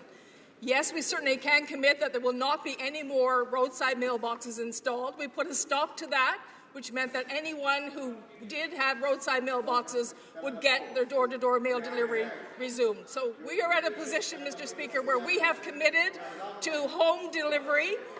We are going to have a complete review of Canada Post, and they will determine the next steps. The honourable member for Yukon. Merci, Monsieur le Président. Thank you, Mr. Speaker. This place and again represent the people of the Yukon. Over the past several months, Canadians have made it clear that they not only want a new tone in leadership in Ottawa, but they also want a more accountable government. During the election, the Prime Minister made a commitment to implement a Prime Minister's question period. I now ask, Mr. Speaker, if the Prime Minister could please update this place on the status of this important promise. The Right Honourable the Prime Minister. Mr. Speaker, Canadians voted for change, and we're committed to delivering that change. We're committed to open, honest, transparent government. I have asked the Government House Leader to work with other parliamentarians to reform question period so that all ministers, including the Prime Minister, can be held to greater account. I know that the House Leader has already initiated discussions with other parliamentarians in the opposition, and I look forward to participating in Prime Minister's question period sometime in the future.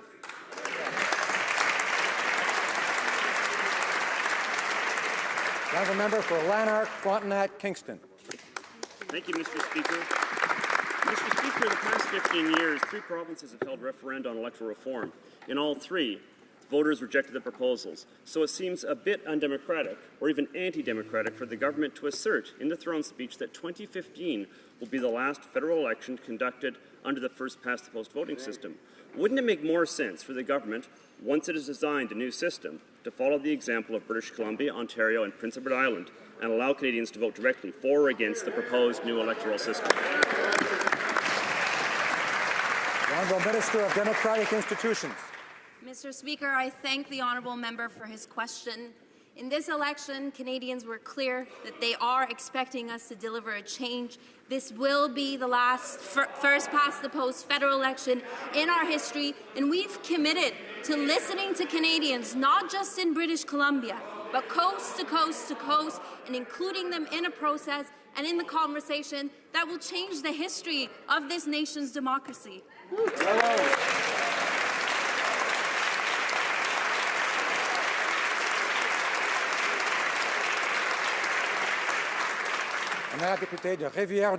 honourable member for Rivière-du-Nord. Mr. Speaker, my question is for the Prime Minister. In last week's throne speech, we saw that the government would undertake work with the provinces to put in place a new health care agreement. During the election, the Prime Minister sent a letter to his Quebec counterpart referring back to the 2004 health care agreement where Quebec had the right to opt out with full compensation. Will the Prime Minister respond to Quebec's request and establish at 6% the increase in health transfers while respecting Quebec's right to opt out with full compensation? Honourable Minister of Health. Mr. Speaker, I'm very pleased to speak about the Canadian healthcare system, which has provided healthcare to Canadians now for well over half of a century in offering universal, publicly insured healthcare. It's something that Canadians hold dear. On the matter of the Canada Health Act, we sincerely uphold the Canada Health Act and its principles, including universality. I have already had the wonderful opportunity to be able to speak with my provincial and territorial counterparts, and we will be meeting together in January to discuss a new health accord, which will provide ongoing health care for Canadians in the years to come.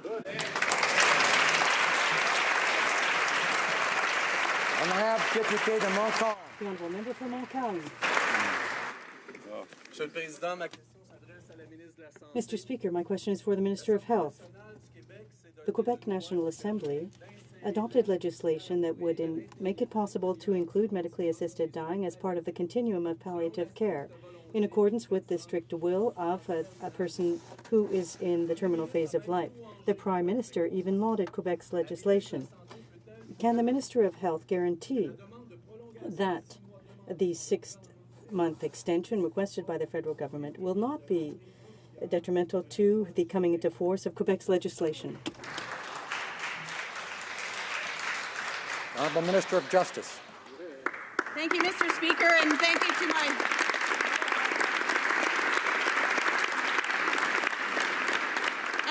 my honourable friend for the question. The topic of physician-assisted dying is highly complex, sensitive, and we need to ensure that we have a discussion, a real discussion with Canadians that focuses on health care, that focuses on personal choice, and ensures that we protect the vulnerable. We are committed to ensuring and working with parliamentarians and asking this House to strike an all-party committee to examine this issue and proceed in a concerted way. Honourable député de Manicouagan. The honourable member for Manicouagan.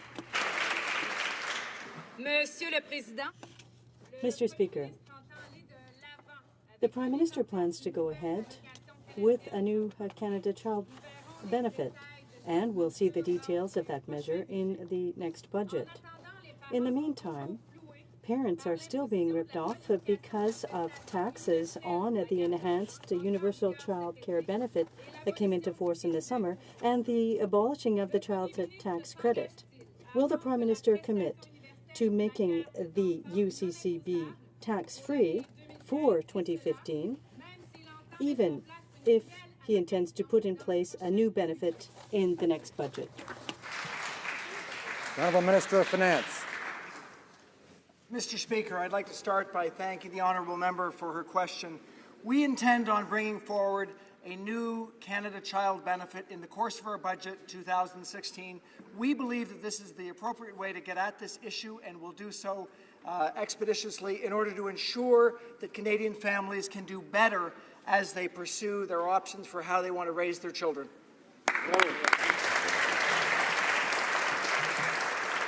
This will be the end of question period for today.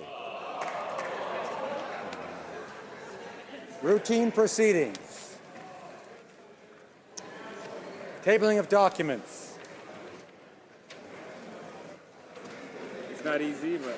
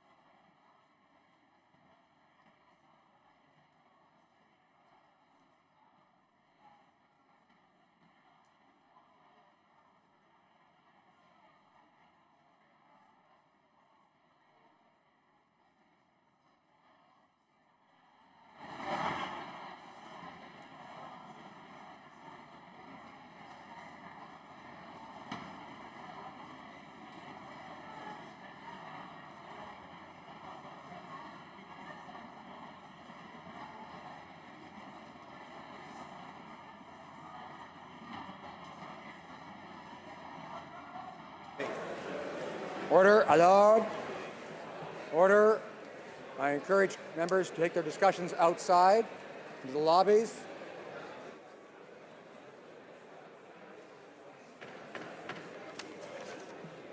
Tabling of documents. The Honourable Minister of Finance. Mr. Speaker, pursuant to Standing Order 83-1, I wish to table a notice of Ways and Means motion to amend the Income Tax Act. Pursuant to Standing Order 83-2, I ask that an order of the day be designated for consideration of the motion.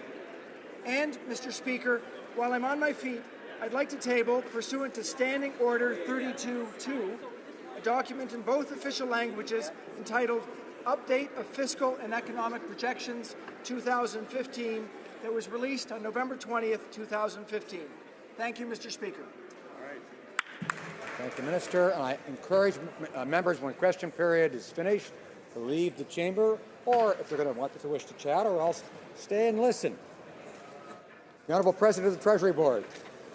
Mr. Speaker, a message from His Excellency the Governor General, signed by his own hand.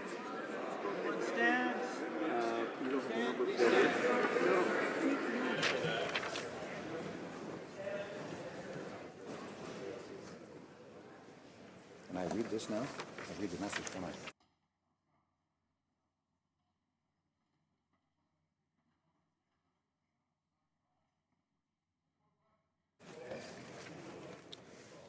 Message from the Governor General. Message du Gouverneur Général. Message from the Governor General.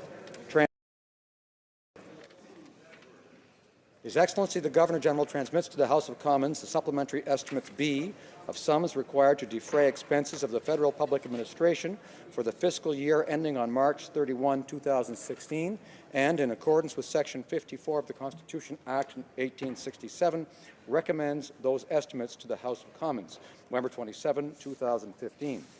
Son Excellence le Gouverneur Général His Excellency the Governor General sent a message to the House of Commons regarding the supplementary estimates for the administration of the public service ending March 31st, 2015, and under the 1867 Constitution Act, Section 67, recommends the adoption of this. President Treasury Board. Speaker, it's an honor today to table in both official languages the public accounts of Canada for 2015. The Auditor General of Canada has provided an unqualified audit opinion on the Government of Canada's financial statements. The government is committed to sound financial management and oversight of taxpayer dollars, and we will continue to strengthen financial reporting to Parliament to ensure accountability and transparency. Introduction of government bills. Statements by ministers. Statements by ministers. The Honourable Minister of Public Safety. Thank you very much, Mr. Speaker. And I would like to begin this brief statement by, first of all, congratulating the member for Durham for becoming the official critic for public safety, and also the member for Esquimalt-Saanich-Sooke for assuming those same responsibilities for the NDP. I look forward to working with both of them in what I expect to be a constructive and cordial relationship. I am pleased to inform the House that the government is addressing an important decision of the Supreme Court of Canada pertaining to the Royal Canadian Mounted Police. Months ago, in January of 2015, in a case titled The Mounted Police Association of Ontario versus the Attorney General of Canada, the Supreme Court found that certain federal legislation and regulations were unconstitutional in that they prevented the formation of an independent RCMP employee organization for labor relations purposes. As such, according to the Supreme Court, they contravene the freedom of association guarantees enshrined in Section 2D of the Charter of Canadian Rights and Freedoms. The Court gave Parliament 12 months, that is to January the 16th, 2016, to consider its options and to respond with a Charter-compliant labor relations framework. Our government is acting as swiftly as possible to bring the law into compliance with what the Supreme Court said. My colleague, the President of the Treasury Board, and I are announcing today that we will introduce legislation early in the new year to create a new labor relations regime for members and reservists of the RCMP. Legislation will provide members and reservists with both representation and freedom of choice in labor relations matters, independent of management, which are key requirements of the Supreme Court's decision. This past summer, a consultation process sought the views of RCMP regular members through a survey and a number of town hall sessions on the potential elements of a new labor relations framework. The members underlined the importance of having the freedom to choose for themselves who should represent them.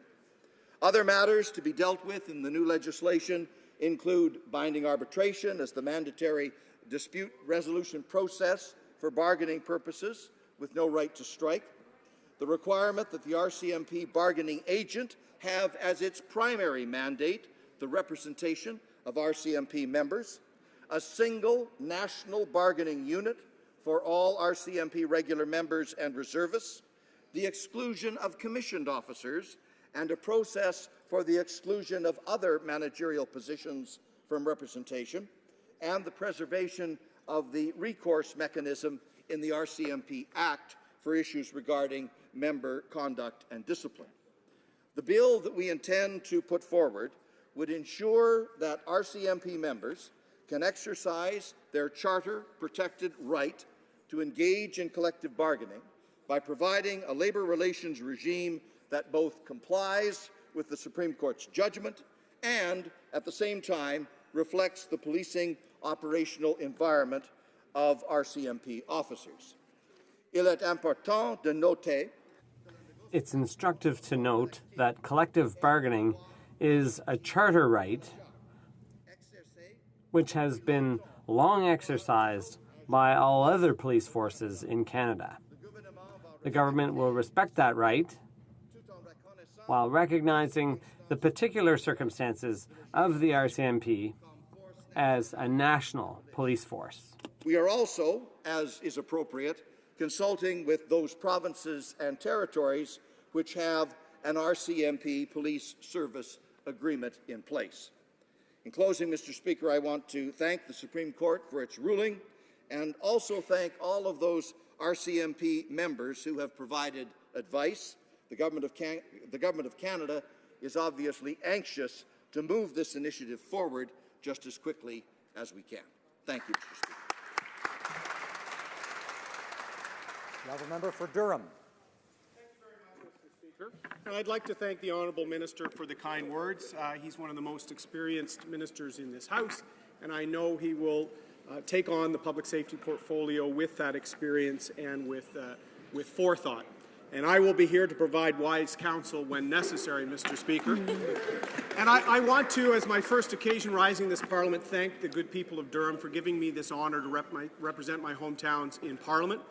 And I'm also proud the first time I rise is in relation to our RCMP, Canada's police force. I'm very proud of our detachment in Ontario, in Bowmanville, Mr. Speaker, and the men and women who work hard every day across this great country in uniform and through the organizational structure of the RCMP. Despite the sunny ways, Mr. Speaker, I'm sad to say the minister's failed his first test, because with the House returning on January 25th, we're actually going to miss the deadline imposed by the Supreme Court of Canada in their decision. Much like the euthanasia case, it might have been prudent if the government wanted more time to seek more time from the Supreme Court of Canada, not just to express an intention, Mr. Speaker, but to table this collective bargaining process that was outlined in the case, Mr. Speaker. 12 months was directly cited in that decision, and that's what the court expected. The decision in Mounted Police Association of Ontario versus Canada, Mr. Speaker, did deal with Section 2D of the Charter, and it really highlighted what that charter right to collective bargaining consists of, Mr. Speaker. And the court said the government needs to ensure that there's a meaningful collective bargaining process, Mr. Speaker. And they outlined in that decision that it must have two parts to that. There must be employee choice, Mr. Speaker, and the second thing that is required is sufficient independence. Those items, as the minister outlined, were canvassed extensively over the last year with public safety advocates, with members of the RCMP, with the various associations that brought forward this court challenge, Mr. Speaker, to get into the details on what constitutes employee choice. The right to say who their representatives are, the right to have some say on the prioritization of your association. And then the independence, Mr. Speaker, is the freedom to then make sure that that bargaining unit or that representative is sufficiently free from management, and in this case, the department, to allow the collective bargaining process to take root appropriately. Mr. Speaker, I would have hoped that the government had tabled this new process in the House today, because the Supreme Court actually gave the government a lot of leeway with respect to this decision, Mr. Speaker. At paragraph 140 of the decision, they in fact gave Parliament, quote, much leeway to set up a collective bargaining process that meets the spirit and intent of their decision, Mr. Speaker. They also said that the government was not forced to choose the Public Sector Labour Relations Act or any specific bargaining model, Mr. Speaker. As long as those two elements of choice and sufficient independence were met, the government was free to set up a process that fit with the unique nature of a public safety arm like the RCMP. They also noted that it didn't need to be adversarial, Mr. Speaker. It didn't need to be the typical or traditional, maybe union construct covered in the Wagner policies and others, Mr. Speaker. In fact, the court even highlighted and suggested the designated bargaining model as a possible option that the government could consider. What they did say, clearly, was in order to have a meaningful collective bargaining process, there had to be a system in place to show that the government could not substantially interfere with the right established in Section 2D of the Charter to have that collective bargaining process for members of the RCMP, Mr. Speaker. So I thank the Minister for addressing the timeline that is looming at a period when the House will not be sitting. I sincerely hope that by the time the House gets back, that the Honourable Minister has either asked the Supreme Court for additional time so that we don't have a technical breach of their decision, and certainly his intention to table this new collective bargaining process in legislation in this House early in 2016. Thank you, Mr. Speaker. The honourable member for Esquimalt-Saanich-Sooke. Let me start my response by thanking the Minister of Public Safety for the advance notice that I received of his statement, a practice which bodes well for future cooperation in this Parliament. I also want to congratulate the Minister on his re-election. I believe this is the 8th time he's been re-elected to this House, and also on his appointment as Public Safety Minister. And as this is the first time I've risen in the House in the 42nd Parliament, I'd also like to take the opportunity to express my gratitude to the voters of Esquimalt-Saanich-Sooke for returning me for a second term in this House. You Democrats look forward to this promised legislation which will be implementing the Supreme Court decision from January of 2015 in the case of the Mounted Police Association of Ontario versus the Attorney General of Canada. This is the decision which recognized that the members of the RCMP do have the same rights to collective bargaining as all other Canadians, and indeed as all other police services already enjoy in this country. Of course, introducing this legislation only in the new year will miss the January 16th deadline of the Supreme Court of Canada. But given the attitudes of the previous government on public sector labour relations, I guess we should all be grateful that they failed to act in a timely manner. And of course, it's a bit rich for them to stand and say that the government's going to miss the deadline when they spent nearly a year trying to reinvent the wheel on collective bargaining. So, despite the welcome notice of this legislation, there are two concerns which remain. And first is that we hope that this new government will take the time to fully consult with the Mounted Police Association on their very specific proposals. No matter what happened under the previous government, I think there is a need for those new and fresh consultations on whatever the government will be putting forward. And second, as with all legislation, the devil is in the details. We will be watching closely to make sure this new government doesn't try to impose undue restrictions on the collective bargaining rights of members of the RCMP. As we said earlier, all other police forces at the provincial level already have collective bargaining in place, and so I would hate to see a regime that gives less in terms of those rights to the RCMP members than are already enjoyed quite successfully by other police forces. The strong and effective representation of workers that is created in a unionized workplace should help the RCMP address critical workplace challenges like harassment in the workplace and also the critical ravages of PTSD on our first responders. When we have independent representatives of the RCMP, they will be able to speak up on both the problems that exist and the solutions that we need to address those two urgent issues. We look forward to this legislation, which can only help make the RCMP more effective in keeping all of us safe. Let me conclude by wishing good luck to the new recruits who just began their training at Depot this fall in Regina while we were all otherwise occupied. That includes one of our family friends, Nick Brame. I'll give a shout out to our former dog sitter who's given us up to go join the RCMP. As I said, New Democrats look forward to this new legislation as a contribution to the long and successful careers in the public service of these new recruits to the RCMP. Thank you very much.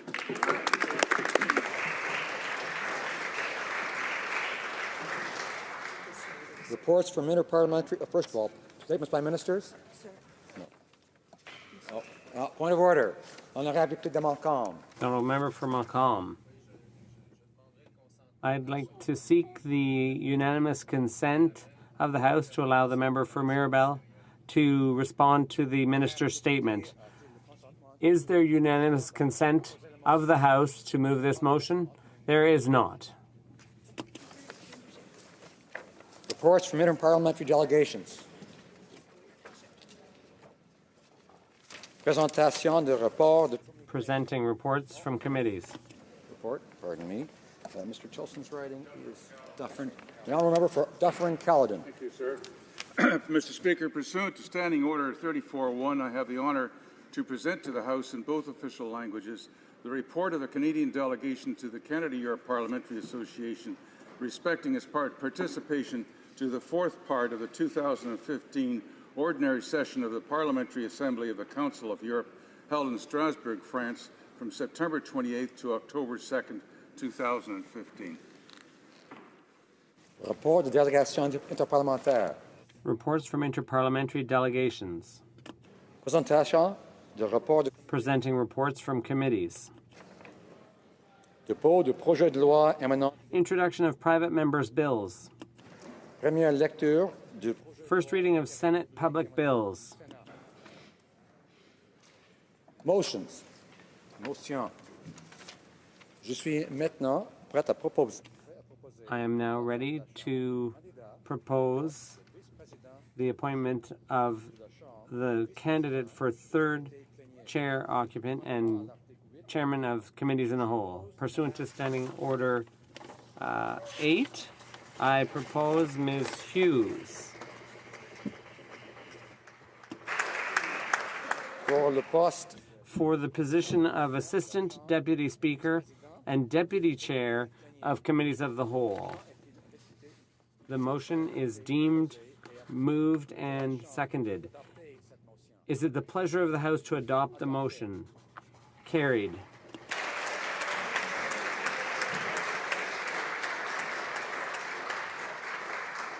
Presenting petitions. I need some help with Peter Kent's writing. Honourable member for Thornhill. Thank you, Mr. Speaker, and I'm delighted to table a conventional paper petition to the Government of Canada regarding the tax-free savings account. The petitioners note that about half of Canadians currently have tax-free savings accounts, a very high level of participation given that the program only began in 2009. And of those TFSA holders, Mr. Speaker, who have taken advantage of the current $10,000 limit, 60% earn $60,000 or less per year, demonstrating that this current TFSA limit is not for the rich only. The petitioners ask, Mr. Speaker, that the Minister of Finance leave the tax-free savings account at $10,000 annually to ensure fairness for all working Canadians. And also, Mr. Speaker, a bit of breaking news technologically. I'm delighted to be able to sponsor the tax-free savings account as well on a brand new Parliament of Canada e-petition website, which I would invite all Canadians to visit, to look over and to support as they may choose. The website is petitions.parl.gc.ca. Thank you, Mr. Speaker. Thank the honourable member for bringing attention to the new process of electronic petitions. Honourable member for Dufferin-Caledon. Thank you, Mr. Speaker. I have a petition from a number of residents in my riding which are concerned with the Liberal refugee settlement plan. They're concerned that Canada has a long and proud tradition of being an open and welcoming society for immigrants and refugees from around the world. But notwithstanding Canadians' openness and generosity, citizens of Canada have expressed legitimate security concerns over the resettlement of refugees emanating from the Syrian conflict.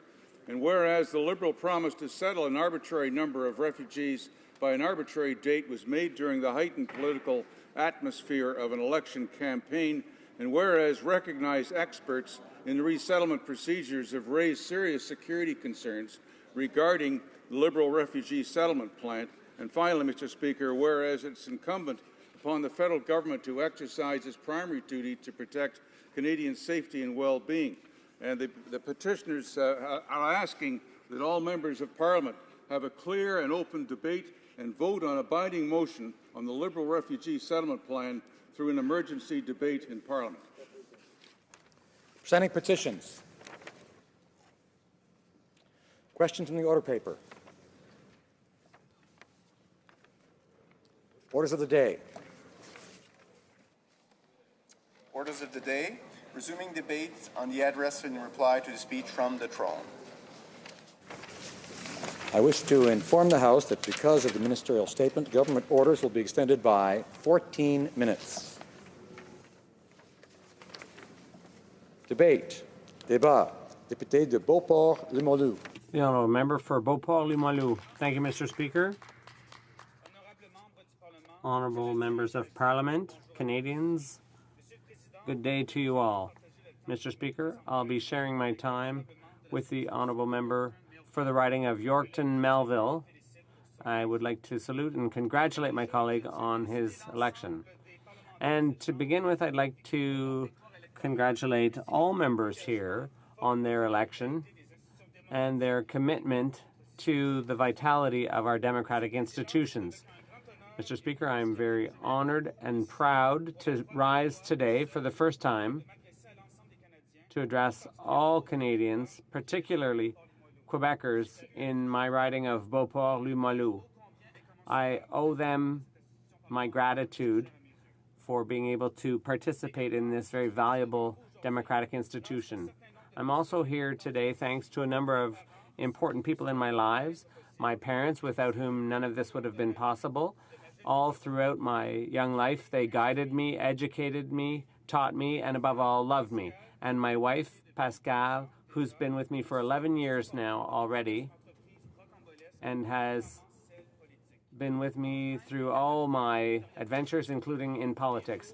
And my daughters, who remind me every day of what's most important in life.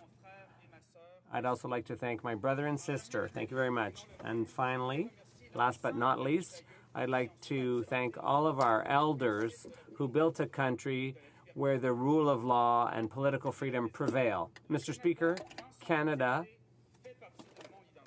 as a whole is a part of my identity. I'm part of a pan-Canadian family. I have an English-Canadian father from Victoria, BC, and a French-Canadian mother from Limoilou. This duality is an essential part of our history, both our past history and our current reality. This feature, this personal feature, has been something I've been aware of my whole life, and my involvement in the political community is a result. And that is why, since I was a teenager, I've had the sole and overriding goal of serving my country and my constituents. This burning desire pushed me from the time I was 18 to get involved in politics, and when I was 24, I joined the ranks of the Canadian Armed Forces. In recent years, I worked in the Conservative Party. I worked in the 6th Regiment in Lévis and worked in my community in order to fully understand this commitment, Canada's political system. I completed a master's in political science. Now, Mr. Speaker, I obtained my release from the Canadian Forces on Remembrance Day. In my family, on my father's side, we have served in the Canadian Forces from father to son since 1890. We are all veterans. My father, my grandfather, and his father and grandfather. So, Mr. Speaker, that's why the privilege of having been made critic for veterans is, in my case, so symbolic. It's something that is well rooted in my family's tradition. I also want to thank the leader, our leader, for the trust that she has placed in me. Our leader, as well as the veterans can count on my assistance, on the work that I do to hold the government to account of the action that it takes with respect to veterans. I'd like to also outline my priorities for the riding of Beauport-Limoilou. With my time, we want to accomplish 3 major objectives. The first objective is to revitalize the riding. More specifically, it's about emphasizing the development in the various areas, 1st and 3rd Avenue, as well as the Seigneurial Street. The second objective is to promote the ongoing investment in local infrastructure. And thirdly, it is to participate in helping people to flourish, newcomers and people in need, in order to meet their needs and, above all, to break the sense of social exclusion. In the summer, the previous government announced its support for a very important project in my riding and for the Greater Quebec City region.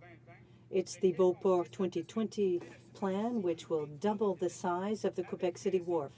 Rightly so, because the Quebec port is a strategic location between in North America, between Canada and the world. It's one of the most significant ports in terms of tonnage and economic spin-offs. As a result, I hope that the new government will continue on with this project, which is of crucial importance, while ensuring that the strictest environmental concerns are complied with. Nothing better illustrates the survival of this country than wearing the military uniform and confronting danger. We have very courageous veterans who worked for this country, who fought for our freedom in various places across the world, and more recently in Afghanistan. Today in Canada, Mr. Speaker, we count more than 700,000 veterans, not including their families, and this represents thousands of individuals, and each in their own way have served Canada. What I noticed in my meetings with veterans in recent years, Mr. Speaker, is the unfailing, unyielding way that they speak about the way they served their country, the way they defended this country and us in this House. However, in the 42nd Parliament throne speech brought down last week, I was astonished that there was but one sentence dealing with veterans. In other means, however, the government has put forth measures that will lead to significant deficits over the years, even though the Canadian economy is doing well.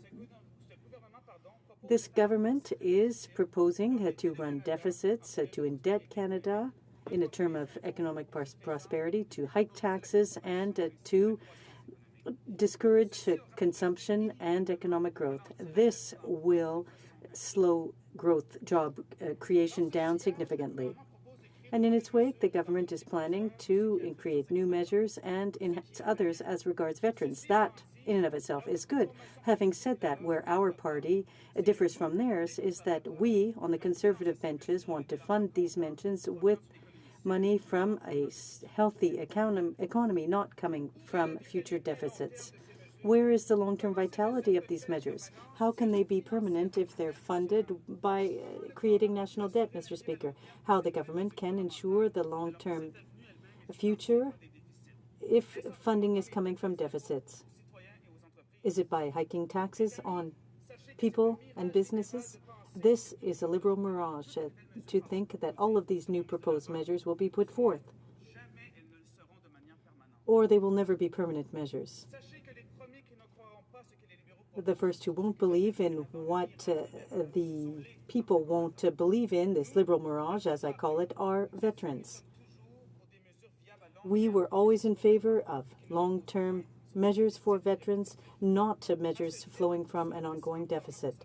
The Conservative government focused on the long-term viability and essential nature of these services. That's why we cut bureaucracy within the department with a view to making it more productive.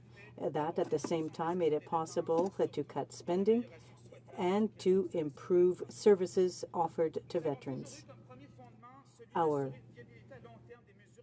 intention was always to provide long-term services to veterans based on a balanced budget, and we also focused on cutting taxes for Canadians.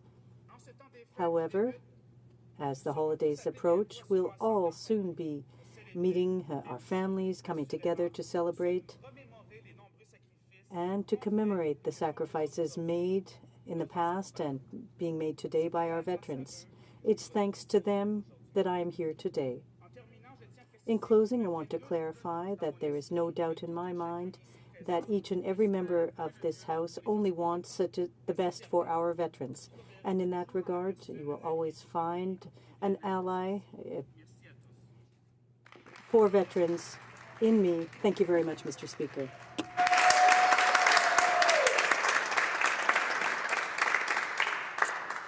Questions and comments. Questions et commentaires.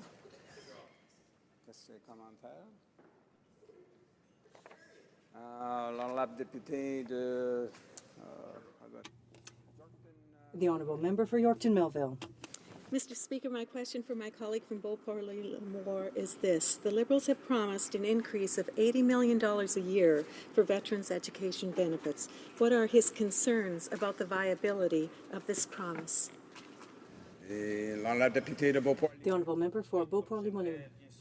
Well, I'd like to start by thanking my colleague for her question. I'd like to congratulate her on her election. Like my colleague, I'm comfortable with the measures being put forth. However, what we are concerned with is that they won't be sustainable because of the deficits that are being announced by the government, and that is what's dangerous for veterans. They need long-term viable measures and not election-based measures. Questions and comments. The honourable member for Sherbrooke. Well, thank you very much, Mr. Speaker, and I want to congratulate the member for his election to the House of Commons. I'd like to go back to one of the subjects that was most discussed during the election campaign, and I discussed it with another colleague a little earlier, and that relates to Canada Post. Under the Conservative reign, the decision was made at Canada Post to put an end to home mail delivery for Canadians. So it had an impact on many communities across the country. Sherbrooke was affected by the decision as well, and I wonder if the member thought that home mail delivery service was important to the people of his riding, and if the people in his riding were in favor of those cuts, and if he can congratulate the government on its commitment to put an end to this practice, and if he could comment on that. The honourable member for Beauport-Limoilou. I'd like to thank my colleague for his re-election. I thank him for the question. I will reiterate what we said during the campaign. Canada Post is a public organization that makes its own decision. The previous Conservative government had expressed concerns with respect to decisions for mailboxes in our ridings. It's up to the current Liberal government to undertake discussions with the corporation and to see what priorities are to replace that decision. Questions and comments. Questions and commentaires. The honourable member for Simcoe Grey. Well, thank you very much, Mr. Speaker, and I want to congratulate our new Member of Parliament from Beauport-Limoilou, and also thank him for his service. As a veteran of the Canadian Armed Forces, I've done outstanding service for our country, and in that vein, I'd like to ask him, in reflection of the throne speech, his thoughts with respect to where we should be going as a nation with respect to veterans. In my riding of Simcoe Grey, there are literally thousands of individuals who have retired from the Canadian Armed Forces, from base Borden and otherwise. They've done outstanding service for our country, as has he. But what direction does he see, from our perspective as the opposition, moving forward with respect to Veterans Affairs? The honourable member for Beauport-Limoilou. I would thank my colleague for her question. I congratulate her on her election. As I said, the measures in principle are laudable. When I meet with veterans, be it members of my family or colleagues from the armed forces, of course, they would all like to see a paradigm, including measures that are sustainable. But what concerns us for veterans is long-term measures, viable measures that they can count on now and throughout their lives, and not just election-based measures. Resuming debate, the honourable member for Yorkton Melville. Mr. Speaker, I'm so pleased to be here today representing the constituents of Yorkton Melville in the 42nd Parliament of Canada. I'm humbled and grateful for the confidence that they have placed in me. Thank you to all of those who gave sacrificially of their time, talents, and treasures to support me through an open nomination and my election campaign. I also want to thank Elections Canada for the stellar job they did in dealing with the challenges of new boundaries, new polls, new rules, and a magnificent turnout of Canadians at the advanced polls on Thanksgiving weekend and October 19th. I'm thankful for my Christian faith that is the plumb line for how I seek to live and serve others, while also leaning very heavily on God's grace, love, and continual patience with me.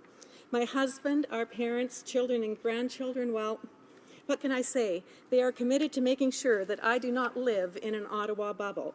Mr. Speaker, the previous Member of Parliament for Yorkton Melville, Mr. Gary Breitkreitz, served both his riding and his country selflessly for 22 years. His tireless work to end the long gun registry that failed to protect Canadians while penalizing law-abiding citizens was a resounding answer to the call of Canadians across this country for real change. His integrity, commitment to God, family, and his country is the example I hope to emulate. As I have said so often to those who ask, I cannot fill his shoes, but I will definitely walk the same path. Mr. Speaker, as I traveled through the 43,272 square kilometers of my riding, hosting meet and greets, door knocking, and main streeting in 24 unique communities, I fell in love with our wide, creative skies, rolling fields, valleys, lakes, rivers, and timberland, the wildlife, fresh air, and warm, hospitable people. Along with the rest of Saskatchewan, the riding of Yorkton Melville is the bedrock of strong economic growth in Canada. We have world-class agriculture and agri-food producers, yet the growers in my riding were not even mentioned in the speech from the throne. Already it appears that this government does not value our farmers. The government has placed the TPP on the back burner when it is vital to opening up significant markets for our producers to be able to compete on an ever-expanding world stage. Yorkton Melville's potash, timber, and energy resources, our small businesses and medium businesses, our innovators and manufacturers all know that the Liberal carbon taxes and payroll taxes will hurt the productivity of the very people and industries from which true growth and prosperity come. Greatly increased federal debt is the only promise we are sure of, and even that the Liberal government has failed to define or cap. This government said it will lift Canada out of debt and balance the books in 2019. The only thing their looming federal debt can guarantee is higher taxes for today's families and a higher debt burden left for our young people and their future children. My riding of Yorkton Melville is home to one of the highest percentages of seniors in Canada, wonderful people that have invested their lives in their communities and families and played a significant part in making Canada the strong, vibrant country it is recognized to be all over the world. And yet, they too are taken for granted by this throne speech. As history repeats itself, the unnecessary Liberal debt will once again mean an increase in costs in providing essential safety nets that only a healthy, stable economy can provide. The honourable member for Sturgeon River Parkland, Leader of the Official Opposition, entrusted me with the position of Deputy Critic for Veterans Affairs, and I am pleased to already be working alongside the Shadow Cabinet Veterans Affairs Critic, the honourable member from Beauport-Limoilou. How fitting that my first responsibility and privilege was to lay a wreath on Remembrance Day in my hometown of Esterhazy, Saskatchewan. That evening, I also attended the Yorkton Legion banquet to honour our veterans by bringing greetings on behalf of the Government of Canada. At that time, before being given this mandate, I assured them that they have my deepest gratitude, my prayers, my heart, and my ear. Mr. Speaker, I was pleased to hear that the government will do more to support veterans and their families. However, this single sentence in the throne speech gives no indication as to which of the 15 Liberal campaign promises made to Canada's veterans will be brought before this House or, in fact, made a government priority. Mr. Speaker, I acknowledge that there is still much to do to improve the new Veterans Charter. The minister is likely aware that under the last minority Liberal government in 2005, the then Minister of Veterans Affairs was in the process of bringing about the new Veterans Charter to better meet the needs of the next generation of young veterans when it appeared that that government would fall. Realizing that all the work done would be lost, that minister and the leadership on both sides of the House met and agreed that it was too important for the future service of to our veterans to not bring the new charter into being. All sides worked together. And as a result, the first, second, and third readings took place in a matter of 7 minutes and were unanimously passed by this House. The Senate then met with the stakeholders, and after a 12-hour meeting, the bill passed that same evening. The next day, it received royal assent. This was a historic event that we can all be very proud of. Shortly afterwards, the government fell, and the new Conservative government began the task of implementing a challenging new direction for Veterans Affairs. Many initiatives and significant funds have been allocated to the new Veterans Charter and the Transformation Agenda, which is the strategic plan of the department intended to help anticipate the changes related to the decline in the number of traditional veterans and a greater focus on younger veterans of modern-day conflicts. One was the implementation of improved mental health services for our veterans by creating a network of 25-plus frontline mental health clinics across Canada and 31 integrated personal support centres. The challenge has been to find enough qualified health services individuals to meet the need. I applaud the current Liberal government's desire to continue to fully implement these recommendations on mental health services for veterans. As well, under the previous Conservative government, the minister brought Veterans Affairs into relationship and consultation with injured soldiers while they were still under the Department of National Defence, encouraging an overlapping of services to better meet the needs of our wounded soldiers while waiting in limbo to know if they would continue their services or be discharged. I look forward to the current government improving even more upon this cooperative environment, strengthening partnership between National Defence and VAC. However, as I met with veterans and communities throughout my riding over the past year, I heard the same concerns voiced over and over again, and now it seems that these concerns are about to come to pass. Concerns for the needs of our armed forces under the new Liberal government. Mr. Speaker, my veterans recalled the destruction of support for our special forces. Ill-equipped combat troops sent to Afghanistan in green rather than desert fatigues as a result of the previous Liberal government's massive cuts to the Department of National Defence. Mr. Speaker, the veterans of Yorkton Melville will be watching closely to see if the Liberal promises made will be promises kept. And my question on their behalf is, what will those promises cost Canadians, and will they ensure that they will not be implemented on the backs of our current armed forces? Because, Mr. Speaker, if there's one thing I'm confident in, it's that veterans of Canada care very deeply about our future veterans, the men and women serving our country now. Our Canadian rights and freedoms, our Canadian privileges and responsibilities all come from a price paid by those willing to face death and life-altering trauma and tragedy. They serve our country. They deserve appreciation, respect, and to be understood. They and their families deserve to be cared for.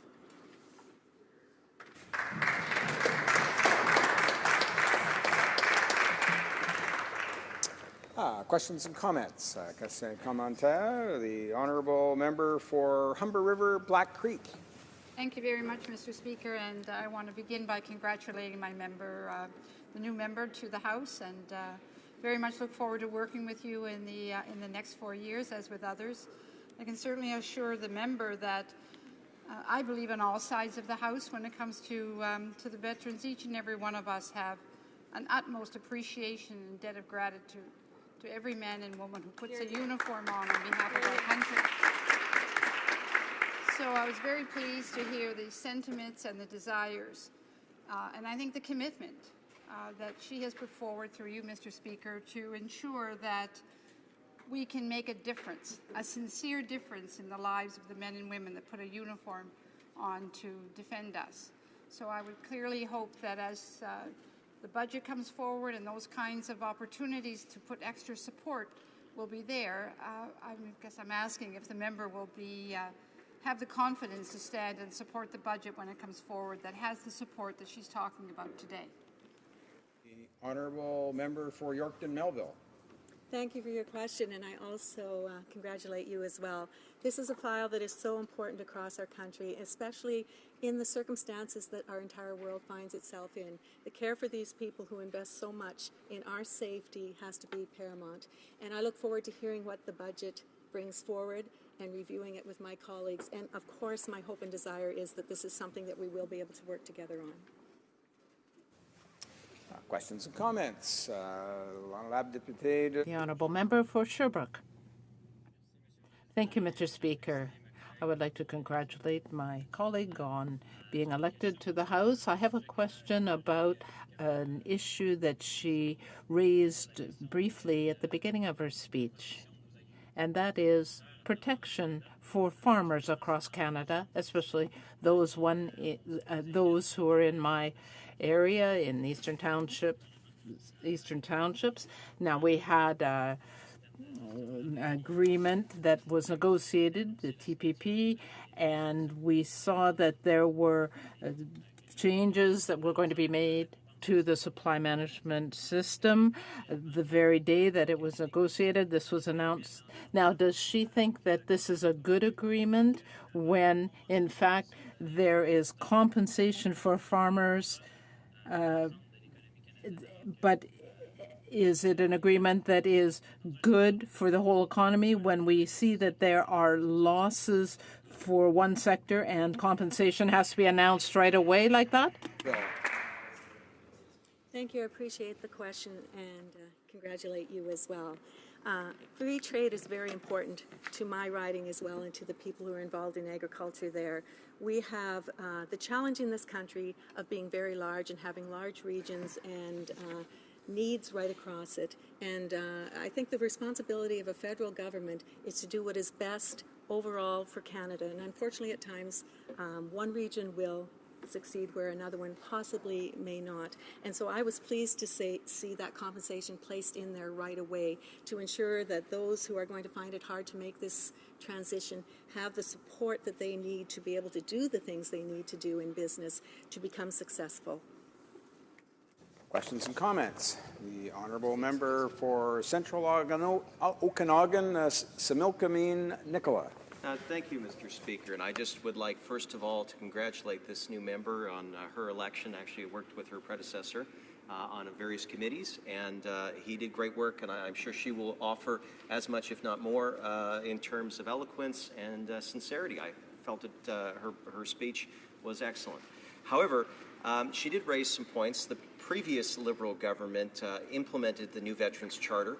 Not a lot of discussion. In fact, as she noted in her speech, it sped through all levels or all stages in this House rather quickly. And my concern, Mr. Speaker, is we've also heard in the speech from the throne talk about a leaner military, and very, very little information coming from the government side as to what that means. Again, I'm concerned that a previous Liberal government implemented a new system for our veterans without proper parliamentary oversight or committee review. And it seems that, again, this new Liberal government is not giving us the transparency that it portends to offer. I'd like to ask this member if she is also concerned about a lack of process and perhaps what some of the ramifications of that may be. Member for Yorkton Melville. Thank you very much. Yes, I am concerned. I think that's kind of a thread that went throughout what I had to say, is that we all want to see the lives of our veterans taken care of and their families as well. However, the process that we have faced to date has been challenging in that it's a huge file, a huge number of responsibilities that requires systematic organization so that they are served in the best way possible with an extensive amount of red tape that I know has really frustrated a lot of them. So I do look forward to challenging and encouraging this government in anything that they do put forward to not be piecemeal, but something that is going to end up being something that is profitable for our veterans in the long term.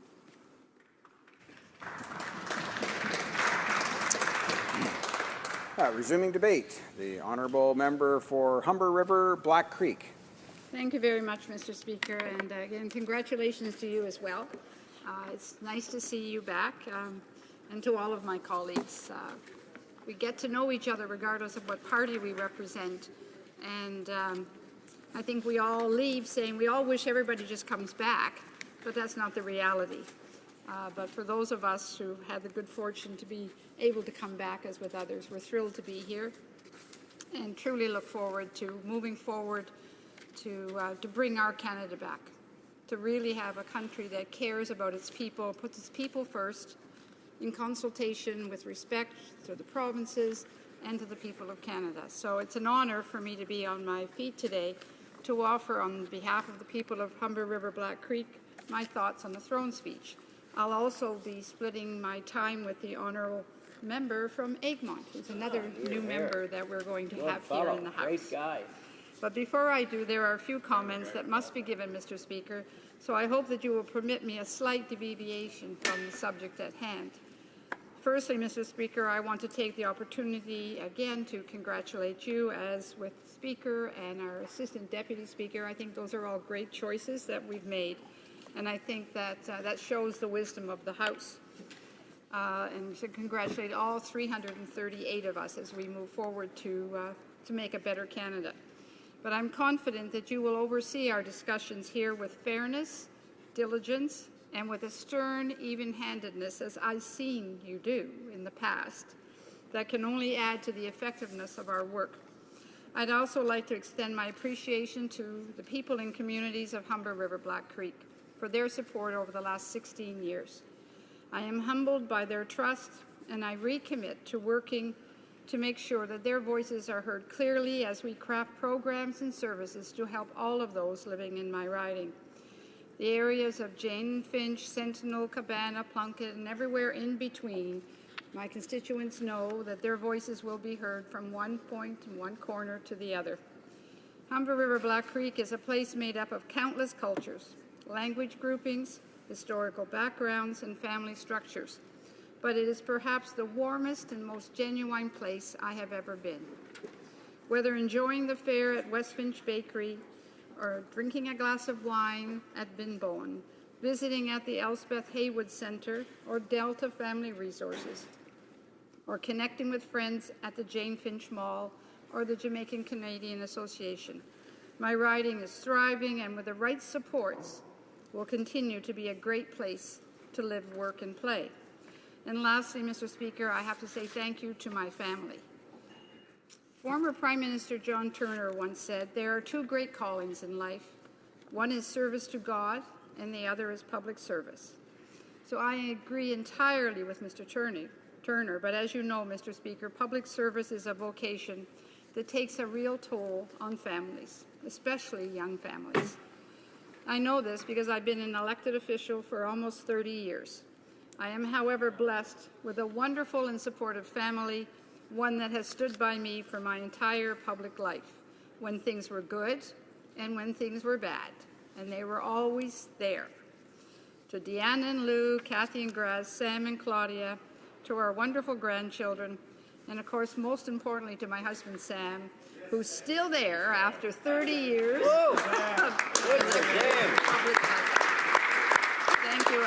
I think to all our new members, they will realize how important our spouses are and how much we ask of them when we leave them at home every week, every Monday to come here, and they're home taking care of all of the other responsibilities a family has. So now, Mr. Speaker, let me address the matter at hand. Last week, our government delivered a throne speech that focused the entirety of its energy on the middle class, people like those living in my riding. This government recommitted to lowering taxes and fees for lower-income seniors, students, families, and workers across Canada. And it also committed to using every mechanism at its disposal to create jobs, to improve services, and to restoring Canada's glory for all citizens and residents, not just for those who can afford it. For too long, pension security, affordable tuition, infrastructure renewal, and expansion and quality job creation have been on the national back burner. But this throne speech showed real change is going to happen. The middle class is more than a line item on a budget. You see, Mr. Speaker, our Prime Minister and the entire Liberal team believe that it is time for those sitting at the kitchen tables of the nation to enjoy some of the opportunities offered to those sitting around the boardroom tables for the last many years. That is not to say that corporate Canada doesn't deserve success, just that it should not get the whole of that prosperity. It is time for everyone to enjoy prosperity. And that is what the throne speech is all about. For the record, I applaud the government's particular priorities, that of growth for the middle class, the open and transparent government, a clean environment, diversity as a national strength, and security and opportunity for all. These are goals that we can and should all get behind, not because they are Liberal commitments, but because they will strengthen every community and every riding and every person in this country. Canadians elected a government to bring us together, not to set us up against one another. Canada is strong because of our difference, not in spite of them. But this theme was central to the throne speech, and the speech set out a plan to accomplish that. First and foremost, the government will, as an immediate priority, deliver a tax cut for the middle class. Not only is it the fair thing to do, it's also economically smart to do that. The government has also committed to direct help for those who need it most. The new Canada Child Benefit will do just that. And there is more on the horizon, including a recognition that public investment is needed to create and support economic growth, job creation, and again, economic prosperity for all. New investments in public transit, green infrastructure, social infrastructure, secure pensions, and a stronger EI system will promise real and meaningful change for all of those that I have been elected to serve. And this will all be done in a framework that promises to end the negativity that has divided us for too long. The trust Canadians have in their public institutions, including Parliament, has been compromised, and that needs to change. By working with greater openness and transparency, trust can be restored, and we can again move forward together. You see, we have, as a nation, always been at our best when we shoot for the stars.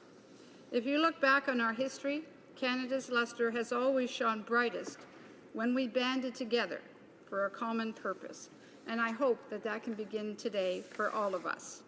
So, Mr. Speaker, I'm excited to support the throne speech, not just as a document, but as a plan for real change. I'm pleased to vote in support of this blueprint for tomorrow because of what it represents for lower-income seniors, students, families, and workers in my riding and in ridings all throughout Canada. The middle class hasn't had a decent raise in years, and it's time for working families and the unemployed to catch a break. It's time to put more gold in those golden years, as we say, and it's time for the leaders of tomorrow to be able to afford the skills training that they need and deserve. Our 15th Prime Minister once said, "Canada will be a strong country when Canadians feel that all of Canada belongs to them." Today, we take a giant leap towards that kind of just society, and I am tremendously proud to be part of it. Thank you very much, Mr. Speaker.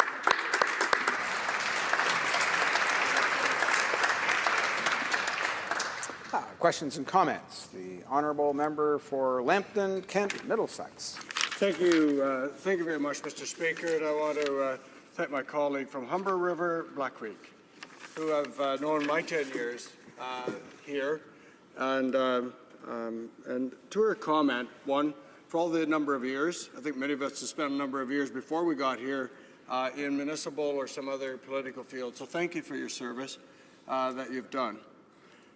Your comment is that everything in the throne speech, Mr. Speaker, emanated around the middle class. Actually, I'd like to call that the middle income group, which in Canada right now is the wealthiest that it's ever been. So, but what I want to be concerned about is that in this throne speech, agriculture is the main industry, one of the main largest industries in this country. Now, I do understand There's not a lot of agriculture around likely in your riding. But when I have the Prime Minister stand up and say that the small businesses of this world, and I look at Mr. Easter next to you, I think he will agree, that all the agriculture businesses in this world, except for maybe on one hand, are all families and small business, saying that this is a venue in which rich people go to save taxes. I wonder if you have a comment to help explain why agriculture is being looked at in such a detrimental effect by your Prime Minister. The honourable member for Humber River Black Creek.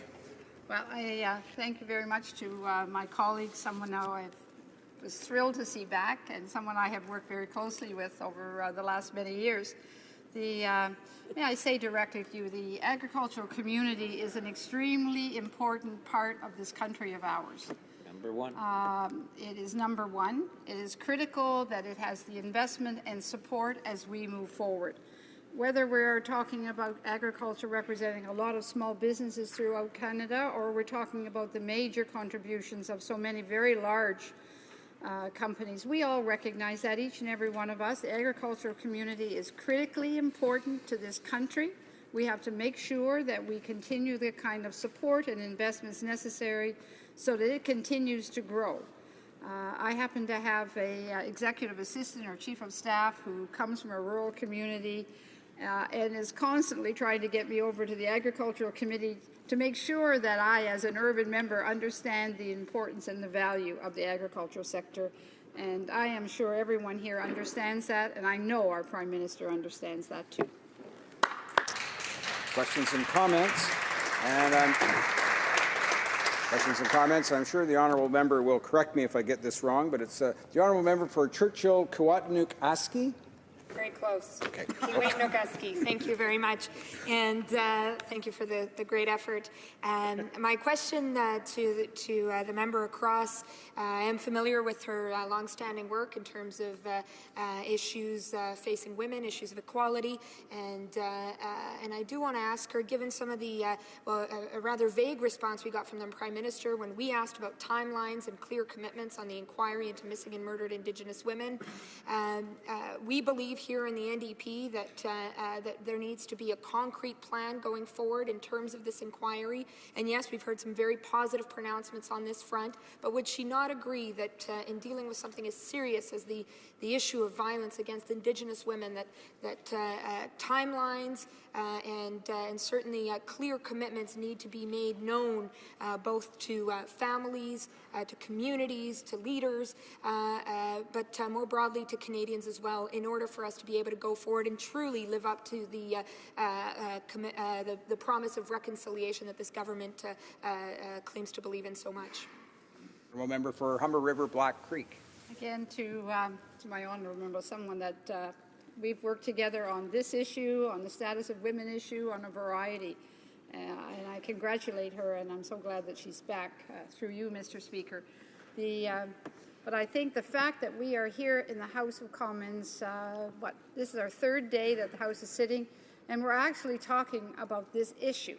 We talked a lot about it for the last 10 years, calling on the government to take some action, held rallies outside, and there was just no budging the government. Well, you know what? This government, under Prime Minister Trudeau, is clearly committed, and with our minister, we are moving forward to put down the kind of groundwork that has to be done. But this is day 3 of the House sitting. I know that the Honourable Minister has done a lot of work already on that file and is really excited about moving it forward. So, and I know that my colleague on the other side will be keen, right there front and center, working through with us so that we finally get some closure to a very horrible time in our country's past. Before we go to the next honourable member on resuming debate, just a couple of things to remind honourable members is to avoid the use of given names in the course of one's comments here in the House, and try to think of referring to other honourable members in the third party. The honourable member will, the honourable member may wish to, that sort of thing, and that always keeps it less personal And recall to direct, if members can direct their attention in the course of their comments to the chair, it helps for our purposes in signaling, for example, when your time is coming to an end, not so much in questions and comments, but with regards to speeches. So we're resuming debate now. The honourable member for Egmont. Thank you, Mr. Speaker.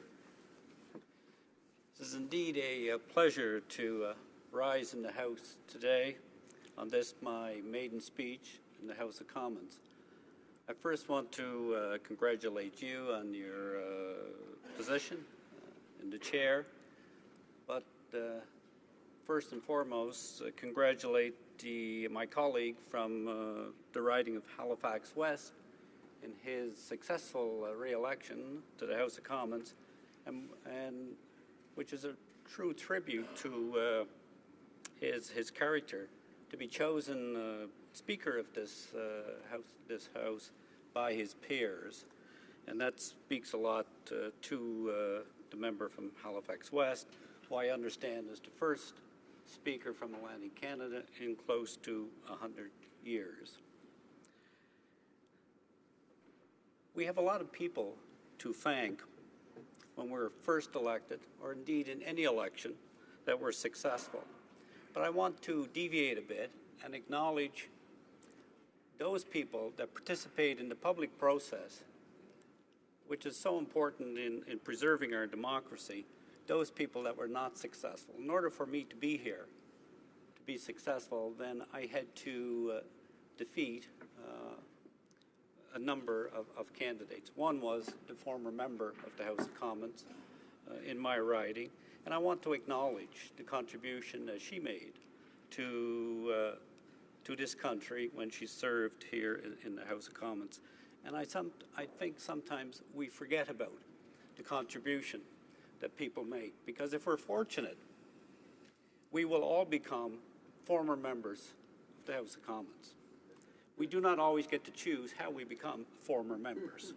So I think it's important that we acknowledge from time to time the contribution, even if those are from former members that were not of the same political stripe as we were.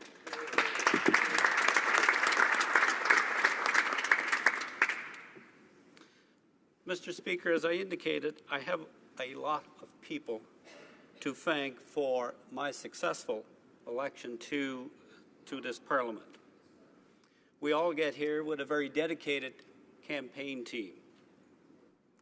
We get here with the dedication and support of our families, our friends, and our peers. And I want to acknowledge as well that I would not be here without the support I received from my parents, who instilled in me the values and the confidence to seek public office. This is my second public office. I'm a former member of the provincial legislature.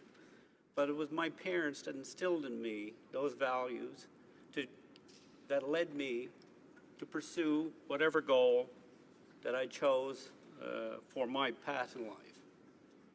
Being the son of a fisher and a work-at-home mother, they gave me those values that allowed me to be successful in those paths that I chose. And today, to them, I want to acknowledge that support and thank them.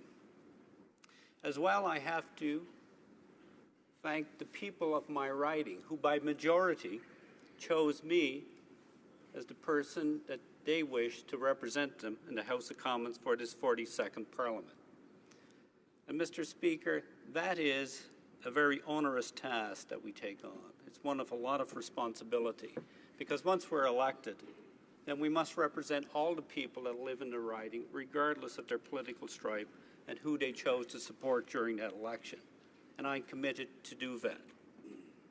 My riding of Egmont is unique, as all ridings are, and I'm as proud of it as all members are of the ridings that they represent. Egmont is in the western part of Prince Edward Island. I'm proud that it encompasses a First Nations community, a strong and vibrant Acadian communities, and small communities made up of Irish, English ancestry. And we have a growing population of Asian people and people of various ethnic backgrounds, much as this House of Commons is. It also includes the dynamic city of Summerside. And I may be out of step here if I am, but I want to acknowledge one of the pages that is serving here in the House of Commons, comes from my writing, is a page by the name of Ryan Arsenault. I believe that's the one name you can use in the House. And I wanted to acknowledge that. He's a young person, and I'm sure someday will be a future leader. As I indicated, Mr. Speaker, the people of Egmont chose me to be their representative here in the House of Commons. And I take that responsibility, as I indicated, seriously. I'm proud to be part of a government that is as diverse as the members that was elected in this last election. And I must say, I was listened intently to the mover and the seconder of the throne speech. And I have rarely witnessed the passion that I witnessed coming from the mover of the throne speech when he delivered his speech, and as he captured his enthusiasm for his part of this country and the pride and enthusiasm that he was taking to the job. I was also touched by the seconder, who spoke about how uniquely her journey was to become a citizen of this country. And we are all proud to be Canadians. It is truly one of the great nations of this world. And we all arrive here differently. I, on my mother's side, have Acadian ancestry, but I'm also first-generation Canadian on her side as well, given that she was born in the United States of an American father. But I'm proud of that background, as I'm sure each and every one of you are of yours. But when I talk about my writing and I speak about how impressed I was with the seconder of the throne speech, it was because our small communities are reaching out to refugee families in a very positive way and supporting them and welcoming them to these small communities. And that speaks a lot about who we are as a nation, who we are as a people. And we should all be proud of that. The throne speech outlined a number of areas that will have a significant positive impact on the people that I represent. The one that I was most proud of as a candidate in the election was our position on changing and improving Canada Child Benefit Act, because it is our responsibility to make sure that the children of this country receive benefits that they're entitled to. We've talked a lot about eradicating child poverty, and this will go a long ways towards eradicating child poverty. The second area is in reforming the employment insurance system to recognize that in parts of this country we truly have a seasonal economy. And in having a seasonal economy, you must have a very dedicated, highly skilled, highly motivated workforce to allow that seasonal industry to thrive. And to do that, we must have in place an insurance system that protects the earnings of those seasonal workers when they no longer have work, Mr. Speaker. And that is a part of our platform that I was pleased to see included in the throne speech. I believe it may have been the first time I recall employment insurance and recognition of it was referred to in a speech from the throne. Mr. Speaker, as well as was identified here in this House, our government's commitment to reestablishing that sacred trust and bond to the veterans that have served this country so well is another area that we must signal as well.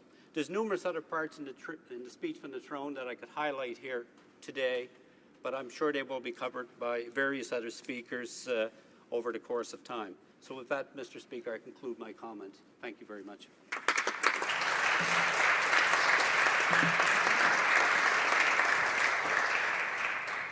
Questions and comments? The honourable member for Sarnia-Lambton. Thank you, Mr. Speaker, and thank you to the honourable member for his speech. I enjoyed hearing about his riding. I'd like to tell you something about my riding of Sarnia-Lambton. We produce almost a third of the petrochemicals that Canada produces and provide gasoline for most of your vehicles, which I think we will need for some years. We have a lot of people working in that industry, and they're extremely concerned. With the low price of oil, we already have high unemployment, and this government is talking about bringing in a federal carbon tax on top of a provincial carbon tax. This would be devastating for our economy, not to mention affecting the price of gasoline and the supply and demand in Canada. And so I would just ask this government to reconsider putting it off until our industry and oil prices stabilize. Thank you. Honourable member for Egmont. Mr. Speaker, I believe the position of the government is to work with the provinces in coming up with an effective way of reducing carbon in this country, which if we don't do, the cost that our citizens will bear will be significantly higher than anything that we may face today. Question commentaire. L'honorable député. The honourable member for Sherbrooke. Thank you, Mr. Speaker, and I'd like to thank my colleague for his speech and congratulate him on his election to this House. I'd like to come back to something that was discussed a lot in 2012, and that was EI reform. I imagine that in PEI, like in my riding of Sherbrooke, the EI reform had significant repercussions for a number of industries, especially seasonal ones. And during the election campaign, there were some discussions about reform, possible reforms that would revisit some of the changes that were made and perhaps bring things back to the status quo ante. So I was just wondering whether the member had the same concerns that I had, the same concerns that were expressed in 2012 about EI reform, and more specifically, trying to make sure that EI continues to support workers and that it benefit workers, that it be accessible to workers, and so that employers don't resort to foreign temporary workers as frequently. I wonder if that's a concern in his riding too. The honourable member for Egmont. Mr. Speaker, excellent question from the honourable member. Of course, it is a concern. One of the most negative parts of the changes to the EI program by the former government was that it hurt those in the lower income bracket the most. Anytime government should put forward policy, it should be to advance and improve the financial well-being of our lower income people. And this really directed towards single parents, mostly female. And we have to ensure that as an EI program, that we attach a value to every hour of work that can be achieved. And this was something that was not occurring under the former program. So I'm hopeful that with our government's proposals, we campaigned on that it will do a lot towards changing those changing those negative aspects of the whole program. Questions and comments? The honourable member for Malpeque. Thank you, Mr. Speaker, and I congratulate my fellow Islander, Prince Edward Islander, that is, on his maiden speech in the House. And similar to the last two questions, actually, related to the terrible damages that the previous government did to the employment insurance system in this country, which was clearly an attack on both seasonal industries and seasonal workers. And I know the member for Egmont comes from a rural riding where seasonal industries, especially the fisheries, is very important. And the throne speech talked about reversing those damaging changes. I wonder if the member for Egmont could spell out to this House how serious the clawback in terms of working while on claim was to families within his riding, so that we get to the point of making those changes quickly. The honourable member for Egmont. Mr. Speaker, again, I thank my colleague and the honourable member from Malpeque Yes, the clawback was one of the most damaging aspects and the most regressive parts of the old EI system because it penalized people for going back to work. And doing that, it was taking 50 cents of each dollar they earned from them, instead of the old system allowed you to earn so much money before, well over $100 a week while on EI, before it came back from you. That again, Mr. Speaker, impacted single parents more than any other demographic in the population. And so with the changes it's going to make, that will have a significant economic impact on these small rural communities that depend on seasonal employment. Reprise de débat. Resuming debate. The honourable member for Louis Saint Laurent.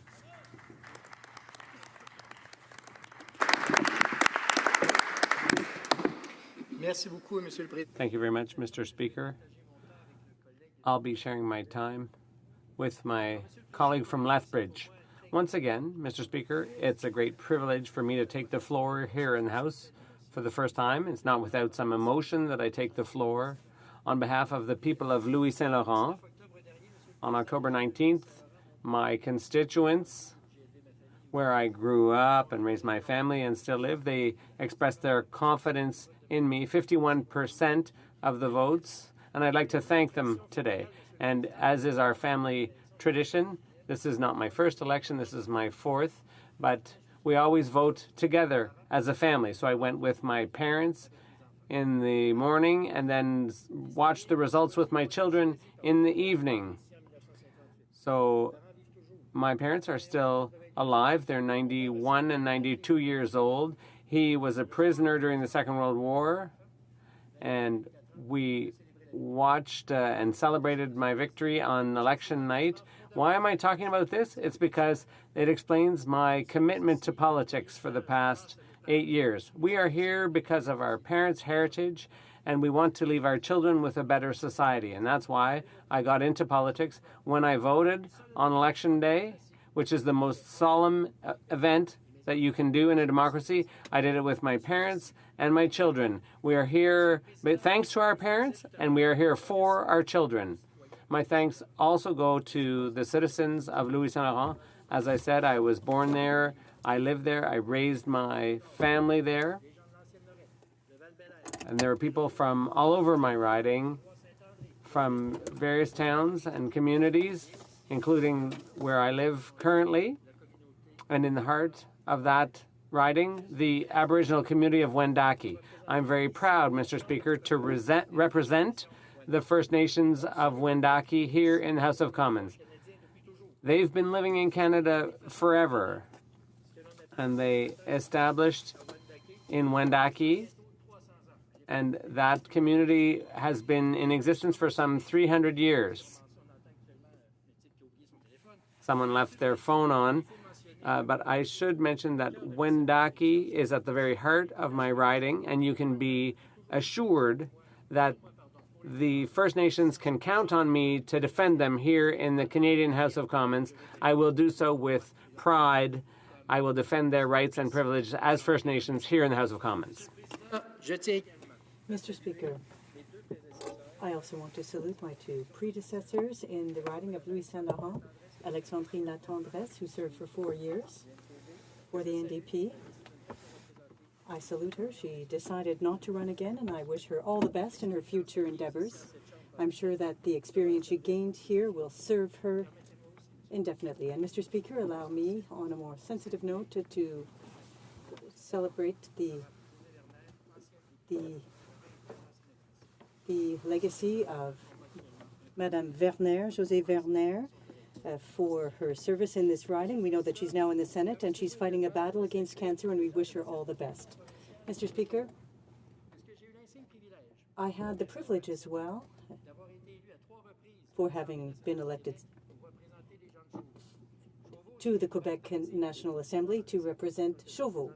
And it's part of my current riding that I represent here at Chauveau. Also includes Shannon, Valcartier, Lac-Beauport, Lac-de-Lage, Lac-Saint-Charles, Saint-Émile, Notre-Dame-des-Laurentides, and all of those people who are tuned in today. No, I didn't forget you, as the song goes.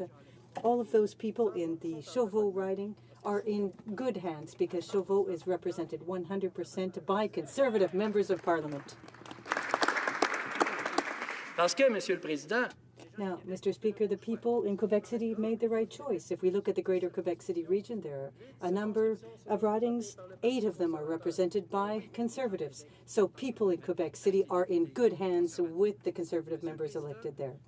Now, Mr. Speaker, I want to say that it's with a great deal of honor and pride that I got involved on the federal level to defend and support the record of the previous Conservative government and the work done by the honourable member for Calgary Heritage.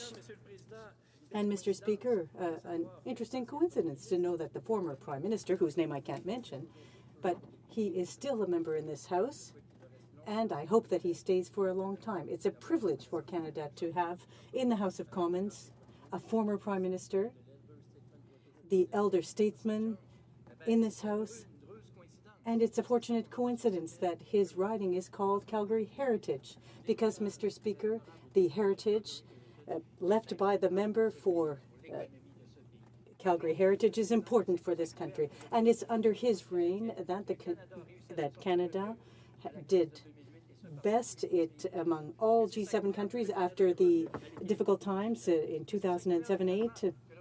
And the entire world appreciated Canada's public finances, Mr. Speaker. History will pay tribute to the honourable member for Calgary Heritage, as they so should.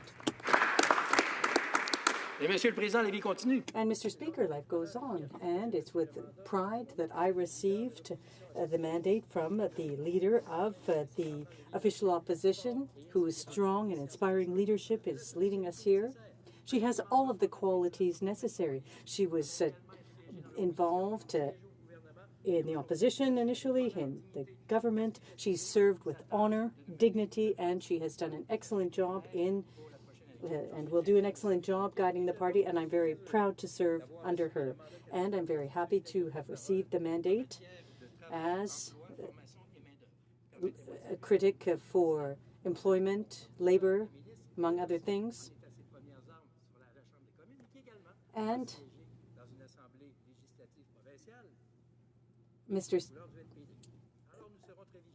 we will be very vigilant with respect to the approach of other members who have served under the NDP banner, Mr. Speaker.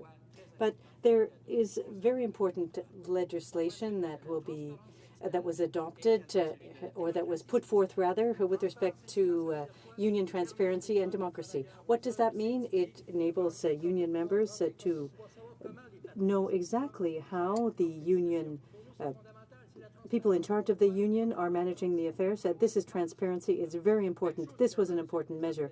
The same thing, Mr. Speaker, for union democracy. We brought forth legislation that would create a union through a vote, about 50% plus one. So those are very important pieces of legislation. But unfortunately, Mr. Speaker,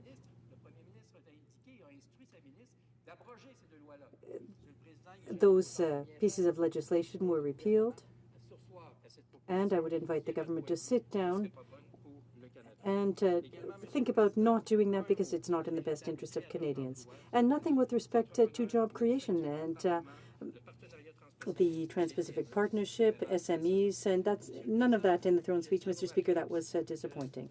I'd like to point out to Mr. Speaker that the Quebec City region.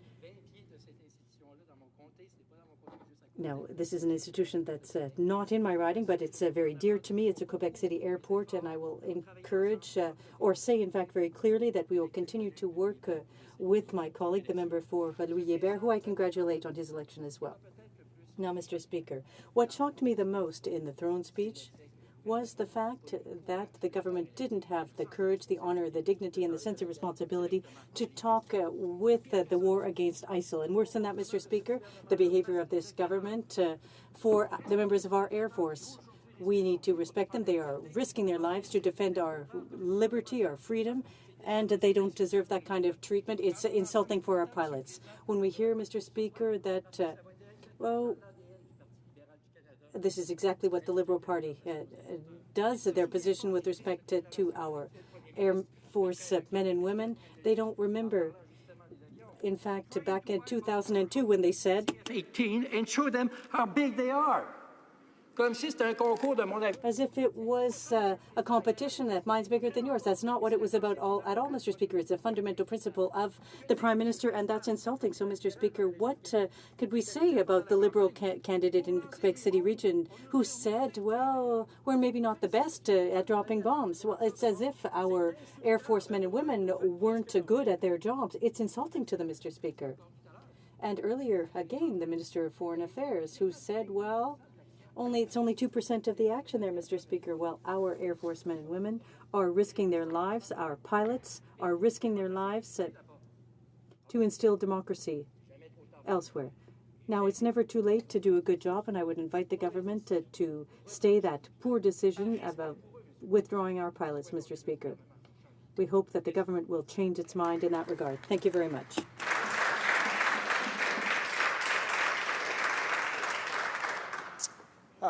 Questions and comments. The honourable member for used to be Scarborough-Guildwood. Thank you, Mr. Speaker, and congratulations on your election. I listened to the honourable member's speech. I welcome him to the House. I find it passingly strange that we, as a party, announced almost a year ago that we would be reprofiling the mission. We put it in the platform. We ran the longest campaign in history. And the first thing that the honourable member and his party wants us to do is break the election promise that we made to the Canadian people. Canadians have decided. They did decide. Canadians did decide. And they asked us to re-engage in the Middle East in a way that is most beneficial to the people of the Middle East, most beneficial to our allies. The Prime Minister has discussed this with the President of the United States. He's discussed it with the Prime Minister of Great Britain. He's discussed it with the President of France. And each and every one of those world leaders understands that Canada's contribution will change and possibly be quite enhanced. And yet he wishes us to continue to do what we said we would not do to the Canadian electorate. So I put it to the honourable member, does he actually want us to break an election promise? The honourable member for Louis Saint Laurent. Thank you, Mr. Speaker. Thank you for the honourable member for his question. May I ask him a question directly? Where was he on November the 13th? Don't you remember what happened in Paris? A big fight, a big attack of the Islamic State. And this is why you can't change your mind about that. I give you the opportunity to change your mind and to save the honor of this country. Because, Mr. Speaker, the honourable member talked about other countries who, according to his word, said it's okay that you're no more involved with airstrike. Mr. President, we call it diplomacy. But yesterday, the government received his bulletin, like we say in French, when President Obama talked about his allies. Did he talk about Canada? Did President Obama talk about Canada? No! It's a shame for us. Shame of the government.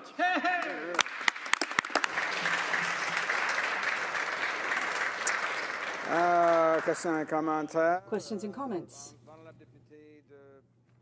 The honourable member for... The name didn't change. Rosemont La Petite Patrie. Thank you very much, Mr. Speaker. I note that the member for Louis Saint Laurent brought to this House all of the energy that he had in the Quebec National Assembly. He talked about something that was important to him that was absent from the speech, and that is with respect to poverty. There are an increasingly large number of people who are having to turn to food banks, people who are working full-time at the minimum wage, but who live below the poverty line. I'd like to hear his comments because I was astonished to hear the member for Prince Edward Island say that the first job for all government is to take care of the people who are the weakest and the most in need. reducing tax or cutting taxes for the middle class won't help anything for people who earn under $45,000. And those are the people who are the most in need. So I'd like to know whether the member for Louis Saint Laurent will support the NDP proposal to make changes to the proposal to cut tax for the middle class for the Liberal Party. The Honourable Member. Well, thank you, Mr. Speaker, and I'd like to salute the Honourable Member for, and I apologize for my lack of political culture at the federal level. I'll get his riding name right the next time, but I'm very pleased to have an opportunity to sit in this House. I would have preferred to see a colleague from the Conservative Party in his riding, but at any rate, Mr. Speaker, it's very important for us to fight poverty. The best way to fight poverty, Mr. Speaker, is by generating and creating wealth. The best way to do so is to have confidence in our entrepreneurs, in our small and medium-sized businesses, in our manufacturing businesses, Mr. Speaker. I use three words: SME, entrepreneurs, and small businesses, and wealth creators. In the inaugural speech, those concepts were not mentioned. For us on this side of the House, the real people who will create jobs, Mr. Speaker, are those, and there wasn't a word mentioned of that in the throne speech. Now, with respect to the second opposition party, I'm not sure how to refer to them exactly, but the second opposition party, I would say to that member, Mr. Speaker, as a hardened politician, I will wait to see the document tabled by the government, the amendments proposed by the second opposition party, and will make the best situation in the best interest of all Canadians. Resuming debate, the Honourable Member for Lethbridge.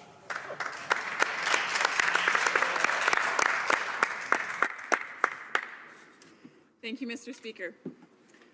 I would like to begin by thanking my fabulous constituents back home in the riding of Lethbridge, Alberta, for electing me as their Member of Parliament and entrusting me with the honour of sitting in this House and representing their viewpoints for the nation of Canada. I consider it an immense privilege to serve in public office, and I am committed to earning their trust each and every day that I sit here.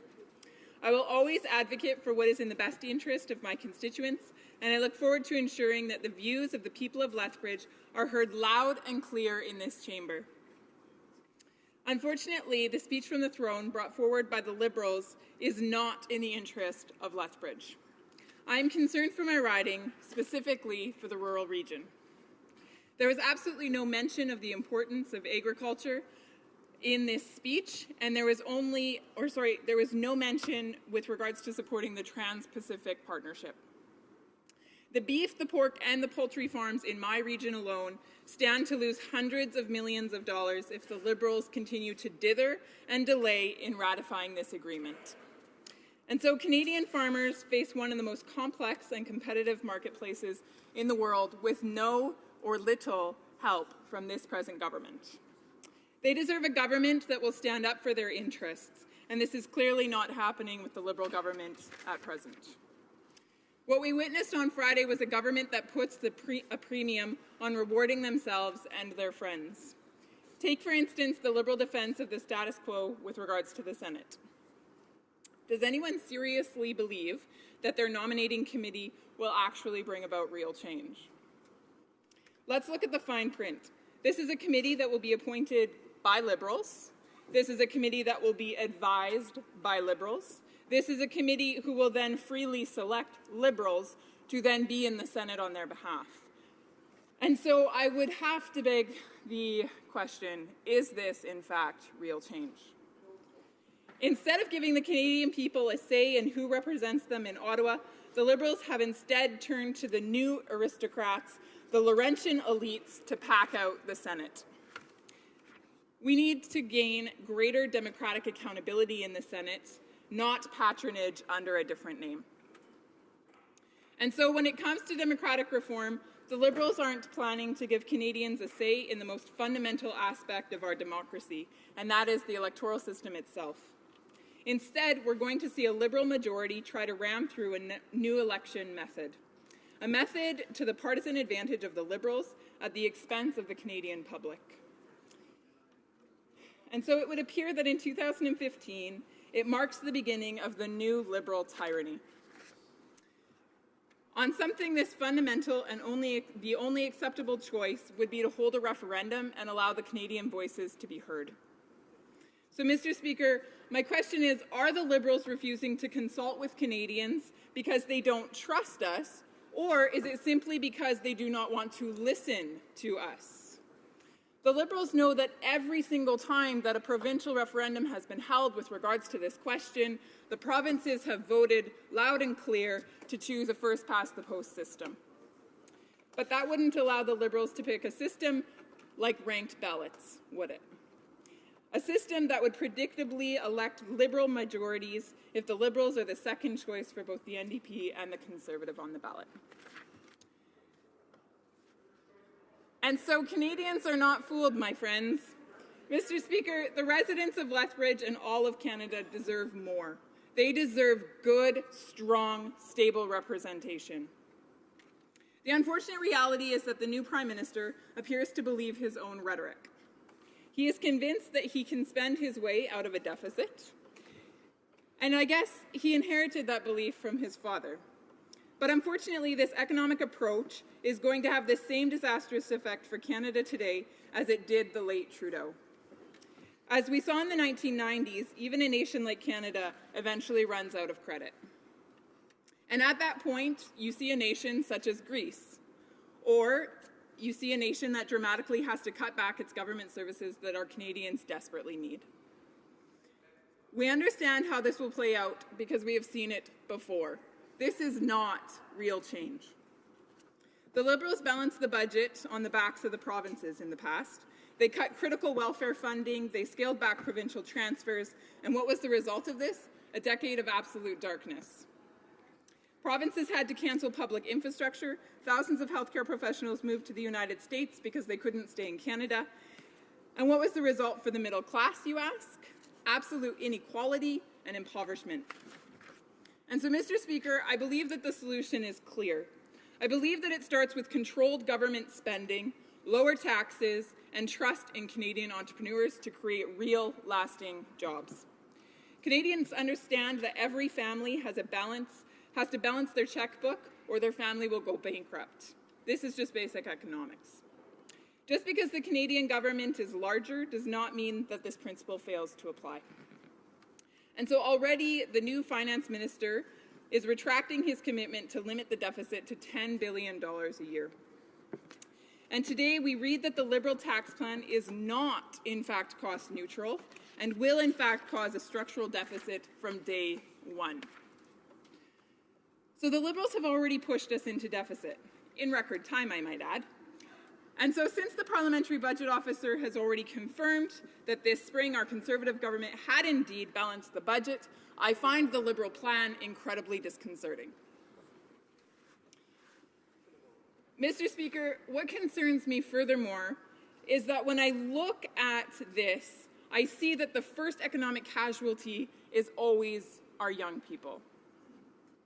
Young workers either work in physically demanding industries like construction, oil, and gas, which are sensitive to the economic trends, and they will be the first jobs cut. Or they find themselves in roles where they are at the bottom of the so-called totem pole, and so when workforce has to make job cuts, they're the first to go. Already we are seeing the economic impact on our youth in Alberta as the NDP government does its best to kill jobs in our major industries, the oil and gas sector and agriculture. With the Liberals announcing a moratorium that kills new pipelines through BC, and with their silence on working to overturn the negative Keystone XL decision, the Liberals are actually a part of the problem and not at all a part of the solution. Using government subsidies to try to create youth jobs is incredibly expensive. As we saw with previous market-distorting government policies, this will only have a negative impact on our young people. Meanwhile, I would draw our attention to the former Conservative approach.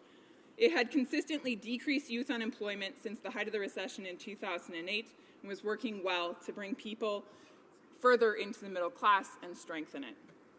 Our approach focused on increasing access to skills training, improving market information on in-demand jobs, and reducing payroll taxes in order to give small businesses the flexibility to hire more employees.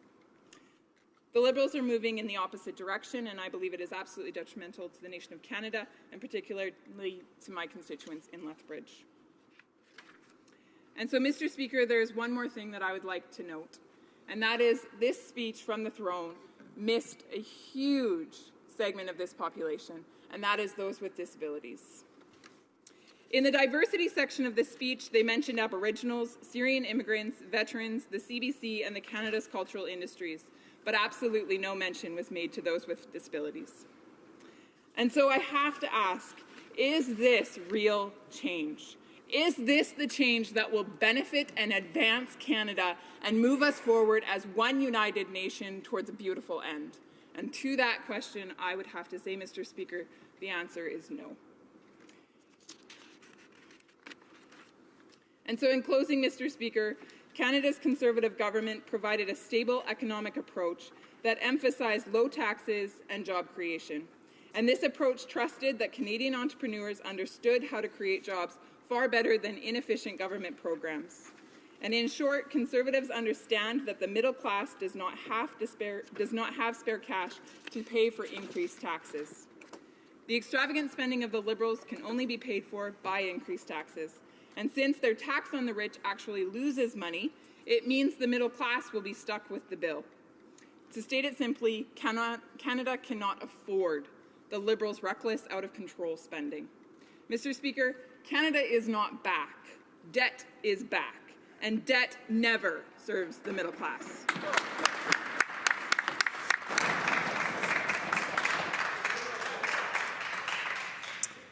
Questions and comments. The honourable member for Yukon. Monsieur le Président. Thank you, Mr. Speaker. Congratulate the member on being elected to the House and look forward to her interventions. I noticed that she supported skills, and I just want to remind the member that the government has promised to reinstate the labour markets agreements. I think it was $500 million towards skills. Another $200 million for those not prepared to take that skills training for numeracy and literacy, and even an additional $50 million to the very successful Aboriginal skills training. Does the member not support these initiatives if she supports skills and training? Honourable member for Lethbridge. Mr. Speaker, I would thank the honourable member for his question, and to that I would say these programs, to what end will they benefit our young people? What are the measures that we are going to be able to see with regards to the success of these programs? I would also ask, how are we measuring the need for these skills within our present society and the way that our economy is evolving?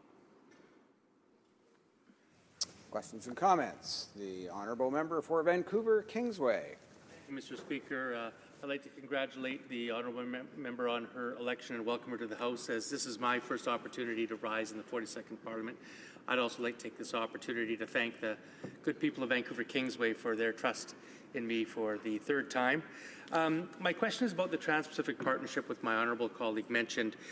She, I think, quite clearly indicated her support for it, and she mentioned the importance of agriculture to our country. We know that the TPP was signed during the federal election, and some 6,000 pages of text have now been released. And I think it behooves all of us to take our time and study that agreement.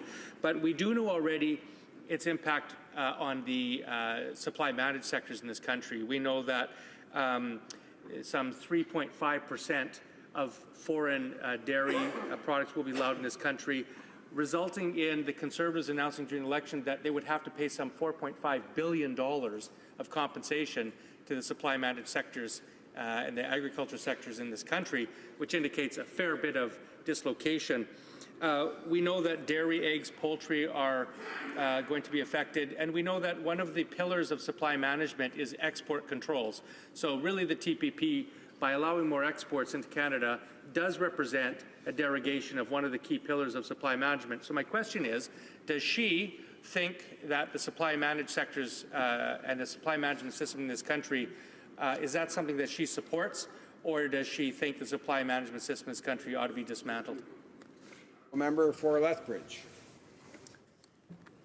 Mr. Speaker, when it comes to such questions like this one, I believe that we can stand in this House and we can come up with theoretical answers. Or I believe that we can put our feet on the ground and talk to those that are most personally affected. And so, Mr. Speaker, in response to this question, I have actually gone to the members within my constituency and I have talked to the residents, particularly those that are affected by the TPP and the decisions going forward. And I quote one of the farmers. He said to me, "Rachel, the effects of the TPP and the decision that has been made right now, we could not ask for a better decision to be made."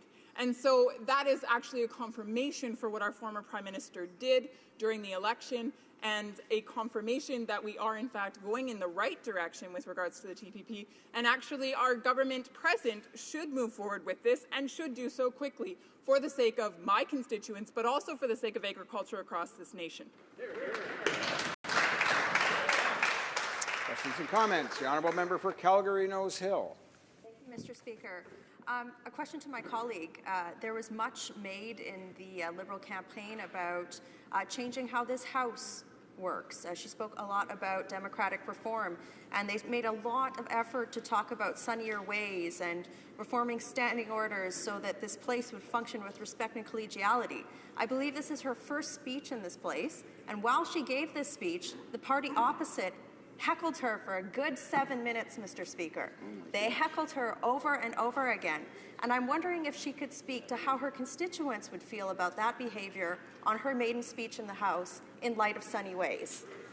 Member for Lethbridge.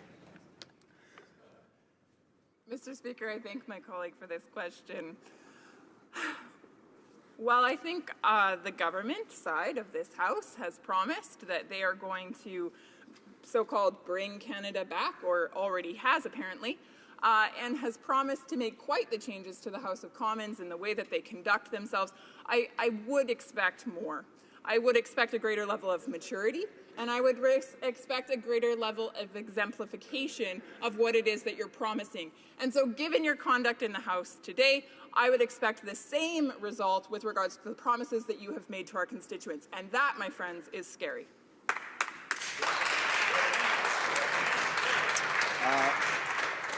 We are out of time for questions and comments. I just remind honourable members to direct again their comments and their questions through the chair.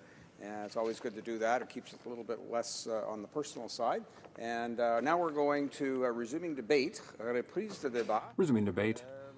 The honourable member for Saint-Léonard, Saint-Michel. Thank you, Mr. Speaker. I will be splitting my time with the member for Parkdale High Park.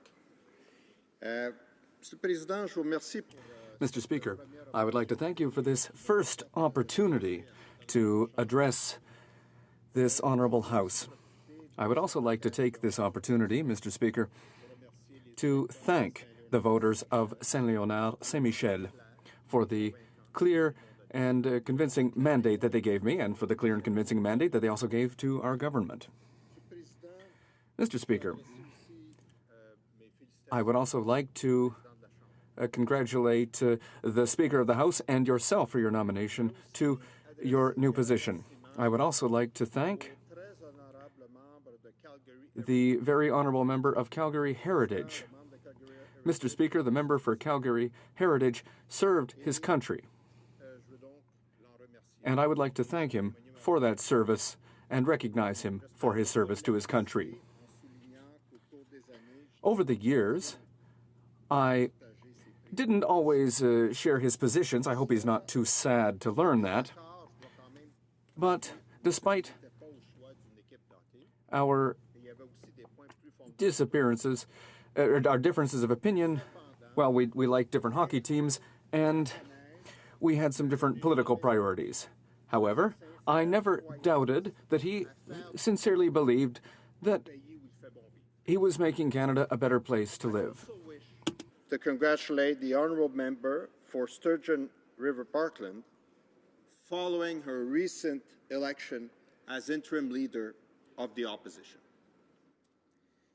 De même, je désire féliciter. I would also like to congratulate the honourable member for Outremont on his re-election, as well as the honourable member for Bar-Richelieu, Nicolas Bécancourt, the Dean of this House. And finally, I would also like to salute and congratulate the honourable member for Saanich Gulf Islands. Mr. Speaker, I would also like to thank all of the candidates who were defeated. I'd like to thank them for their engagement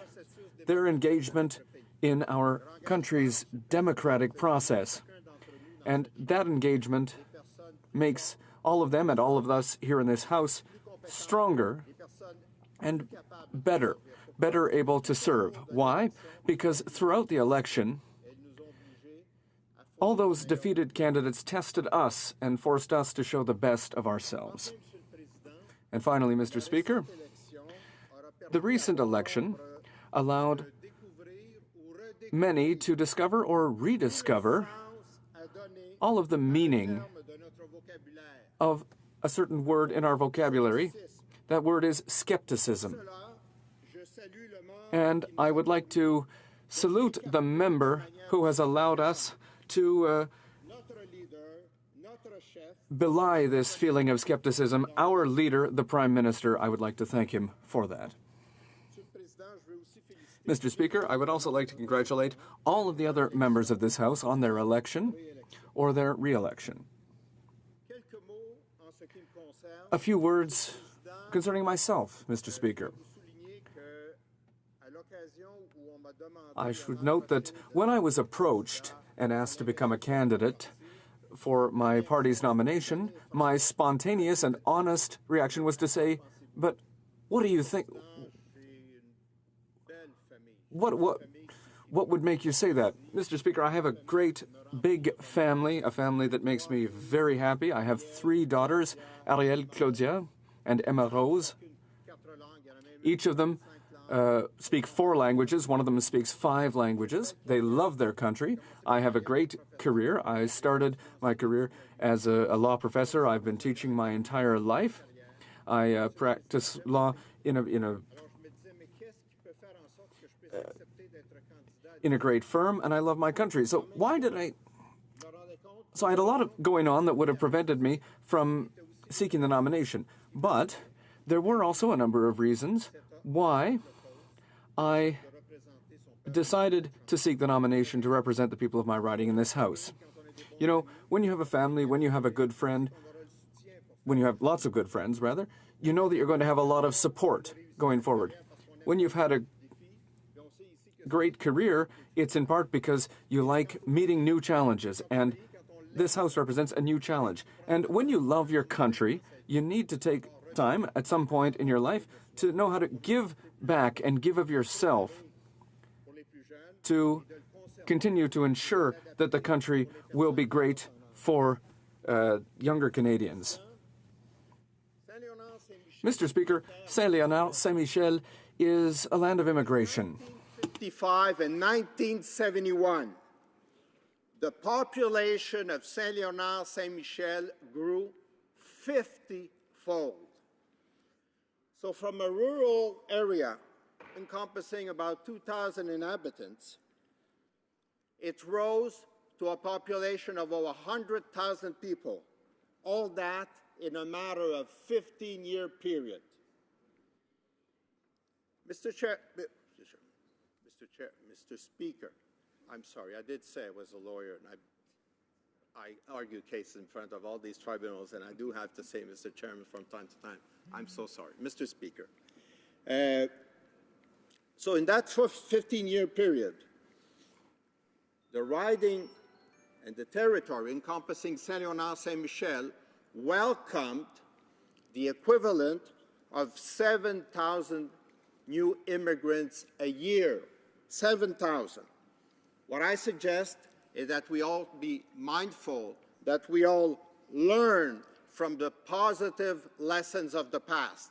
If one riding in one city, in one province, has been capable of welcoming 7,000 new immigrants a year, surely a country like Canada, with today's resources, can do much more than that.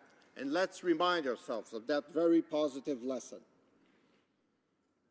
Mr. Speaker, as we speak today, as I stand here and as we sit here today, the population of Saint-Léonard, Saint-Michel keeps increasing.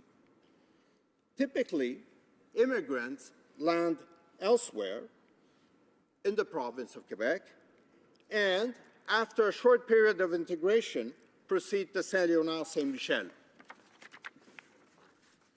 Ces personnes viennent à Saint-Michel. These people come to Saint-Michel not because they have a sense of adventure. They come to Saint-Michel out of necessity. They're leaving a country that they love. They're leaving a country that they love because they have basic needs that cannot be met in their home countries. Thinking about work, security, healthcare, education, freedom of religion. Mr. Speaker, I mention all of these elements and bring them to the attention of my colleagues in this House because one of the things that I want to say to the House today is that there are certain elements that bring us all together, that bring together all of the people of Saint-Léonard, Saint-Michel, and these are things that are found in the throne speech, whether it concerns family reunification, need for security, the need to create jobs. Our infrastructure program will do that, whether it be through the official languages program or the environment and the great needs that we have to meet. These are things that bring all Canadians together, and I bring these to the attention of the House, Mr. Speaker, because Saint-Léonard, Saint-Michel is a model of integration for this country, and I hope to see that model of integration spread throughout our province and throughout the country. Thank you, Mr. Speaker. Questions and comments. Question commentaire. The honourable member for Saskatoon, Grasswood. Thank you. I want to first of all congratulate the member from Quebec for being elected into this House. I come from a sports background, and he did talk about the honourable member from Calgary Heritage cheering for one NHL team, and I'm sure you're cheering for another NHL team. But as you know, in sports, when you win, you win. Now, we hear that the Liberal Party is talking about going under a new electoral reform, when you can actually win, but you're going to lose. So my question, Mr. Speaker, to the member, what reform would he propose under this system that the Liberal Party wants to bring forth? The Honourable Member for Saint-Léonard, Saint-Michel. Congratulate my dear colleague for his election. And, Mr. Speaker, the reform we have to consider is the following, is that election upon election upon election, we are confronted with a result. A result is that we have Canadians voting, expressing their votes, and then they look at the results and they say, where is my vote in that? Where is it recognized? So what we will have to look at is first and foremost to listen to Canadians. Canadians will have, upon the next election, to look at the electoral system and to see one in which they recognize themselves. And our party, our government, has been abundantly clear. It has expressed in the throne speech the firm willingness that was expressed during the campaign. We will consult all Canadians. All Canadians are welcome to come forward and express their views as to what the system ought to be. And that's the system that we will have. Question commentaire. L'honorable député. The Honourable Member for Sherbrooke. Thank you very much, Mr. Speaker. And let me begin by congratulating the member on his election. And I'd like to speak about Saint-Léonard, Saint-Michel. I'm sure that in that riding, like in my riding, there are many from the middle class, and there are probably several also who live in poverty. So I'm sure that we both share concerns about our constituents. Now, his Prime Minister thinks to have a certain idea of who the middle class are and that we should be helping the middle class as a priority in his riding and in the other ridings out of the 338 ridings. And he's saying that those are the people who should receive tax cuts first. And I'd like to know if he thinks that's a good strategy. That is to say, is it a good strategy put forward by the Prime Minister to help those who are in need? If you're helping those who are in between 80,000 and 200,000, is that the best way? Because I don't necessarily think that's the best category of people. Thank you. And I would also like to congratulate the member for Sherbrooke. He was re-elected, and he's the member from my alma mater, and I have good memories. Now, with respect to his question, I think we have to keep in mind the economic agenda being put forward by our government. It's not simply a question of reducing taxes. What we want to do is get 315,000 children out of poverty. We want to lift these children out of poverty. And our program, our agenda is unique.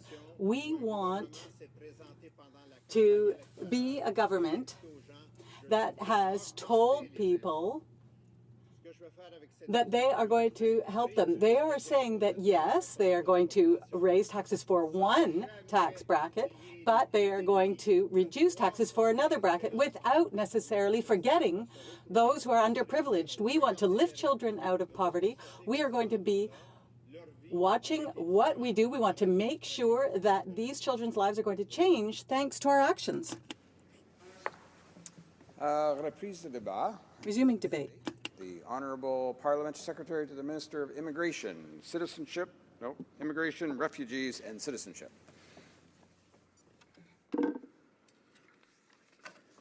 Thank you very much, Mr. Speaker. Merci beaucoup, Monsieur le Président. It's a great honour and it's a very humbling experience to stand as I make this maiden speech in the House of Commons today. Thank you. I would like to thank, obviously, the good people of my riding of Parkdale High Park who have put their faith and trusted me to be their representative. I'm committed to serving as the voice of my community in Ottawa and not the other way around, serving as Ottawa's voice in my community. Mr. Speaker, I also want to thank my family. My sister Shikufe and my father Lutaf have been mentors, advisors, and guides for me my entire life. They taught me about working hard and instilled in me the confidence to dream and dream big, Mr. Speaker. Without that foundation, I would not be here before you today. I also know that my father takes great pride in the fact that today, the date of my maiden address here in this chamber, is also his 74th birthday. So, not sure which camera to look at, but happy birthday, Dad. I'm also the proud father of two young boys, Zakir and Nitin, and the very lucky husband of a very incredible woman, Suchita, who is my best friend and also my rock of support.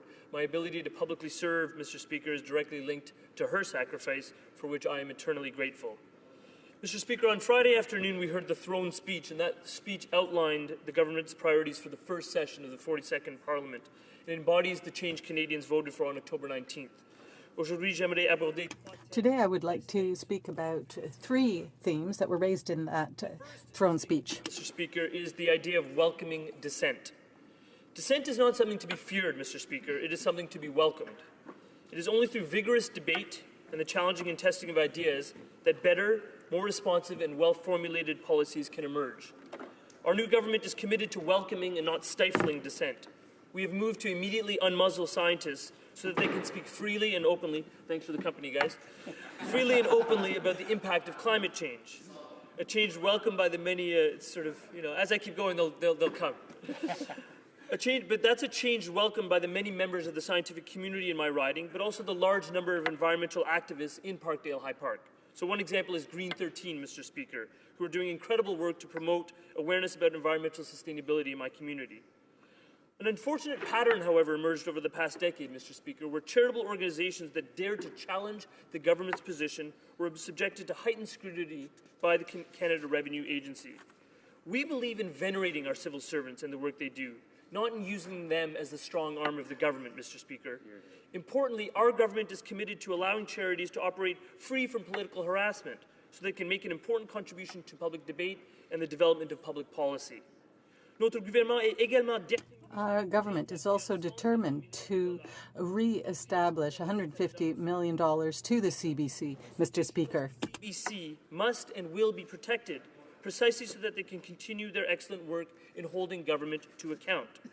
Our government also welcomes evidence-based rather than ideology-based policy. We do not fear facts, even if they do not corroborate or correspond to our worldview. We welcome data that will inform our decision-making. I note with great pride that the very first act, 24 hours after our new cabinet was sworn in, was announcing the return of the long-form census.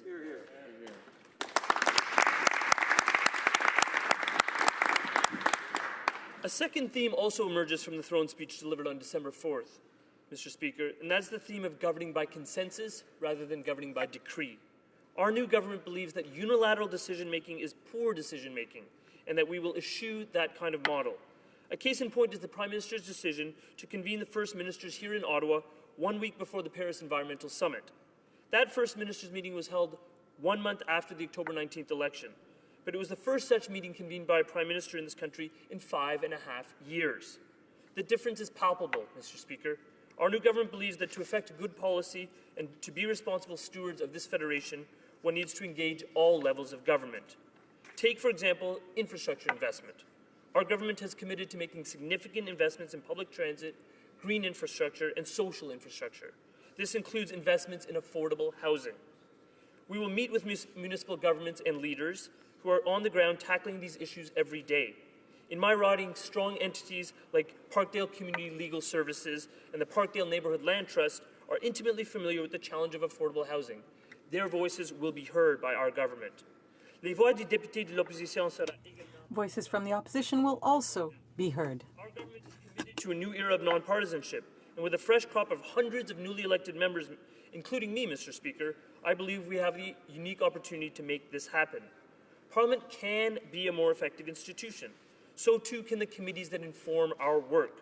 Our government is committed to strengthening the committee process by ensuring standing committees are better resourced, have stronger chairs, and are, on the whole, less partisan. As I have heard time and time again in my riding, Mr. Speaker, like a good lawyer, I'm going to check my watch. The residents of Parkdale High Park and want their elected representatives to put the needs of their community and indeed the needs of this country ahead of the needs of any political party. I'm committed to doing just that, Mr. Speaker.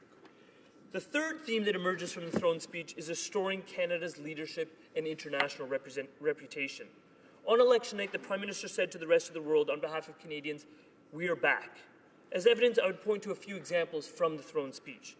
Canada is back on the international stage as a nation that takes seriously the threat of climate change and the responsibility of Western developed nations to lead the fight to reduce greenhouse gas emissions. Our government has already committed $2.65 billion to assist developing nations in combating climate change. And people not only in my riding of Parkdale High Park, but around the world have once again taken notice. Canada is also back as a government whose policies are informed by our humanitarian and compassionate traditions.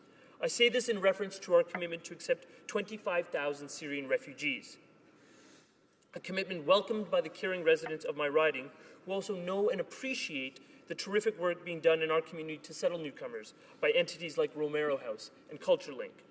This commitment is not large in terms of the overall number of Syrians displaced. We should all know that some 4 million Syrians have fled their homeland. But it is a large commitment in terms of its symbolic value, Mr. Speaker. The United Nations High Commissioner for Refugees has singled out Canada as a model for other Western nations to follow in terms of responding to the largest single humanitarian crisis our planet has witnessed since the Second World War. Other nations are watching and learning best practices from Canada again about how to craft a compassionate refugee policy. Mais, Monsieur le Président, je ne suis pas...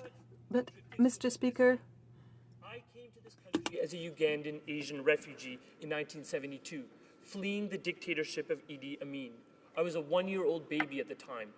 Mr. President, I was accompanied by my 4-year-old sister and my parents who were in their late 20s. We benefited from the compassion of the government of that era and the generosity of Canadians who, from coast to coast to coast, opened up their hearts and their homes to 7,000 Ugandan Asians like me, simply because they cared and they believed it was the right thing to do. But Canada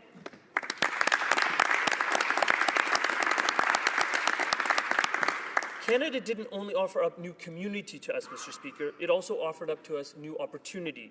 Opportunities to work for my parents, opportunities to study for my sister and I, and opportunities to one day give back. I take great pride, Mr. Speaker, in standing before you as the newly appointed Parliamentary Secretary to the Minister of Immigration, Refugees and Citizenship, charged in part with the stewardship of another national refugee settlement project, 43 years after my very own from Uganda. But, Mr. Speaker, I will take even more pride when the day comes, and I know it will come, Mr. Speaker, when a Syrian-born refugee welcomed into this country in 2015 one day takes her place in this esteemed chamber and addresses her maiden speech to your successor. Mr. Speaker, the throne speech echoes the theme of Canada's restored leadership on the global stage in one further but vitally important way: our role as international leaders in the promotion of tolerance and diversity. En plus d'être un réfugié, je suis aussi... I'm a Muslim besides being a refugee. Reiterate that in Canada we are strong not in spite of our differences, but because of our differences. This message took on particular resonance over the past several months as anti-Islamic rhetoric increased, was legitimized and entered the mainstream. This crescendoed after the horrible attacks in Paris a few weeks ago. Retaliatory attacks occurred at mosques in Peterborough, Hindu temples in Kitchener, and against non-Muslim Canadian women wearing scarves over their heads simply to protect themselves from the cold. What it showed to us is that we are all victims of intolerance, non-Muslim and Muslim alike. But more importantly, the response of our government in the face of that intolerance was to challenge it, to fight against efforts to pit Canadians against one another, and reaffirm our collective commitment to the values of inclusion, tolerance, and pluralism. The reactions of Canadians to fight back against those acts of intolerance were manifest, and they were noted by people around the planet. And they caused bewilderment in other parts of the world, Mr. Speaker. In countries that are continuing to struggle with ethnic tensions, they wonder how Canada gets this great multicultural experiment right. We don't get it perfectly, Mr. Speaker, but we do it far better than most other nations. I believe very quickly that these incidents reveal two things: that intolerance unfortunately still exists in this country, but more importantly, that the capacity and the will of Canadians to overcome such intolerance through acts of caring and acts of community is infinite. In my view, the highest calling of any government is to serve as a catalyst for such acts of community building. In community building, we are actually doing nation building, Mr. Speaker, on the basis of values of tolerance, inclusion, and diversity. That's an endeavor that is not without its challenges, but I'm confident that our government will rise to the occasion. Canadians, and indeed the world, are watching.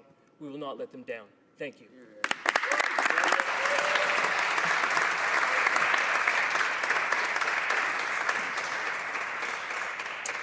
Questions and comments. The honourable member for Calgary, Bindapore. Oh, that's right. Thank you, Mr. Speaker. Congratulations on your appointment. Congratulations to the member on his election. It's my first time rising. To all members. The member opposite emphasized refugee resettlement and particularly of Syrians, and commendably so. However, I noted that he did not mention at all the crisis of Iraqi refugees, which is bound up with that of Syrians, and neither has the government for some peculiar reason. Would the member not care to comment on the fact that Canada has led the world in welcoming through resettlement some 23,500 Iraqi refugees, most of them through Syria, since 2009, and that there continue to be millions of Iraqi refugees in the same countries as there are Syrian refugees? Why has the government abandoned Iraqi refugees? Why does it refuse to address their crisis? Why is it not discussing the Iraqis who fled to Syria, then fled the Syrian civil war back to Iraq, and then had to flee ISIS to the Kurdish region?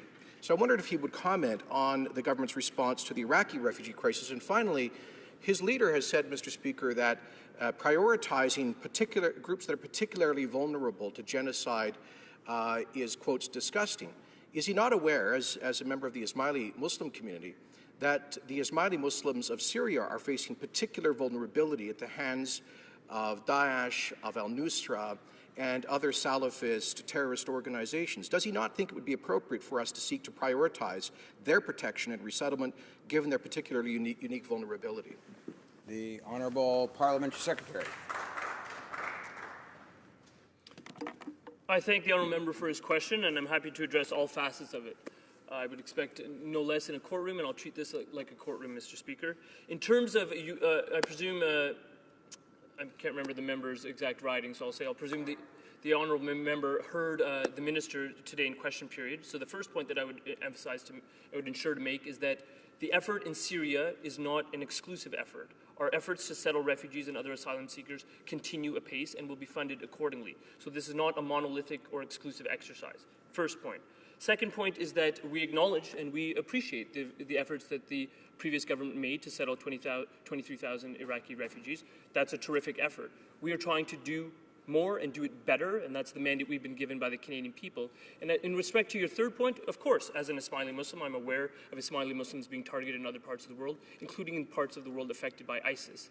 But what I emphasize again and again, and I emphasized this on the campaign trail with one of your colleagues who wasn't fortunate enough to be elected to serve, but what I emphasize again and again is that we believe in identifying those who are vulnerable, but we don't believe in cherry-picking people based on their religion. So that means if you meet the definition of a convention refugee, if you are vulnerable, if you have a well-founded fear of persecution, regardless of your religion, including whether that religion includes Sunni Islam, you will be welcomed into this country. Thank you.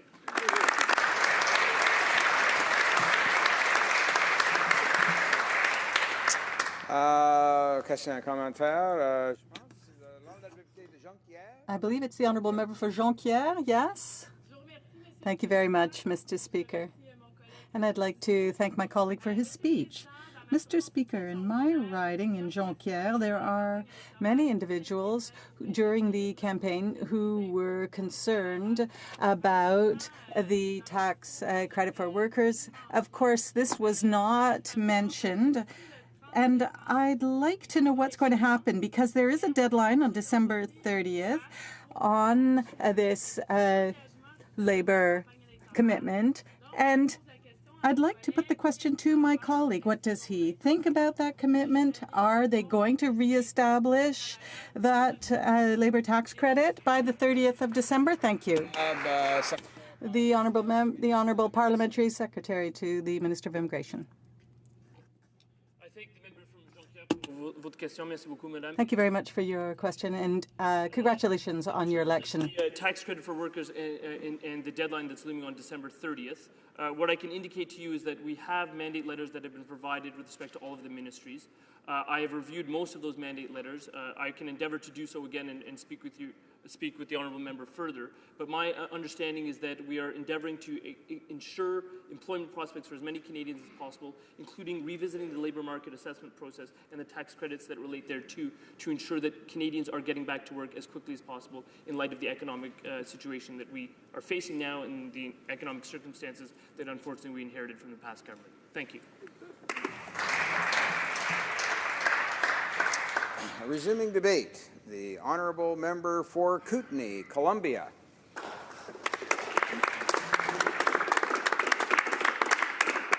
Mr. Speaker, I will be sharing my time with my colleague from the member of Saskatoon West. I will start by saying a sincere thank you to the great people of Kootenay, Columbia, for giving me the honour of representing them in Canada's 42nd Parliament. It is a responsibility that I take very seriously, as I have devoted my life to public service. I would also like to congratulate the citizens of the Kootenays, from Elkford to Revelstoke and from Caslow to Field, for their outstanding participation in the 2015 election. Almost 74% of eligible voters in my riding took that walk to the polls, amongst the highest turnout in Canada. I'm particularly proud of the number of First Nations people and youth who are actively involved in the election. This is very good news for the future of reconciliation with our Indigenous neighbours and for the future of democracy in the southeast corner of British Columbia. And of course, I'd like to thank my wife Audrey and my children Sean, Kelly, and Adrian, and my granddaughter Lalita for their love and support. Their sacrifices are what made this journey possible. The citizens of the Rocky, Purcell, and Selkirk Mountains sent me to Ottawa with some very specific expectations that I intend to deliver on. First, to work together with all parties to deliver on a better future for Kootenay, Columbia, and for Canada. My constituents, quite frankly, are tired of seeing Parliament as a place where partisan politics seem to take precedence over positive progress. Their desire, and mine, is to see the House of Commons as a place where good ideas are celebrated regardless of their origins. I was heartened, Mr. Speaker, to hear that your desire is also to see a better future for Parliament. The second expectation is for me to hold the Liberal government accountable for their election promises and to make them even better. I will do that alongside my New Democrat colleagues by supporting the government when they are doing the right things for Canada. We demonstrated our willingness to cooperate last Friday when we stood and applauded the objectives from the speech from the throne related to electoral reform, to making Canada a leader dealing with climate change, to immediately launch an inquiry into missing and murdered Indigenous women and girls, and in welcoming Syrian refugees to Canada. These are all priorities for the citizens of Kootenay, Columbia. But my constituents have many other priorities that they expect us to deliver on as well. I personally knocked on over 1,000 doors during the 2015 election, and here are some of the things that I heard very clearly. Families with young children want universal, affordable childcare. We had a plan to give them that, and they want to know your plan to help them get there. Small businesses need and deserve a tax cut and a reduction in credit card fees. Too many seniors are living in poverty. This is unacceptable in a rich country like Canada, a country that these senior citizens help to build. At minimum, they need an increase in the guaranteed income supplement. Bill C-51 needs to be repealed, not just amended. Many of my constituents describe C-51 as the anti-terrorist fear-mongering bill. They believe, as do I and many legal scholars, that this bill has the potential to go too far in impacting our rights and freedoms without adding any real benefits to our security. The Trans-Pacific Trade Partnership has the potential to hurt the dairy and cheese industry, particularly in the Creston area of my riding. We should never sign any trade deal that negatively impacts any aspect of agriculture in Canada. Food security should be a fundamental right protected by all levels of government. Healthcare is a concern for all Canadians, and while I am optimistic and encouraged by the government's promise to negotiate a new health accord with the provinces and territories, it remains to be seen if that accord will deal with long-standing issues related to the requirement for every Canadian to have a family doctor, reducing costs for prescription drugs, helping children and youth struggling with mental illness, tabling a Bill of Rights for people with disabilities, ensuring that seniors have the help that they need at home, in long-term care facilities, in hospitals, and through palliative care. And my constituents also want to see a vibrant and well-funded CBC and mail delivered to their homes by Canada Post. Indeed, as is the case with many things in life, the devil is in the details. For example, leadership in climate change is a good thing, but it is meaningful only if accompanied by firm, enforceable, and timely targets. Implementing recommendations from the Truth and Reconciliation Commission of Canada is the right thing to do, but in the end, which recommendations and how they are implemented will be the true measure of the government's commitment to First Nations. It was great to have the Prime Minister stop by the orientation session for new members of Parliament back in November. As part of his address to us, he said that the role of the opposition is to make government better. I couldn't agree more. And as part of Canada's progressive opposition, that is exactly what we will do. One of my disappointments with the speech from the throne is that it fails to make any mention of Canada's national parks. When I reviewed the mandate letter from the Prime Minister to the Honourable Minister of Environment and Climate Change, I was heartened to read statements related to developing Canada's national parks, their programs and services, while limiting commercial development within them. However, during the campaign, the Liberal government also promised to invest $25 million each year to protect ecosystems and species at risk in parks, as well as to manage and expand national wildlife areas and migratory bird sanctuaries, and to reverse the Conservative government's cuts to Parks Canada and restore $25 million to programs and services. I will be closely monitoring the Liberal government's budget to ensure that national parks, which are important to both our environment and our economy, get the enhanced funding that they rightfully deserve. We also need to ensure that there is a solid long-term plan to twin Highway 1 through the national parks in my riding, while ensuring the safety of both travelers and wildlife, and to see a new national park established in British Columbia's South Okanagan region, which is a long-standing initiative. I'm going to finish my maiden speech to Parliament with a story. When I was going door to door during the campaign in Nelson, I met a delightful senior citizen who said she wanted to tell me a story, but only if I agreed to share it with others. After hearing her story, I said that I would do just that. When this senior was a child, her father was friends with Tommy Douglas, and she often played around his feet. Apparently, Mr. Douglas was of rather small stature. One day she was in a room with several adults. One of them was a very tall man who was standing by Tommy Douglas. One of the other adults looked at the two of them and said, "Mr. Douglas, you sure are short."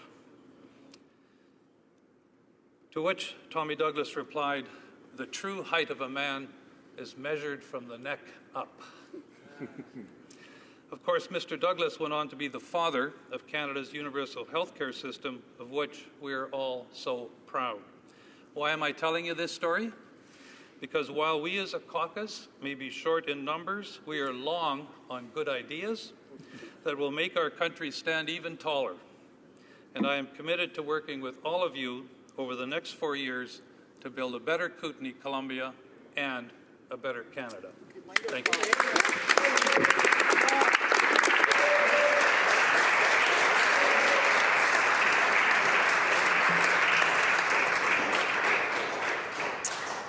Questions and comments? Questions et commentaires? The Honourable Member for Yukon. Merci, Mr. President. Thank you, Mr. Speaker. I'd like to congratulate you on your election. I served on a committee under you, and you were always very fair, and I think that helped lead to your election. And I wanted to, first chance I have to thank my constituents.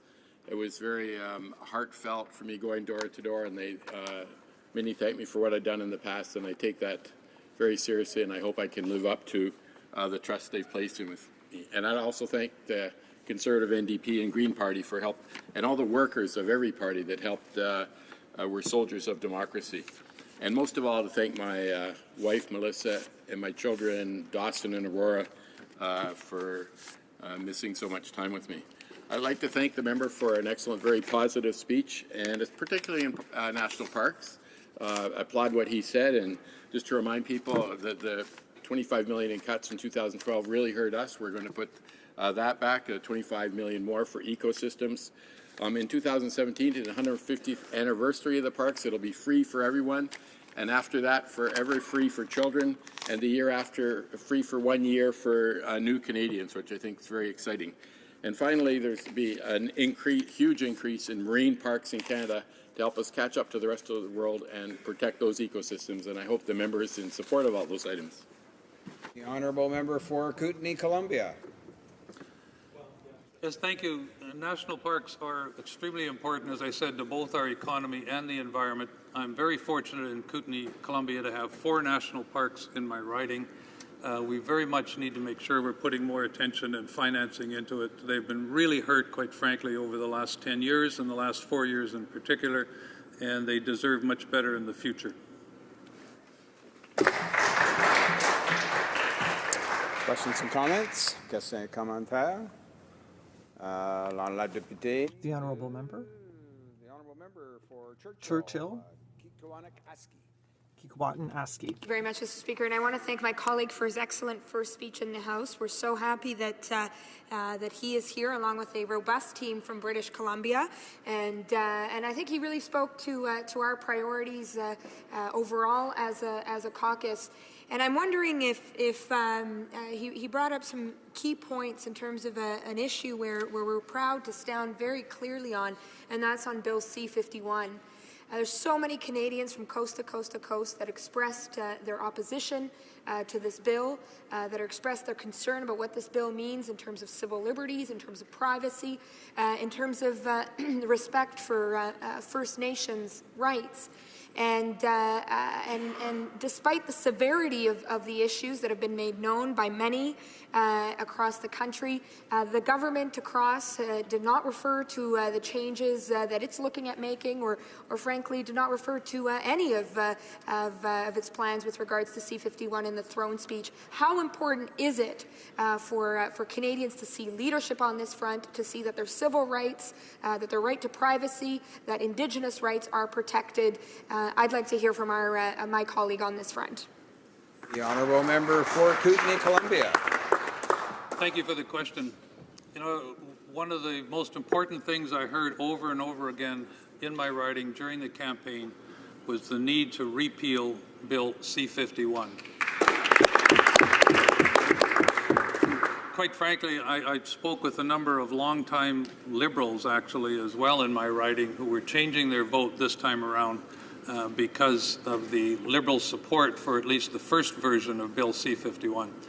So they wanted to see the bill repealed. I know the Liberal government's position has been to change it, to amend it, but ultimately I think it still needs to be repealed. That is the best way to protect the rights and freedoms of Canadians moving forward. And I have to trust the many, many people I heard, both legal scholars and people that have worked in security, who said that they did not think the bill would provide really much additional security to Canadians at all, while potentially impacting our rights and freedoms. It should be repealed. Oh, that's all the time we have for questions and comments on that round, and we'll go to resuming debate, and the honourable member for Saskatoon West.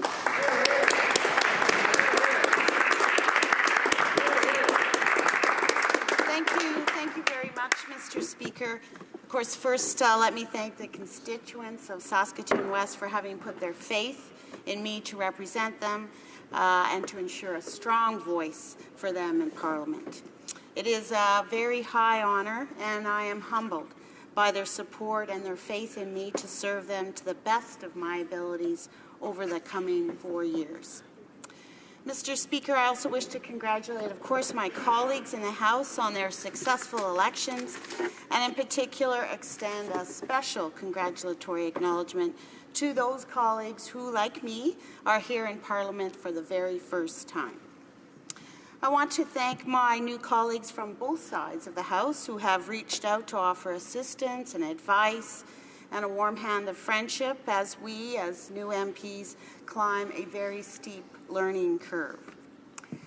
I also want to acknowledge and thank the House of Commons staff, the leadership in the clerk's office, and especially those who staff the MP Orientation Centre. Open, generous, welcoming, and knowledgeable are the words that best describe my experience working with this dedicated group of public servants. I know I speak for all my colleagues, both new and returning, when I say we are very fortunate to work with such a dedicated and knowledgeable group of employees. Like many in this House, I did not get elected of my own efforts all alone. I worked hard, of course, but I had the help of many, many people who, if it were not for their efforts, I would not be standing here today addressing this House.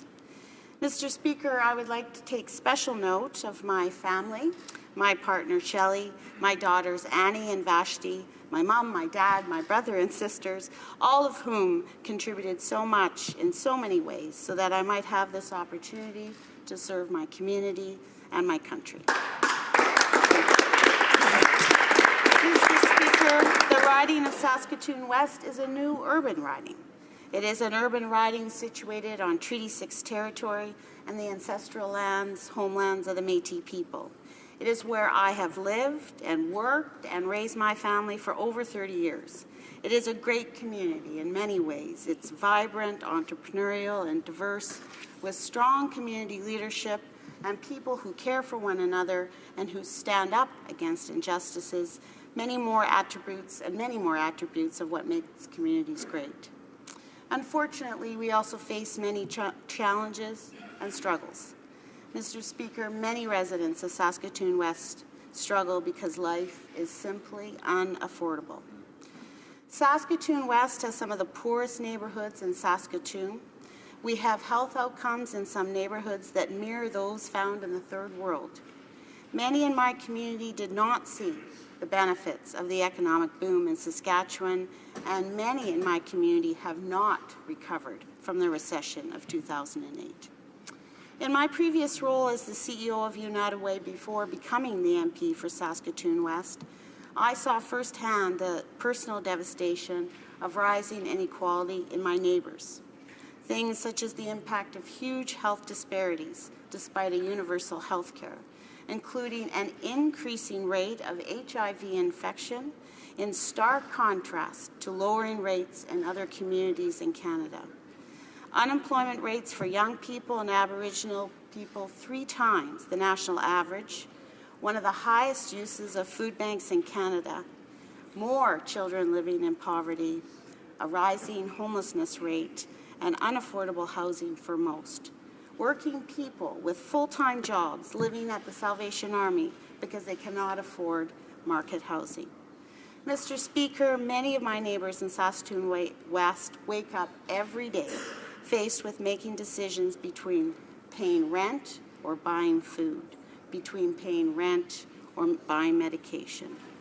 Mr. Speaker, my constituents did indeed vote for change, and the change they wished to see was an open, transparent, and accountable government, a government that protected their rights and freedoms by repealing Bill C-51. They voted for one class of citizenship. They voted for keeping their mail home delivery and restoring it to those who have lost it. They voted for removing the barriers to entry into the middle class with affordable, accessible, high-quality childcare so that they could participate in the economy and attend to their education. Mr. Speaker, my constituents voted for making life more affordable. They voted for a national pharmacare program so they could afford to pay their rent and afford their medications to stay healthy and well. And, Mr. Speaker, my constituents voted for an opportunity to be included, to enjoy a good quality of life, a home, an education, an income to cover the basics of everyday life. As the CEO of United Way, I, along with other local leaders and volunteers, have sat around community tables cooperating with governments at all levels for many years to make things better in our community.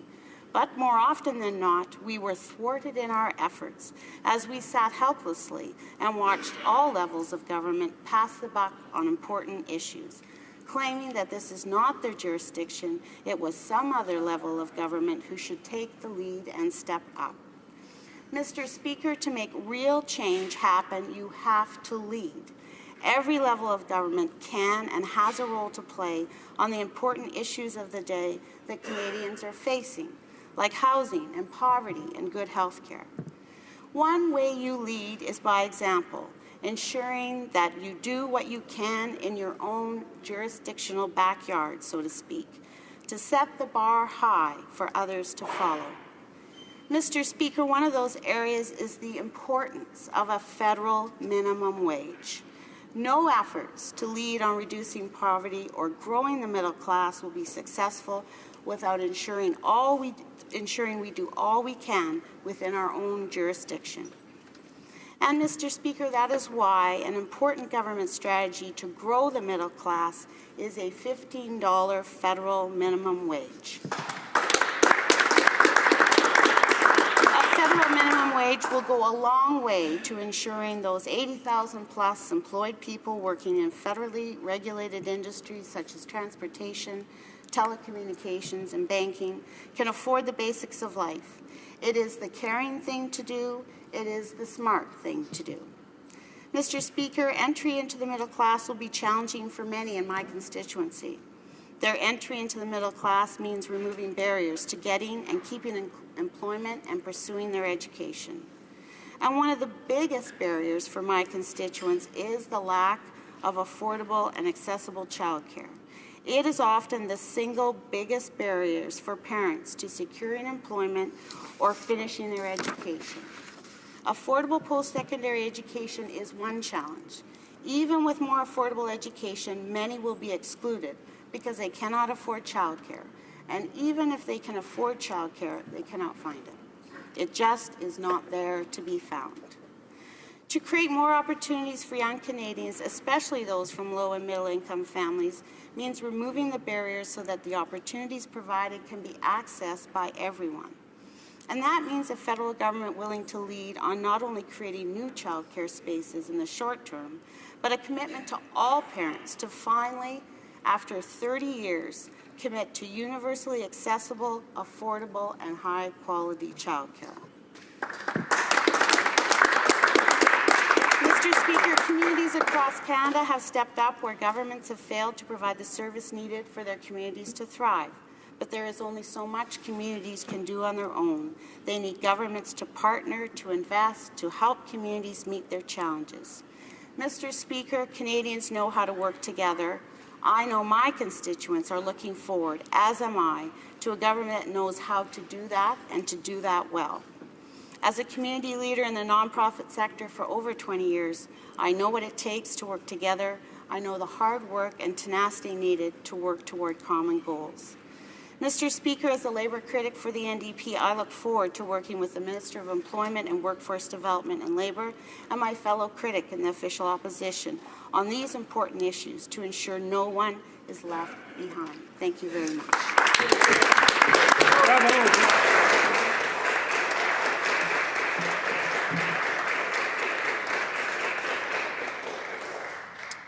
Questions and comments? Questions et commentaires? The honourable member. L'honourable député de Hull. The honourable member for Hull-Aylmer. Thank you, Mr. Speaker. I would like to thank my colleague from Saskatoon West for her inaugural speech in the House of Commons. It was a very good speech, very interesting. On one of the issues which she mentioned, in terms of trying to help improve the care for people who are making minimum wage by raising the federal minimum wage to $15 an hour. I wonder if the honourable member would be willing to consider whether or not helping out the 1 in 1,000 workers who make minimum wage at the federal level, in terms of federally chartered corporations such as airlines, banks, or Air Canada, banks, and the federal government, whether or not that would be enough to, does she think that would be enough to encourage change to allow for minimum wage to rise in other sectors and the rest of the economy for the 999 other minimum wage workers? The honourable member for Saskatoon West. Thank you very much for your question, and I offer my congratulations to you as well.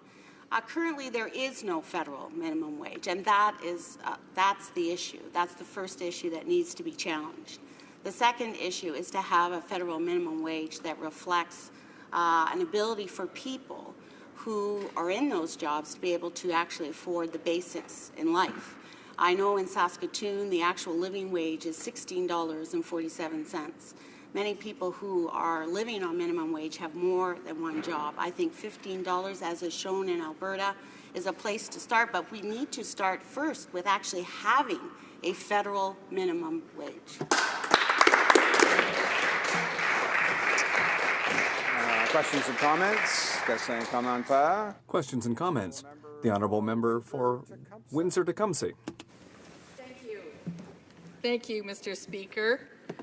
Congratulations to my honourable colleague for such thought-provoking comments in her speech. And I have to tell you that my compassionate riding of Windsor-Tecumseh is driven by the issues of social justice as well.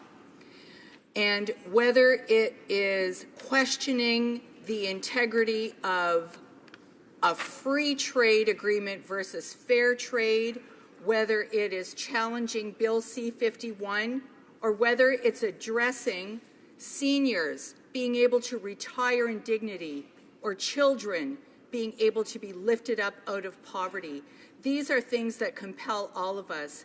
And I'd like to hear from the member, what are some of the meaningful things that you heard during the campaign that resonated that the Liberal government can commit to now?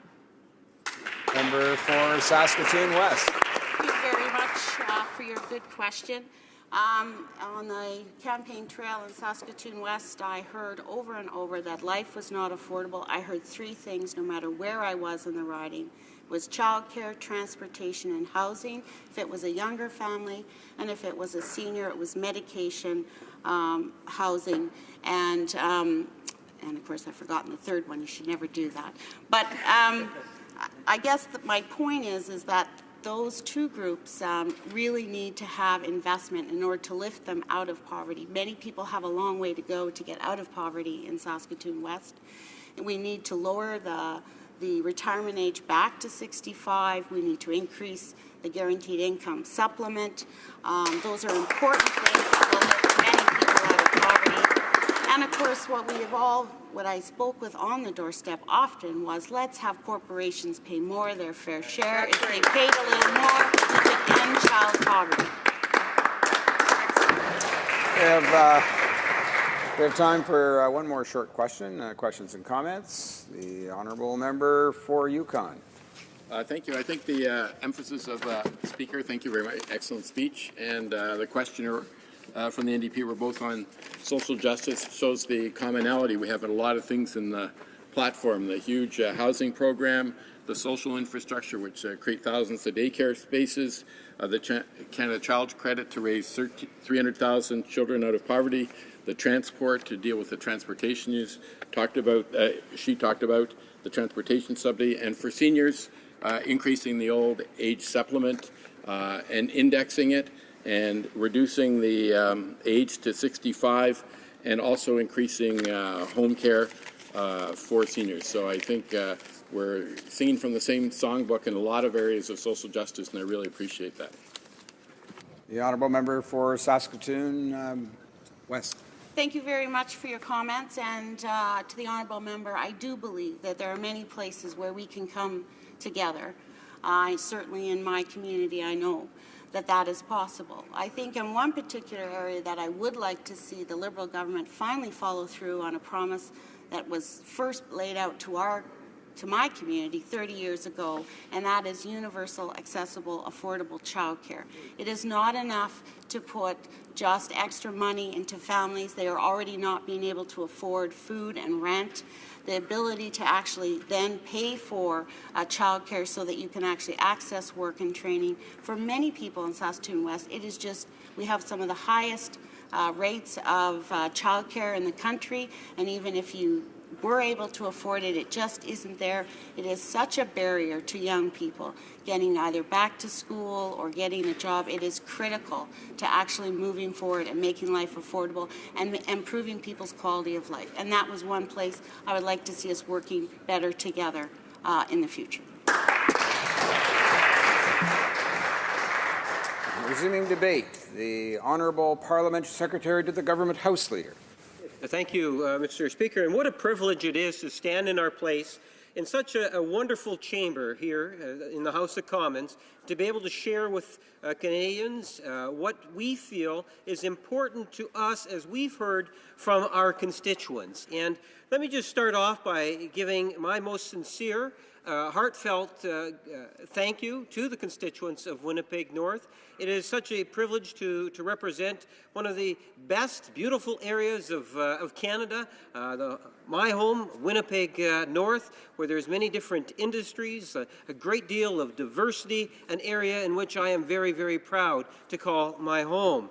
Mr. Speaker, also I'd like to acknowledge, as it's been referenced earlier, about change and the need for change. And we saw that take place on October the 19th, when Canadians overwhelmingly, in every region of our country, we are the only political party, Mr. Speaker, that received the type of support in every region of the country where they witnessed and saw the need for change, and not only saw that need, but took the actions necessary in order to put Canada, I believe, in a much better light going forward, Mr. Speaker.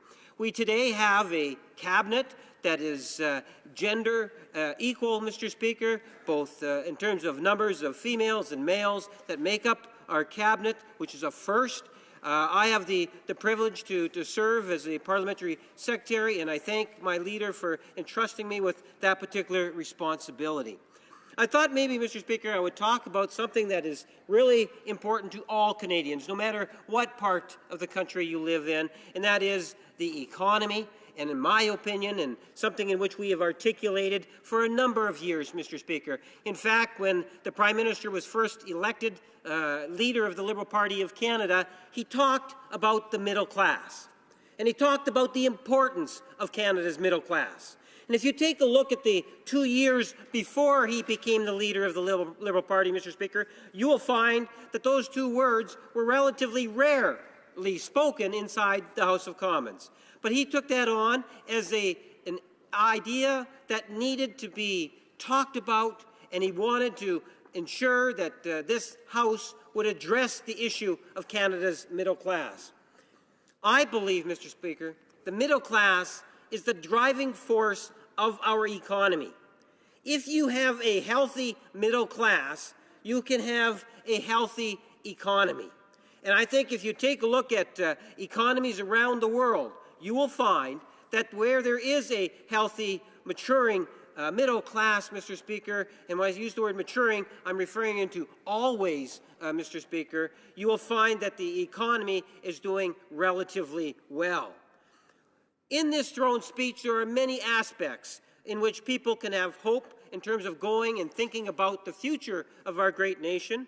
Some of those, and I would like to highlight just a couple of them, Mr. Speaker, affecting the middle class. We talk about the tax breaks, Mr. Speaker. We are, in essence, giving a tax break to Canada's middle class. We are creating another tax that is going to be at the upper end, Mr. Speaker, of Canada's wealthiest, who, I believe, recognize that they need to pay their fair share, and we do need to get more money in the pockets of our middle class. Another direct way in which we're doing that, Mr. Speaker, is through the Canada Child Benefit. We need to realize the benefits of that particular program, I believe, is great for Canada's middle class, but has been talked about by many of my colleagues, and I would suggest to you many individuals that are apolitical, third parties, Mr. Speaker, that recognize that increasing that Canada Child Benefit program, that what in essence we're also going to be doing, not only putting money in the middle class pocket, but we're also going to be lifting children that are in poverty out of poverty, Mr. Speaker. And we think that that is a great thing to be doing, Mr. Speaker, something in which we have been advocating for many, many years. Mr. Speaker, when I look at many of the things in which the NDP and the Conservatives have in common that show the Liberals as being different, there is a number of issues that come to my mind. Number one is the balanced budget and the concept of a balanced budget. For my Conservative friends, I think they need to be reminded a little bit about history. The Conservative Party has never done well when it comes to balanced budgets. The previous government actually was a great failure on the balanced budget, Mr. Speaker. They need to be reminded that they actually inherited a multi-billion-dollar surplus from the Chrétien, or former Prime Minister Chrétien and former Prime Minister Paul Martin era. They had a multi-billion-dollar surplus. Within a couple years, they turned it into a multi-billion-dollar deficit. And it's important to recognize, Mr. Speaker, that they turned it into that deficit before the recession had taken place, Mr. Speaker. Now, every year since then, this government has had a deficit, with one exception. That exception being the current budget in which they proposed, Mr. Speaker. But we knew back then that it was a bogus balanced budget. There was no surplus, Mr. Speaker. In fact, when I addressed the House on that issue, I commented to that degree. I had indicated that you cannot believe, you cannot trust the Conservative books. They were, in fact, cooked, Mr. Speaker. And it was only a few weeks later, after the House had adjourned, that we found out through our parliamentary budget officer, well, there was, in fact, a deficit. That it was going to be $1 billion deficit, Mr. Speaker. And I don't need to make up the truth. The truth speaks for itself, Mr. Speaker. Now, in fairness to this past Conservative government, all you need to do is to take a look at even previous Conservative governments, and you will find the same thing. Former Prime Minister Jean Chrétien inherited a deficit, and he turned it into a surplus, Mr. Speaker. Now, let's go to my colleagues and my friends in the New Democrats. And they're very challenged on this issue, Mr. Speaker. They were very eager to tell people what they believed that they wanted to hear. So they said that we are going to have a balanced budget. How irresponsible of a statement is that, Mr. Speaker, coming from a so-called, and we hear it from the leader of the Democratic Party, he says that he is a progressive party. And Mr. Speaker, what we're hearing from the NDP in their campaign pledge was to have a balanced budget. Yet I listened to the speeches, and every speech they give, or every other speech, Mr. Speaker, they're talking about, well, we should be spending money on this. We should be spending money on this, and spending money on this. Whatever happened to their pledge that they made to Canadians where they garnered their vote from, Mr. Speaker, where they said that they were going to be committed to a balanced budget? Well, Mr. Speaker, I would argue that right from the beginning, that the leader of the Liberal Party, now Prime Minister of Canada, has been straightforward, transparent, and honest with Canadians. He indicated very clearly that there is going to be a budget deficit in this year. We recognize, Mr. Speaker, that sometimes you need to look in terms of what's happening in our economy. That you don't want to run balanced budgets during economic times in which people are feeling challenged, that unemployment is going high, Mr. Speaker, or getting higher, we're going into a recession. What you want to be able to do is you want to invest. You want to invest in Canadians, you want to invest in our infrastructure, and by doing that, Mr. Speaker, you're going to be creating opportunities. And that is something in which the Liberal Party is committed to doing.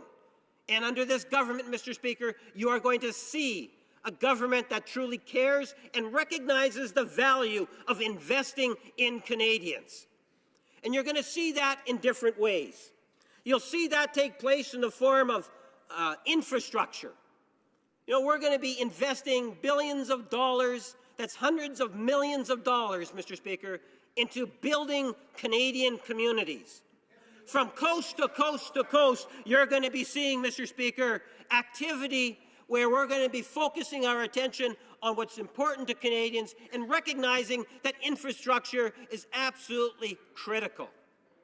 And now is the time for us to be investing in that infrastructure, Mr. Speaker. And I question, when I was in opposition, why didn't the government recognize the value of investing in Canada's infrastructure? And in part, we're paying the price of this government's, or the former government's neglect in that area, Mr. Speaker. But not to fear.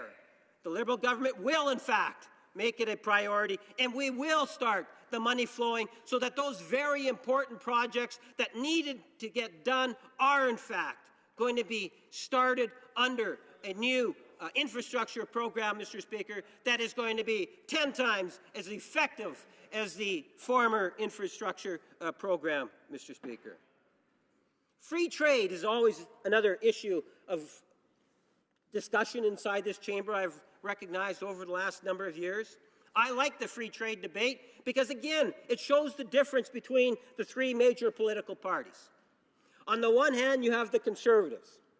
And, Mr. Speaker, we all know that they will do anything necessary in order to achieve an agreement. It doesn't necessarily have to even be in Canada's best interest. We know that trade actually has not done that well under the Conservative government. Again, maybe it's a history lesson that they need to understand. When they inherited the reins of power, what did they have? They had a multi-billion-dollar trade surplus here in Canada. Well, Mr. Speaker, it didn't take them long to take that trade surplus and make it evaporate. And now, Mr. Speaker, no, it's a lot less than 9 years. You know, Mr. Speaker, in the last, 50 months, we've seen trade deficits. They take a multi-billion-dollar trade surplus, $billion, not million, $1 billion, and turn it into a billion-plus dollar trade deficit. So from a surplus into a deficit.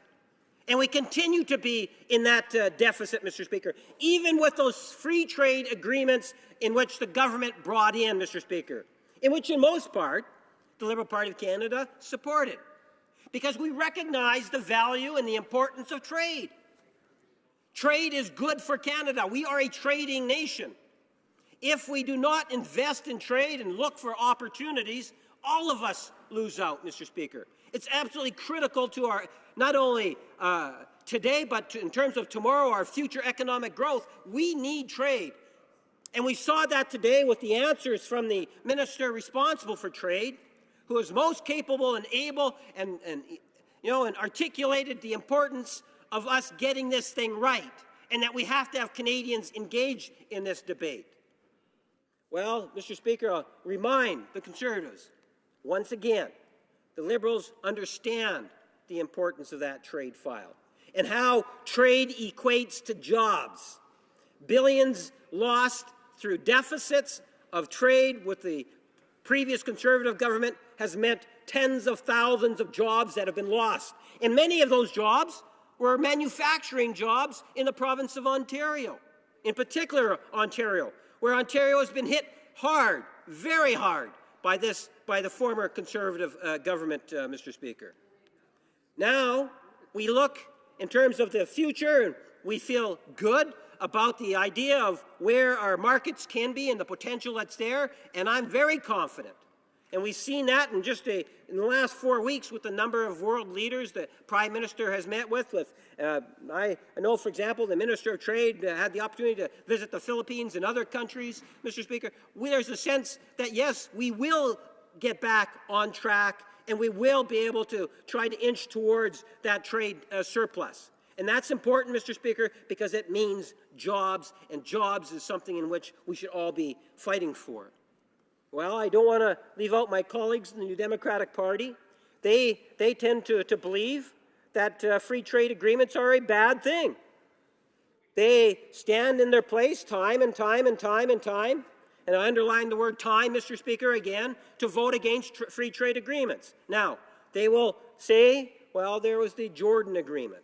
Well, I was here for that Jordan Agreement, and the one time there was a vote, it was a voice vote, so they didn't actually have to stand in their place. But I do believe, in fairness, I think I recognized one time where they actually stood in their place and voted in favor of a trade agreement.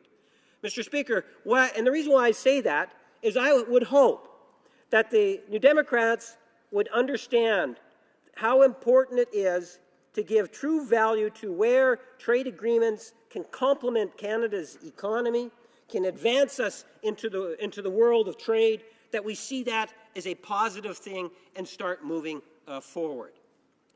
Another area, Mr. Speaker, 5 minutes left, how time goes by. Mr. Speaker, another area is democratic reform. Think of democratic reform. Well, Mr. Speaker, we made it very clear, We said that 2011, that's the last time or 2015, last time we're going with the first past the post system. Then you have the Conservatives, and they're saying, no, you can't do that. Well, I'm sorry, it was an election promise. And this is something in which we are going to be working with, Mr. Speaker. The Conservatives don't recognize the need for electoral reform. They want to keep the same system. Even if the Canadians don't want that, it doesn't matter. They want to keep what they have. Then you have the New Democrats. The New Democrats have already made up their mind. They say, yeah, let's go and talk to the public, let's consult. But their mind is that it would be, Mr. Speaker, proportional representation. And they've already made that statement. It reminds me a lot of the issue of the Senate reform. You know, on the Senate reform, we have the Conservatives. You know, being out from Western Canada, I can remember the Conservatives jumping up and down, yelling how we want Senate reform. And then when they finally get the reins of power, what did they do for the Senate reform? Nothing. Not a thing, Mr. Speaker. In fact, the most significant thing for Senate reform in the last 8 years was when the leader of the Liberal Party of Canada indicated that senators could not be a part of the elected Liberal caucus. That was the most significant thing that took place under Senate reform, Mr. Speaker. That's it. And the Conservatives had absolutely nothing to do with it. Now, the NDP, on the other hand, who like to say that they want to reflect the wishes of Canadians, they're telling Canadians, we don't care what you think. We already have our opinion. Our opinion is to abolish it. Even though it would be virtually next to impossible to do it, they need to realize, Mr. Speaker, that you would have to get unanimity with all the different provinces in order to make that happen. Do you think that would stop them from making that sort of a commitment? No. Well, Mr. Speaker, again, we are attempting to respond to what Canadians are telling us. And there is a need for change. And we are going to invoke many changes, Mr. Speaker, into the Senate. Changes that do not require constitutional changes. Changes that can be done internally. And I would ask both the Conservatives and my New Democratic friends to see it in a more positive light and possibly contribute to that reform. Mr. Speaker, in this session, I trust what we're going to hear a lot about is many different other issues. Issues that are important to not only my constituents, but in fact to all Canadians. The idea and the inquiry regarding the murdered and missing women and girls, over 1,200, Mr. Speaker, many of them from Winnipeg North that have gone missing or that have been murdered, Mr. Speaker. This is something that is long overdue. And I understand now that there's unanimous support virtually from the chamber. I understand even the Conservative Party is recognizing the importance of that inquiry. We have a government that truly cares about something that's most significant to virtually all Canadians, and that is the issue of health care. We have a government now that wants to be able to work with provinces to try to come up with a new health care accord. The last time we had a health care accord was back under the Paul Martin era, Mr. Speaker. And that's the reason why they have the funds that they have today, those record-high funds, Mr. Speaker, because of that accord. Canada needs a new health care accord, Mr. Speaker, and that is something in which we are going to work towards getting.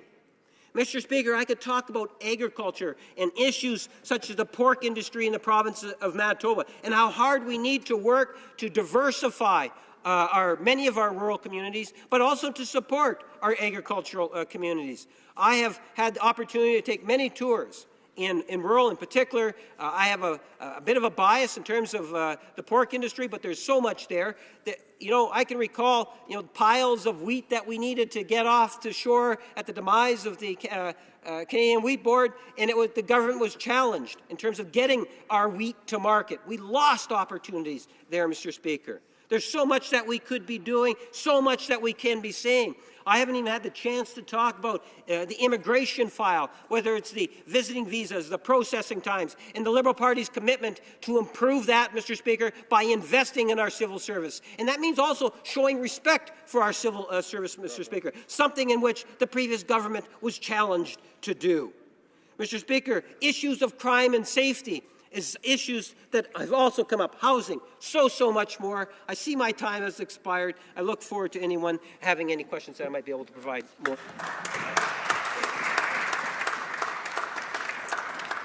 Questions and comments. The honourable member for Calgary-Midnapore. Thank you, Mr. Speaker. I congratulate my honourable colleague from Winnipeg on his re-election. He should know that during the interim between the two parliaments, we still have maintained the amplification system in the House, Mr. Speaker. So he has the latitude to actually modulate his volume. He doesn't have to yell, Mr. Speaker, but I think he knows that. Mr. Speaker, the member spoke about a number of issues. I'd like to. He said that the previous government did nothing to advance Senate reform. The member knows that's not true. The member will know that the previous government invited, requested, asked all provinces to submit to popular Senate elections, and that the Prime Minister would appoint anybody popularly elected, as he did for the one province which chose to do so, Alberta, in appointing 2 elected senators. But of course, that process was struck down ultimately by the Supreme Court of Canada, which said that elections, popular elections to the Senate, violated the spirit of the British North America Act in its construction of the upper chamber. Would he not agree with me that it would similarly be a violation of the spirit of our founding constitution to change fundamentally the electoral system of this chamber without popular consent? Now, he asserted that the Conservative Party insists on supporting the status quo first past the post system. That's not true. Mr. Speaker, the policy of the Conservative Party is that any fundamental change to the electoral system of Canada, which changes the nature of this place and of our democracy, ought first to receive the consent of Canadians through a referendum. Would he not support that consultation, as was undertaken by Liberal governments in British Columbia, Ontario, and Prince Edward Island? The honourable member for Winnipeg North. Yeah, first of all, Mr. Speaker, on the Senate comment by my colleague, we need to recognize that the former Prime Minister actually made a commitment in terms of Senate reform, created a great deal of excitement, in particular in Western Canada, that he was going to actually make significant gains on that particular file. And contrary to what the member says, because that senator was actually elected even before, I understand, the past Prime Minister was elected as Prime Minister, but this past Prime Minister actually appointed, I believe it was 59 senators. There was no genuine move towards or reforming the other place, Mr. Speaker. There was nothing in terms of dialogue that had taken place, no discussions. In fact, when we had taken our action a couple of years ago, the Conservatives mocked it, Mr. Speaker. And, you know, I think that the opportunity is there. There are things that we can do to improve the Senate, and I would hope that the Conservatives would approach it with more of an open mind. In regards to his comments with respect to the Conservative Party's policy, I guess that's a nice fallback position that he is saying. My understanding was that they were in favor of first past the post, and I still believe that to this date. Now he wants to say, well, let's have a national referendum on it. Well, need to remind the member, the former minister, that we just had a federal election in which a resounding support towards a political agenda that included changing the current system. Canadians have actually voted on it already. And it was overwhelming, especially if you take into consideration the progressive vote, because I understand the NDP were also wanting to see that change, Mr. Speaker. So it seems to me Canadians already spoken, but only one leader, the Prime Minister. Questions and comments. The honourable member for Vancouver Kingsway. Thank you, Mr. Speaker. Well, my honourable colleague from Calgary has already commented on the honourable member's confusion of volume with logic. But I would like to turn this to a question of tone. And I must say I'm disappointed in the tone that permeated the entire speech of my colleague at a time when his leader is apparently sending a message to Canadians that he wants a spirit of collegiality and cooperation where the opposition is respected. He really spent the entire time attacking both other parties' house, and I'm a little disappointed in that.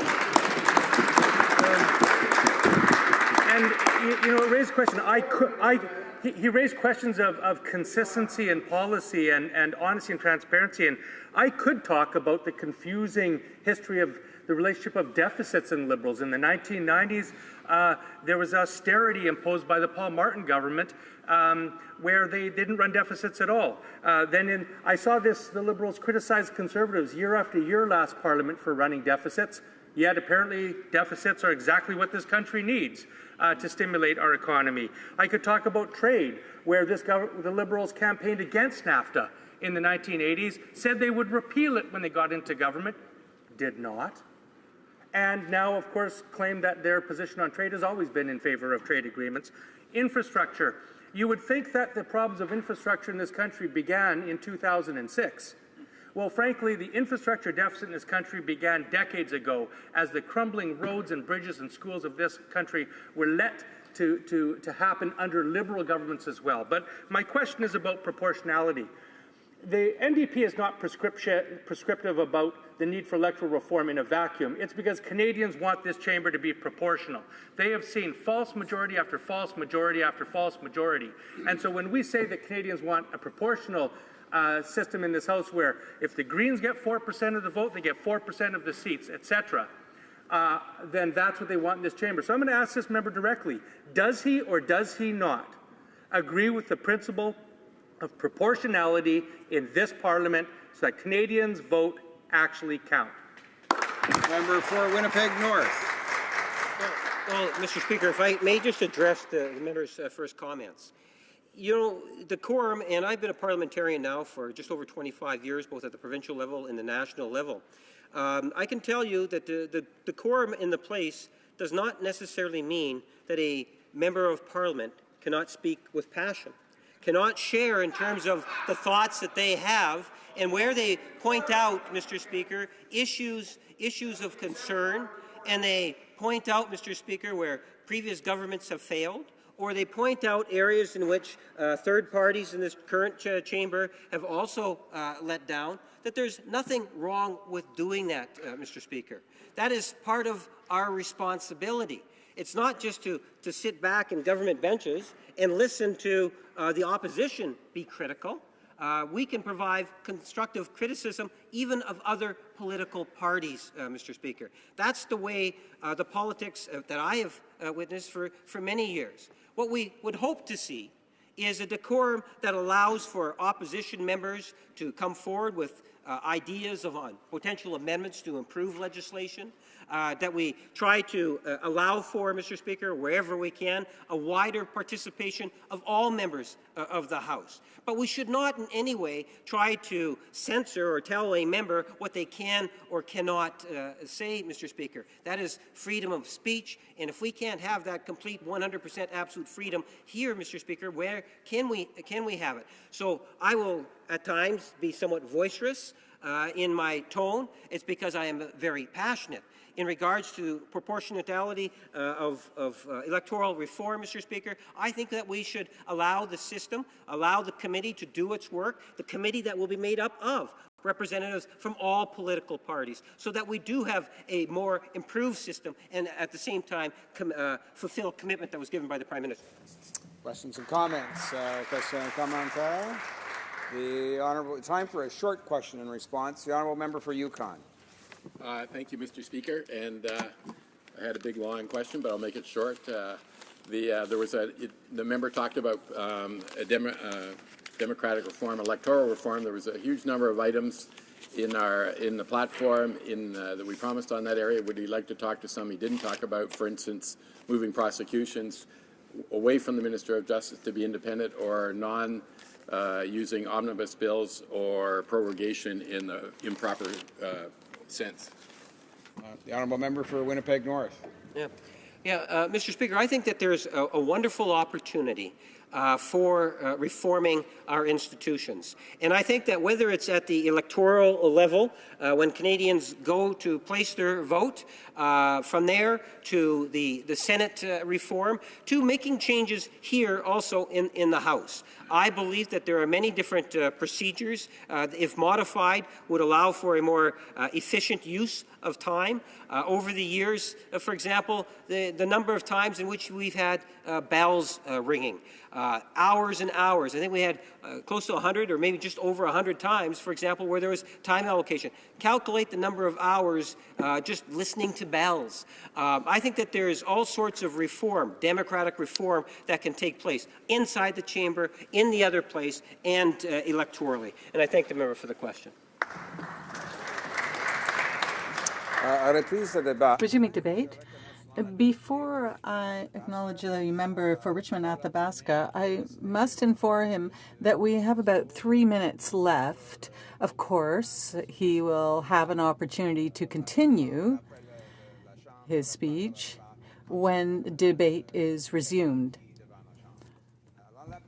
The honourable member for Richmond Athabasca. Mr. Speaker, I will be sharing my time with another member. The name of the member will be provided tomorrow. I wanted to begin by congratulating you on your appointment as a deputy chair. I am convinced that you will do excellent work and will ensure that our debates are orderly and respectful. Mr. Speaker, I want to assure you that I will fully collaborate at all times over the next 4 years. I also want to congratulate all those who were elected by their constituents in their respective ridings. I want to congratulate them on the trust the constituents put in them, and that I think we will work well over the next 4 years. Now, this is the first time that I've had an opportunity to rise in the House, and so I would like to take a moment to acknowledge and thank all these citizens of the riding of Richmond Athabasca for having put their trust in me and for having elected me on the 19th of October.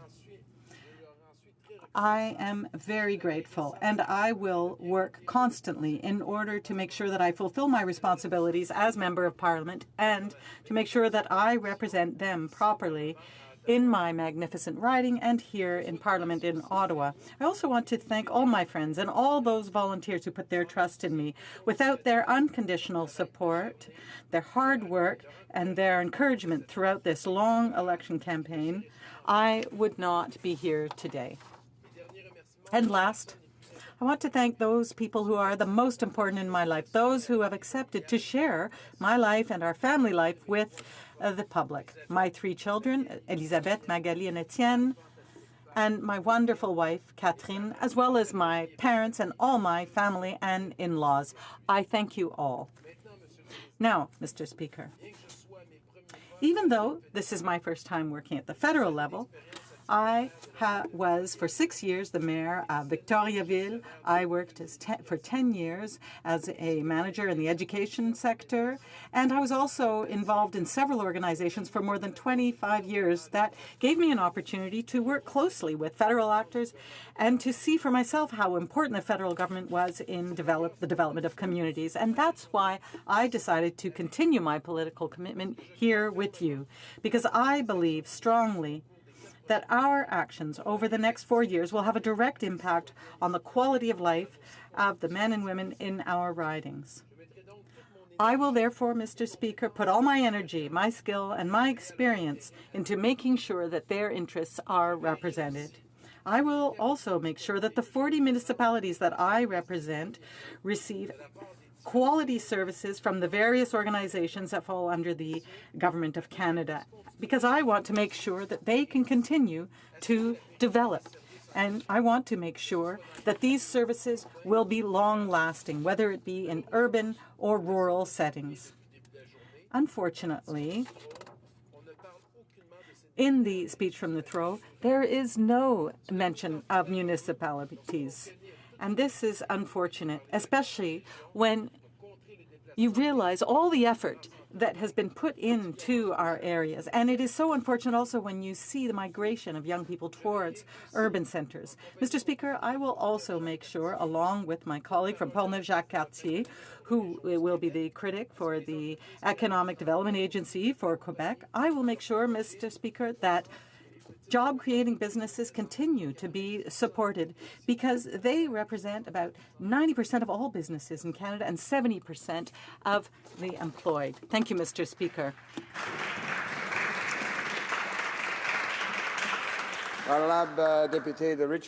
The honourable member for Richmond Athabasca will have 6 more minutes for his speech when the House resumes debate on this motion. It being 6:45, the House is now deemed to stands adjourned until Tuesday under Standing Order 24-1.